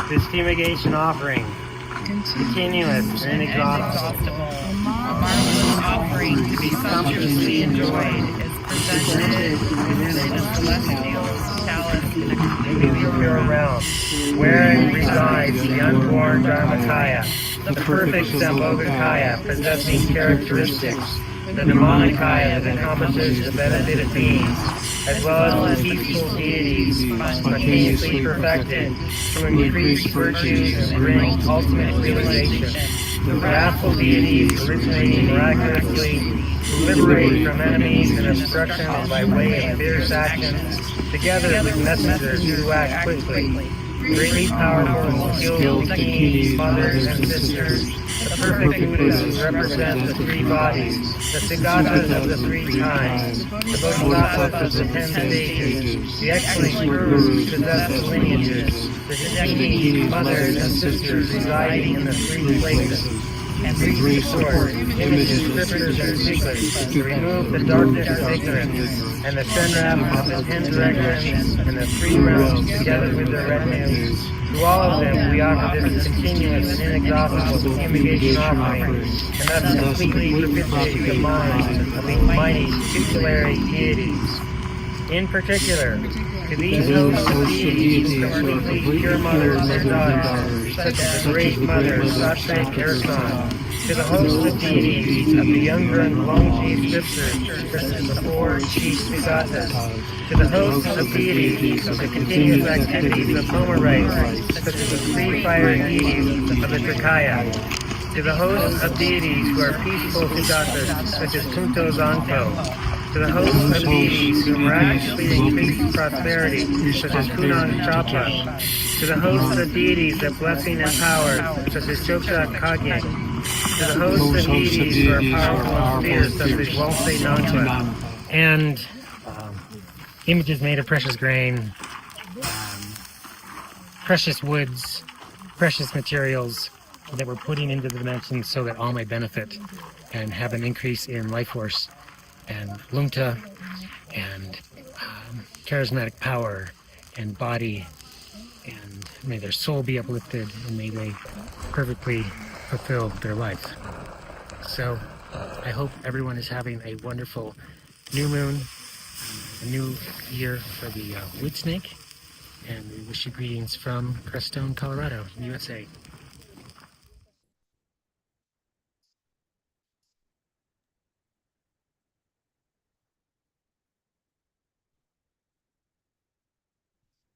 Thank you, Sharon. If you can stop screen sharing. Nishit, maybe you can force it out and play the video if you like, Nishit. Over to you, or shall I help screen share? Yeah, okay. Sharon, you don't have to do anything. It will be out. Okay. Yes. So Nishit, before you play this, Dr. Jane Gowler actually was given only few days to leave several decades back. And here is the person who is alive after several decades, and listen to the story, so inspirational in a meditational way. Isn't that right, Alexandra? Isn't it a wonderful personality there in Australia, in Melbourne, where the time is Monday morning at the moment? Yes, yes. Dollar recorded this for us because now it's, I think, 4 a.m. So he just sent this to us. His wife recorded the story. So I might say a little bit more after the video. I don't want to spoil the watching of the video. It's Sorry. beautiful. Okay, Nishit, hit the button. Let's listen to the My name's story. Dan Gawler, and I'm speaking to you from Melbourne in Australia. Melbourne's down the southeast, the bottom right-hand corner of Australia. So for any of you listening from Europe and that sort of part of the world, I'm about as far away on the planet as I possibly could be. So welcome from down under. And I've been asked to speak a little bit about my story and what I have learnt through that story and the work that flowed out of it. So essentially, I started life in fairly fortunate circumstances, but probably like many of us have had what they euphemistically call a interesting life, which generally means there have been a fair few ups and downs. And after this sort of fairly auspicious start in life at 12, my mother died suddenly and unexpectedly. And then a week later, my beloved dog was run over and killed on the road. And a week after that, I was sent off to a school camp. And one of the evenings, I woke up with one of the masters in the bed with me. So I had these three rather calamitous things happened one after another. And probably curiously, in retrospect, instead of making me angry and disenchanted with life, it actually made me really curious. It actually aroused my curiosity because I thought, well, the fairly simplistic Christian upbringing I'd been enjoying to that point, my family went to church regularly and I enjoyed all of that. The sort of paradigm was, as I took it as a 12-year-old, was basically, be a good boy and things will be okay. And by 12, I certainly was no angel, but I could reason that the things that had happened to me, these three sort of tumultuous events, didn't make sense in the context of my life to that point. So it actually made me keener to actually look into the truth of what it was to be a human being and what my life's meaning was and what its purpose was. So I was at that age dead set keen on becoming a veterinarian. And so I was doing all the science sort of study, but at the same time I was reading quite widely. I probably read about 50 books a year, and I was reading on philosophy, and that grew into sort of existential philosophy and then Eastern philosophy.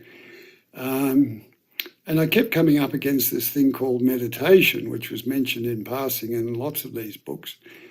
And in those days, there was very little guidance about how to practice meditation, let alone even define what it was. And you were left with this sort of suggestion that it was something really important and at the heart of finding the truth, but really no sort of direction how to pursue it. So it became one of those things I thought, I'll do one day. And I set about getting through secondary school and into university. But as it happened at the end of secondary school, I had quite a profound mystical experience. One evening I was going into Melbourne, the city. It was dark and the lights were on, and there were a lot of people coming out of the city as I was going in, and the light was bouncing off the rain and the wet streets and the walls of the city. And in a sort of unannounced instant, I had this really strong experience of the interconnectedness of all these people that were in front of me and walking towards me. And at the same time, I had a real sense that I was apart from them. So I had this sense of awareness linking humanity, but also the sense that I was experiencing that. So it was sort of like I still had this dualistic sense of me being aware of this sort of non-dual experience. And it occurred to me very clearly that the purpose in life, one of the main experiences one could seek in life was to actually have this non-dual experience more completely, to feel like I was actually a part of that oneness. And so that sort of directed my reading even more. But then I graduated as a veterinarian. I was very busy because I was also quite a committed athlete, and I did the decathlon. So that was 10 athletic events, and it was quite a lot to be doing. And so I was both fit and very active. And then at the age of 24, excuse me, what I thought was a training injury, and it was a lump in my right leg, turned out to be a bone cancer, an osteogenic sarcoma. And so this was late 74, early 75. And the treatment in those days was surgical amputation of the leg through the hip. So that happened early in 75. And of course, as you can probably imagine, that changed my life again quite dramatically. And again, I was really fortunate, I think, in retrospect, again, because I realized very early after the amputation that if I was going to focus on what I'd lost, which was a lot, then I was just going to have a miserable life. And it really struck me that disability was a relative thing. And I was really helped in having that understanding through having been a decathlon athlete, actually, because in the decathlon you do these 10 different events. And so you end up being reasonably good at all of them, but not particularly good at any one of them. So if I went and trained with the 100-metre sprinters, I was quite handicapped when it came trying to keep up with them. And if I went and trained with the pole vaulters, I was quite handicapped when it came to comparing myself to the people who did that full time. And if you think of somebody who was really at the top of their game, like somebody like Usain Bolt, who was, remains the greatest 100-metre sprinter we've seen to date. My guess is that while he was the best in the 100 metres, if he tried to do the pole vault, he would have found he was quite disabled. And I'm not sure what his javelin throwing would have been like either.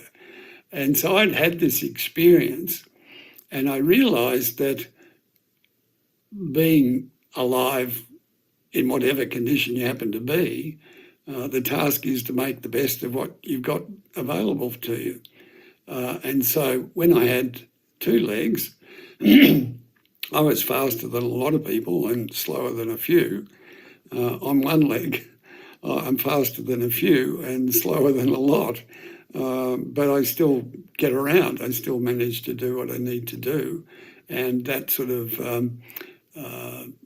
disability is very much a relative thing. And if I compare myself to other people, and I get around on crutches because it's more convenient. If I compare myself to other people, I could have a pretty miserable time of it. But because I stay within my own sort of sense of what I can do and what I can't do, it's actually very comfortable, and I've been able to accomplish quite a bit. So actually, after I had my leg amputated, I was told I had a 5% chance of being alive in 5 years, which obviously isn't a great prognosis, but I thought, well, that's pretty good odds. I didn't have any trouble imagining myself being in that 5% 5 years later.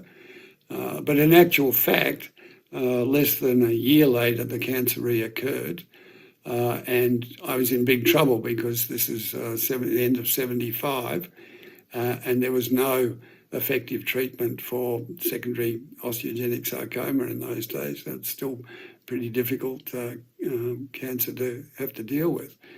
And I realised that if I wasn't going to die in a pretty short space of time, I was told that my prospect of living more than 3 to 6 months was just about nil.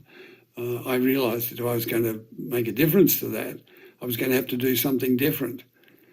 Clearly, statistics are made up of what most people do, and unfortunately, most people who got secondary osteogenic sarcoma in those days died within 3 to 6 months, fairly uniformly, actually. So I was fortunate, actually, because this is end of 75, going into 76. And that was those pioneering days when meditation was starting to be used therapeutically. And Dr. Ainsley Mears, who is an Australian psychiatrist living in Melbourne and who I got to know and got help from, was really the genuine pioneer in the West of therapeutic meditation. And he may not be known so well even in Australia these days, actually, let alone in other parts of the world, but he was very well published in those days, and I learnt a lot from him. And I took what I learnt of meditation through the recovery that went on for 2 or 3 years and became the mainstay of what helped me to endure the difficulties I went through and actually helped with the recovery process. And I also got very intensively involved with the nutritional side of things. Those are the days of positive thinking and, affirmations and guided imagery. I learned a lot about pain management. I had to work a way through my fear of dying and come to terms with that, because if you're full of fear and anxious about the future, it makes it much harder to heal. And I had some medical treatment. I don't think anybody's suggesting that that was the curative element. And from my side of it, I see it as a combined, integrated approach. But I really valued what I would call lifestyle medicine, which is to do with things like meditation, what you eat, exercise, all those things that you can basically do for yourself. So I was really fortunate, and about 2.5 years later, I was found to be cancer-free. And I went back to my veterinary profession for a while.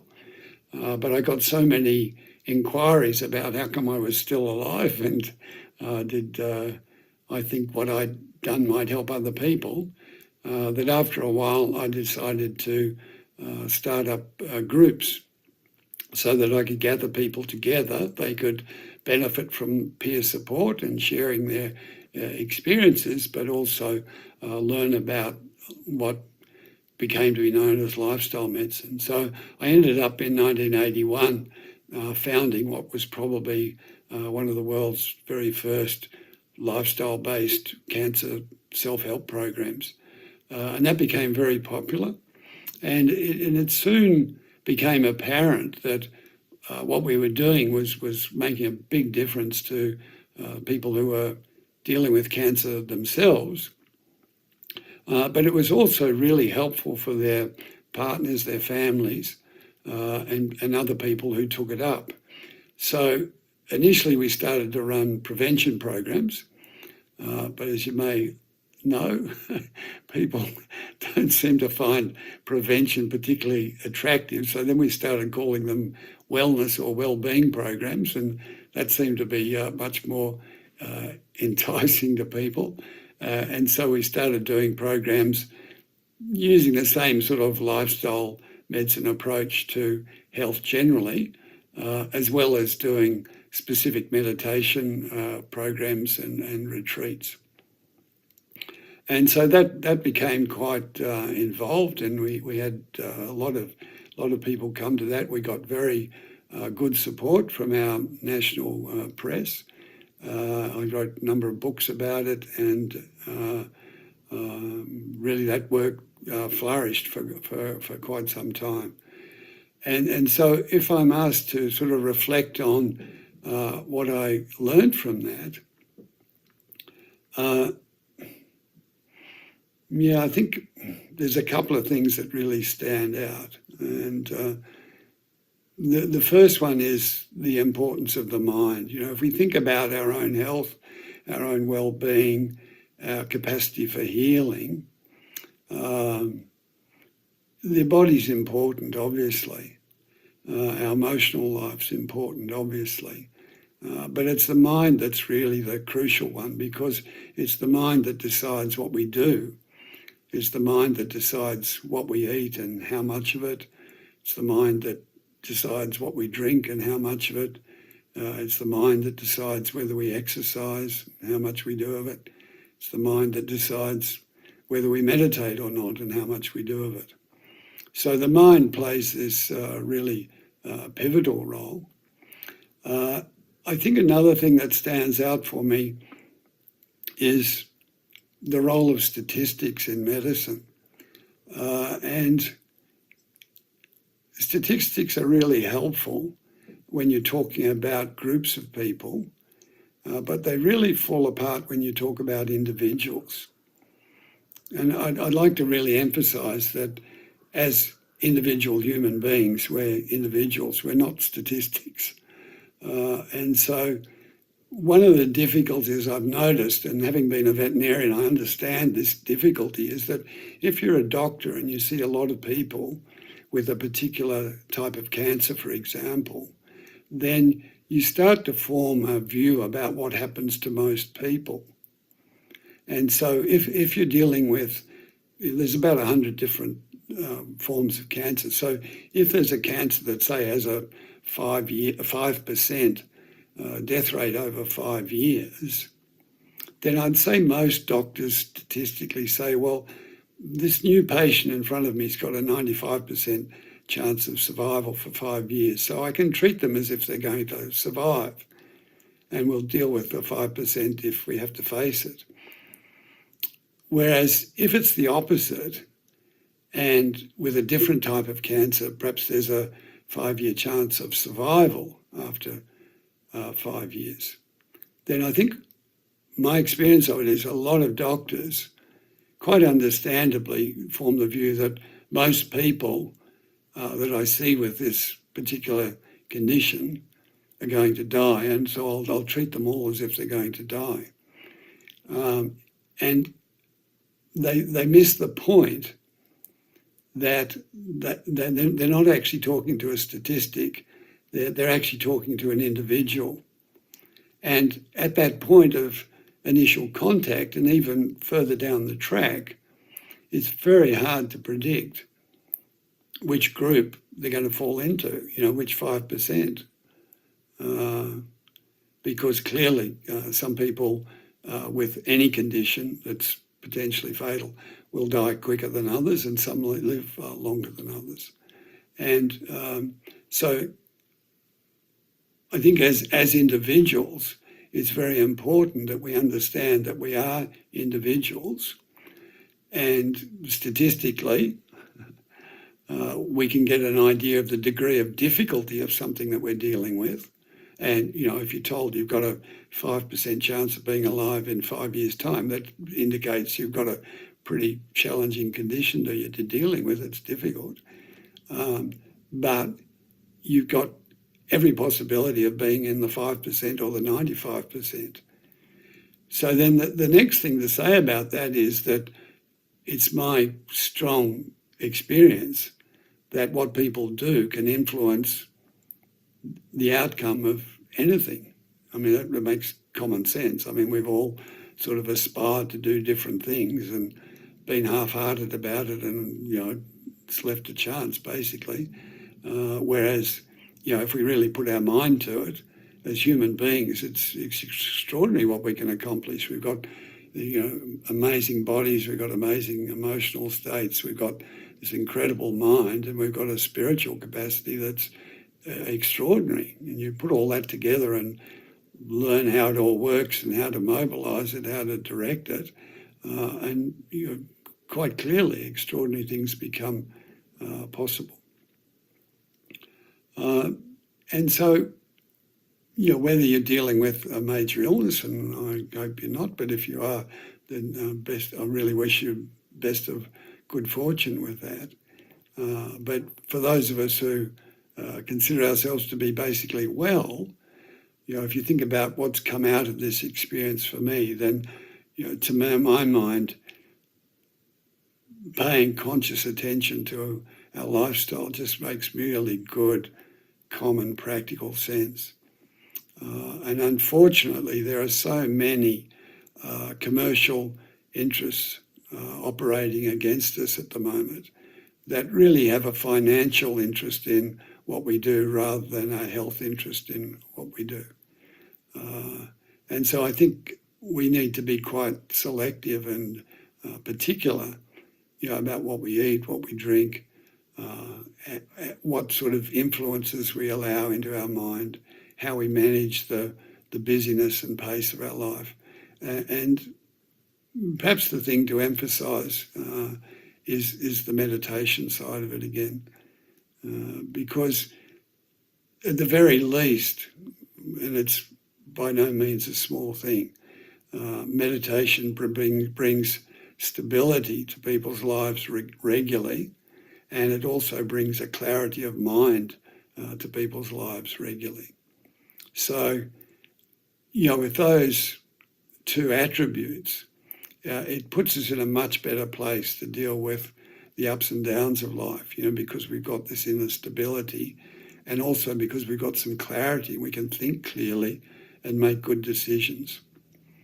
And then there's all the other benefits that meditation has to offer.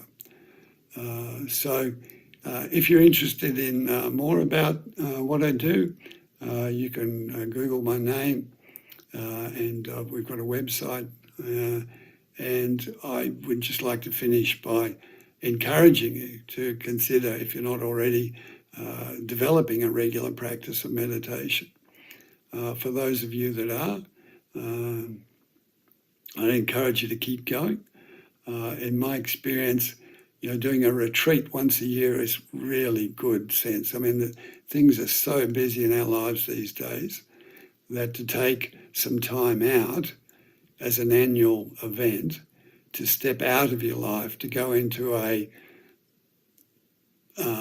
supportive environment, a supportive atmosphere like most retreats will provide, perhaps to get some teaching on meditation and sort of the philosophical construct that goes with that in life. But really to take some time for yourself where you can stand back from your life a little, reflect, contemplate on what's been going on in recent times and where you're aiming to go, then a retreat really makes a lot of sense as an annual event. So I hope there's been something of interest in what I've had to say. It's a pleasure to be able to share my story. I actually had my leg amputated 50 years ago, and next year it'll be 50 years since I was told I had 2 weeks to live. So it's been a pretty remarkable 2 weeks, and it's a pleasure to be able to share something of all this with you. So happy meditating, and be well.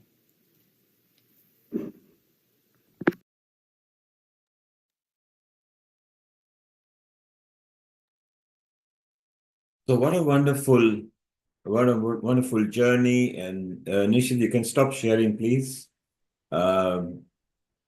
Maybe I'll try to force the share out. Okay. There we are, Alexandra. What a wonderful story. Being told that you only got a few weeks and more than 40, 50 years later, you are still alive and inspiring people. And of course, as he mentioned, the condition was relatively not known and people had to be amputated and most of the people died during his age. This is a very inspirational story. And by the way, Dr. Galwar is still alive. He runs retreats in Melbourne, in Australia, and different parts. And because right now his time is 3:30 in the morning, so he said, look, we'll do a recording. Alexandra said, let's go for it. So Alexandra, you found a very nice, inspirational person. Don't take my word. Sharon, what did you think of the story? That was so powerful. That was so deep and so rich. What an inspiration to everyone, anyone going through such challenging times. Tremendous inspiration and so heartfelt.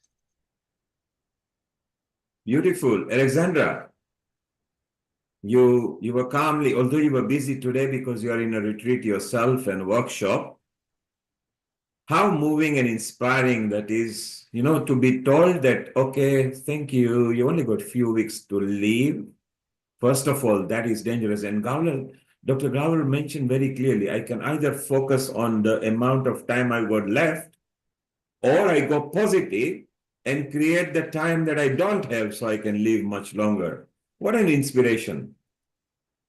Exactly. So I would really encourage everyone to search on YouTube, and there are books written about him and movies, and he made an app to help us. I think it's free for meditation, and he's a very, very nice person. But I want to tell you how I met him just shortly. We met 20 years ago. I didn't know who he was. We were in retreat, and it was a silent retreat. And there were thousands of people, maybe 2,000 or more people. And I was in charge of all retreatants for rota jobs, very ungrateful job. Nobody wanted, so I said I will do it. And there was another job nobody wanted to do, is washing big pots. Everyone who was in retreat, they know when they cook food for thousands of people, you have these big pots where you cook rice and dal and all kinds of things. So nobody wanted to do that. And Dr. Gowler applied for that. And then I was also checking on everyone, and I was getting really angry messages because it was silent retreat. Why did you allow this man? He stands on one leg and he washes these pots, and you're a bad person. Why are you doing that? But he just did not give up. He was he wanted to do it, you know. He just did it for weeks, 6 times a day, washing pots for hours in the kitchen. So I just want to say, this is the person, you know. I mean, he won a Order of Australia, Order of Australia medal. He got some kindness prizes in Australia. And this is just very humble person who takes things, who doesn't take things for granted, who just really takes the best of every situation. Very kind, very generous person. Amazing. I just feel really blessed to know him. Simply amazing. Didi, you were watching. Paula, you were watching. I bet you've got some comments. What did you feel, Didi? I think sometimes when life pushes us to the edge and we don't have a way out, we end up finding a way. We end up fighting our way through. And sometimes it's just about relaxing in that moment and just letting go and surrendering. Whatever shall be. But I know for a fact that I will continue with my practices. And I think that is the most humbling thing. But yet there's that inner will. There's that inner will that says, no matter what I come across, I will find a way through. No matter what obstacle I have, if I can't go through it, I will go over it, I will go around it. But one thing's for sure, I won't give up. Amazing, isn't it? Perseverance, having a belief in yourself, and you don't always need surgery and medicine if you can psych yourself up, because mind over matter. But then we've got a surgeon here. That surgeon who is very powerful, but he also believes in holistic, complementary, integrated, alternative methods. Anukul, you heard the story. From few weeks to more than 50 years and still alive. What do you think? Absolutely true. This is amazing because I come across many of patients in my own practice many times. First of all, I find them, once they get to know about it, initially there's a state of shock. But after that, it does not take long time for them to ultimately come back to the normal life, and they become much more quieter. And that's one of the things that has struck me as something unusual that happens to almost everybody. Many of the patients have had breast cancers, multiple surgeries and chemotherapy, recurrence and again treatment. And that certain way gives me a lot of strength that if it happens to me, that's possibly how it will react. But I've also seen people with lots of disability. While I was in the army, we had quite a few people with amputated legs, and initially they looked all very bad and they were very much in trouble. But sooner or later they came back to the senses. And not only that, we had quite a few of us who were amputated. And I'll tell you one simple incident that there was a Sikh gentleman who was Paralympian and also a big coach. He was a mountaineer. And one day he came to me while we were playing basketball. All of us used to be playing with our knickers, but this officer used to play in his trousers. I mean, full length trousers. So I used to wonder. I never thought about it. One day he said, "Doc, can I come and meet you? I have got to do something." I said, "Yeah, come on in." And this was under this was in a mountaineering school. So I said, fine enough. And he came in the morning and I had a look at him and he said, Doc, I've come here basically to have my artificial limb changed. And I was quite surprised because I had just come new to that battalion. And he said, you'll not believe, Doc, this is the best thing I've ever got. I never feel cold, I never feel hot, and I never feel anything. And he's an instructor for mountaineering. So it is just the way how you look at your disability. Your disability is entirely in your mind. And that's exactly what I've seen many people do. I was also one of the doctors training in a what you call artificial limb center and also paraplegic unit. And remember, in that paraplegic unit with more than 150 people, the entire unit is to run only with one able person just because of communication, but the rest of the whole unit is to run completely by the paraplegics, including school, college, and every kind of learning. So I've really learned a lot from these people. And one thing is for certain, if I'm one amongst them, I won't be worried. And life is always there. It'll go away one day. No problems at all. I mean, I always get strength after seeing them rather than feeling bad. Wonderful, wonderful share of your thoughts over there. Dr. Lakshmi Vyas, you were obviously hooked onto what Dr. Ian Gowler was saying, and what a moving story. Oh, he was fantastic. I mean, he spoke so well, kept you on throughout the speech. But this is an experience which I would also like to share with all of you. My mother-in-law, when she was around 70 or something, people said, the doctors said she's not going to live and, she'll pass away soon. So don't worry about it, etc., etc. But I know that she lived till 99 years.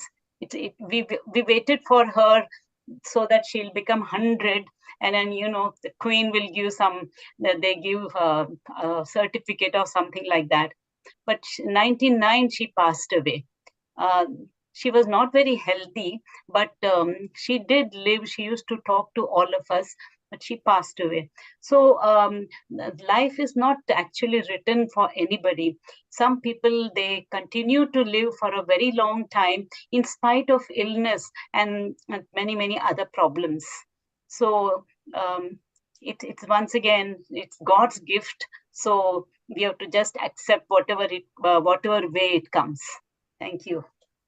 And even more so, live the life the best today. If you love somebody, don't wait for tomorrow to tell them, because you may not be there.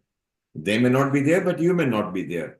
Live the life to the best, because this kind of life, they always say, doesn't come all the time. So live the best, feel the good, bring your mind to the state of the blissfulness, happiness.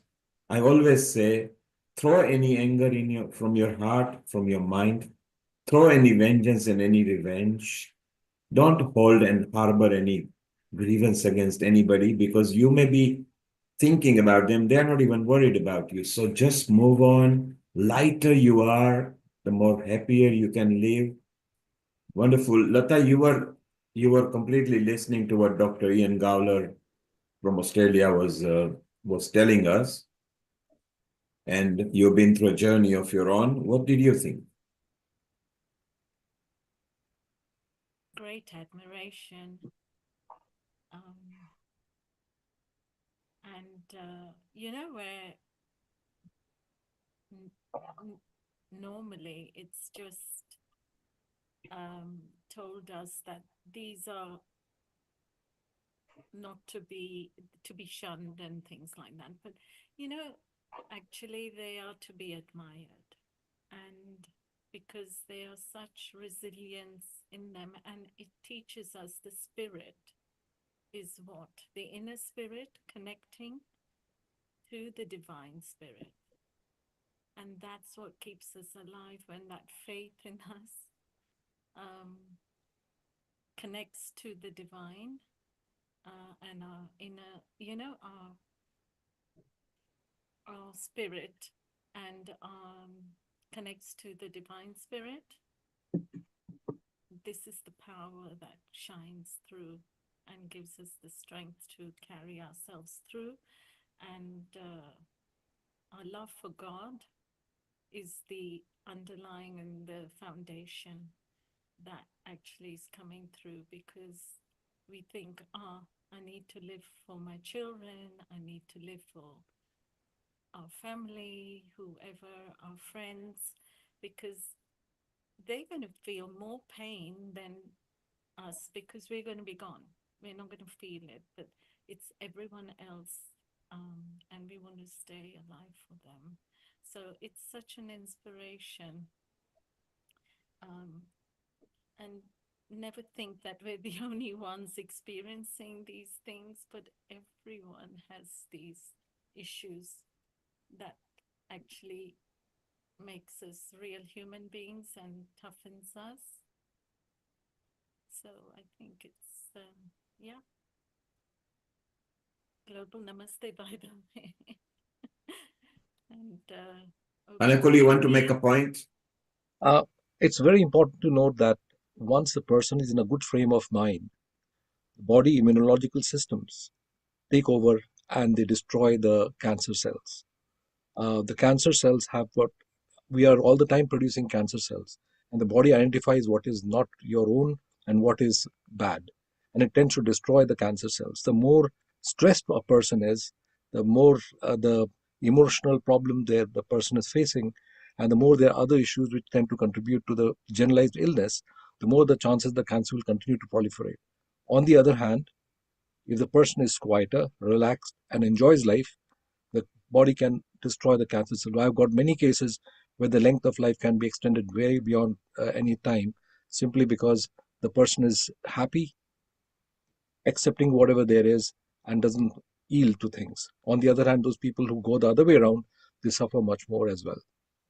And correct, when you are stressed, your immune system is a bit low, because body is fighting to become a bit good and everything. So if you got stress in your life, it's easy for us to say don't stress, but see if you can calm down. See if you remove anything that's non-profitable spiritually, holistically. And then you will find that you will lighten yourself up. And you know, regardless of what happens, nobody can stop sun rising the following day. It may not shine brightly. Nobody can stop the darkness of the night and the brightness of the morning. If that is true, then believe in yourself. The choice is yours to believe what you want to believe. Wake up in the morning, stretch your arm, take a deep breath and say, I'm going to enjoy myself, then you will. But if you're going to think, oh my God, I've got to go to work. What shall I wear? And oh my God, transport and everything. You are stressed. You don't know you are stressed. That's why many organizations have uniform. When you were in a school long way back, it was a uniform. When you got a uniform, neither your parents nor you are stressed, because you know what you can wear. And everybody is wearing same color shirt or a shirt in a school. So don't stress yourself, feel good. If you are too stressed, come on Healing Our Earth, come and enjoy, take a bath in what we call just like a pure Ganga Jal. Enjoy yourself, come out, feel good, feel refreshed. Sharon, can we wind down now? And maybe show people what are the next 3 episodes. So if I could share the screen with you in a moment. Meanwhile, you can thank everybody, and I will bring the screen up in a moment.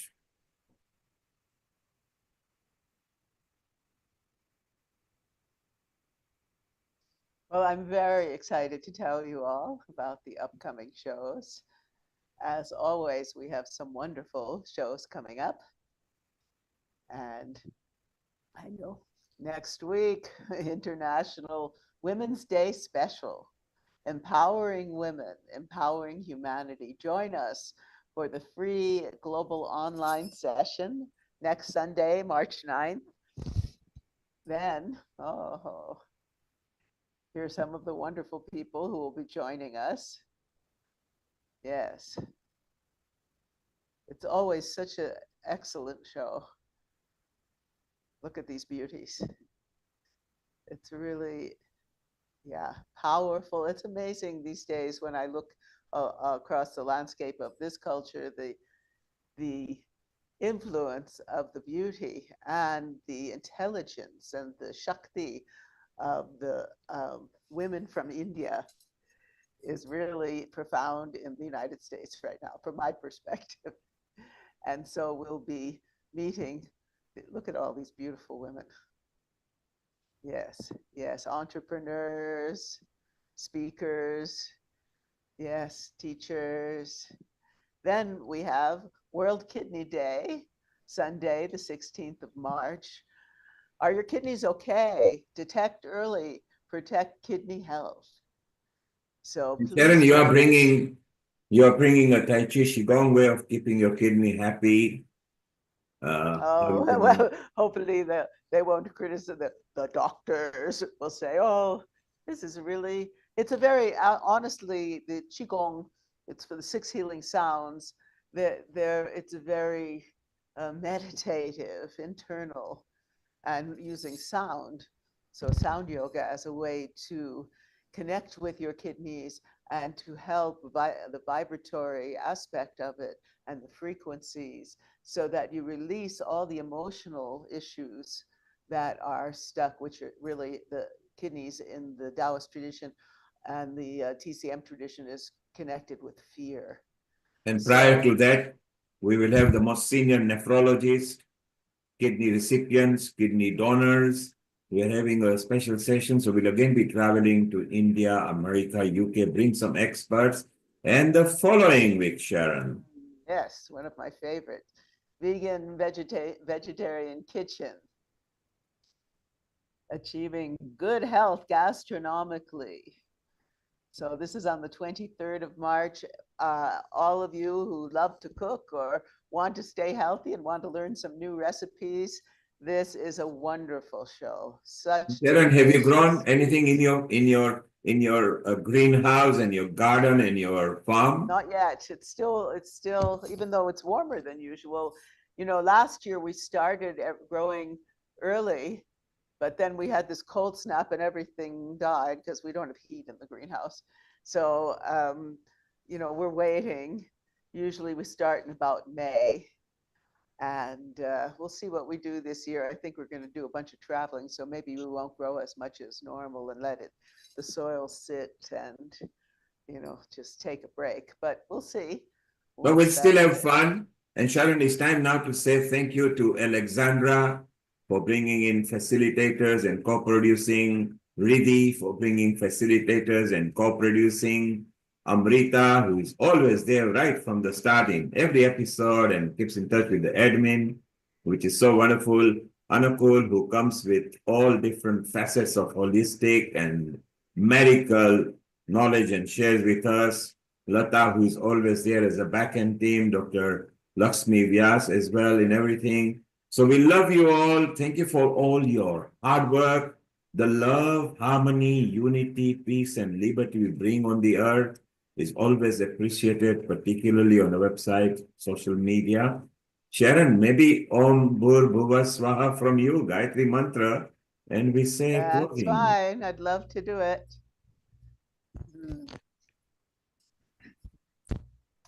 So we'll start with 3 ohms and then we'll go in.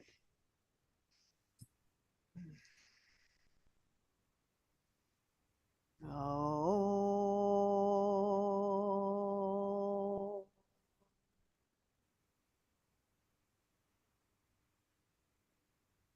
Oh.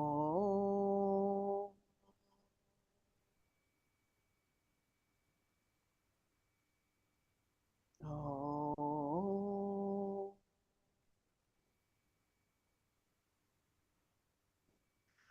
Om Bhurbhuva Swaha Tatsavitur Varenyam Bhargo Devasya Dhimahi Yo Yona Prachodayat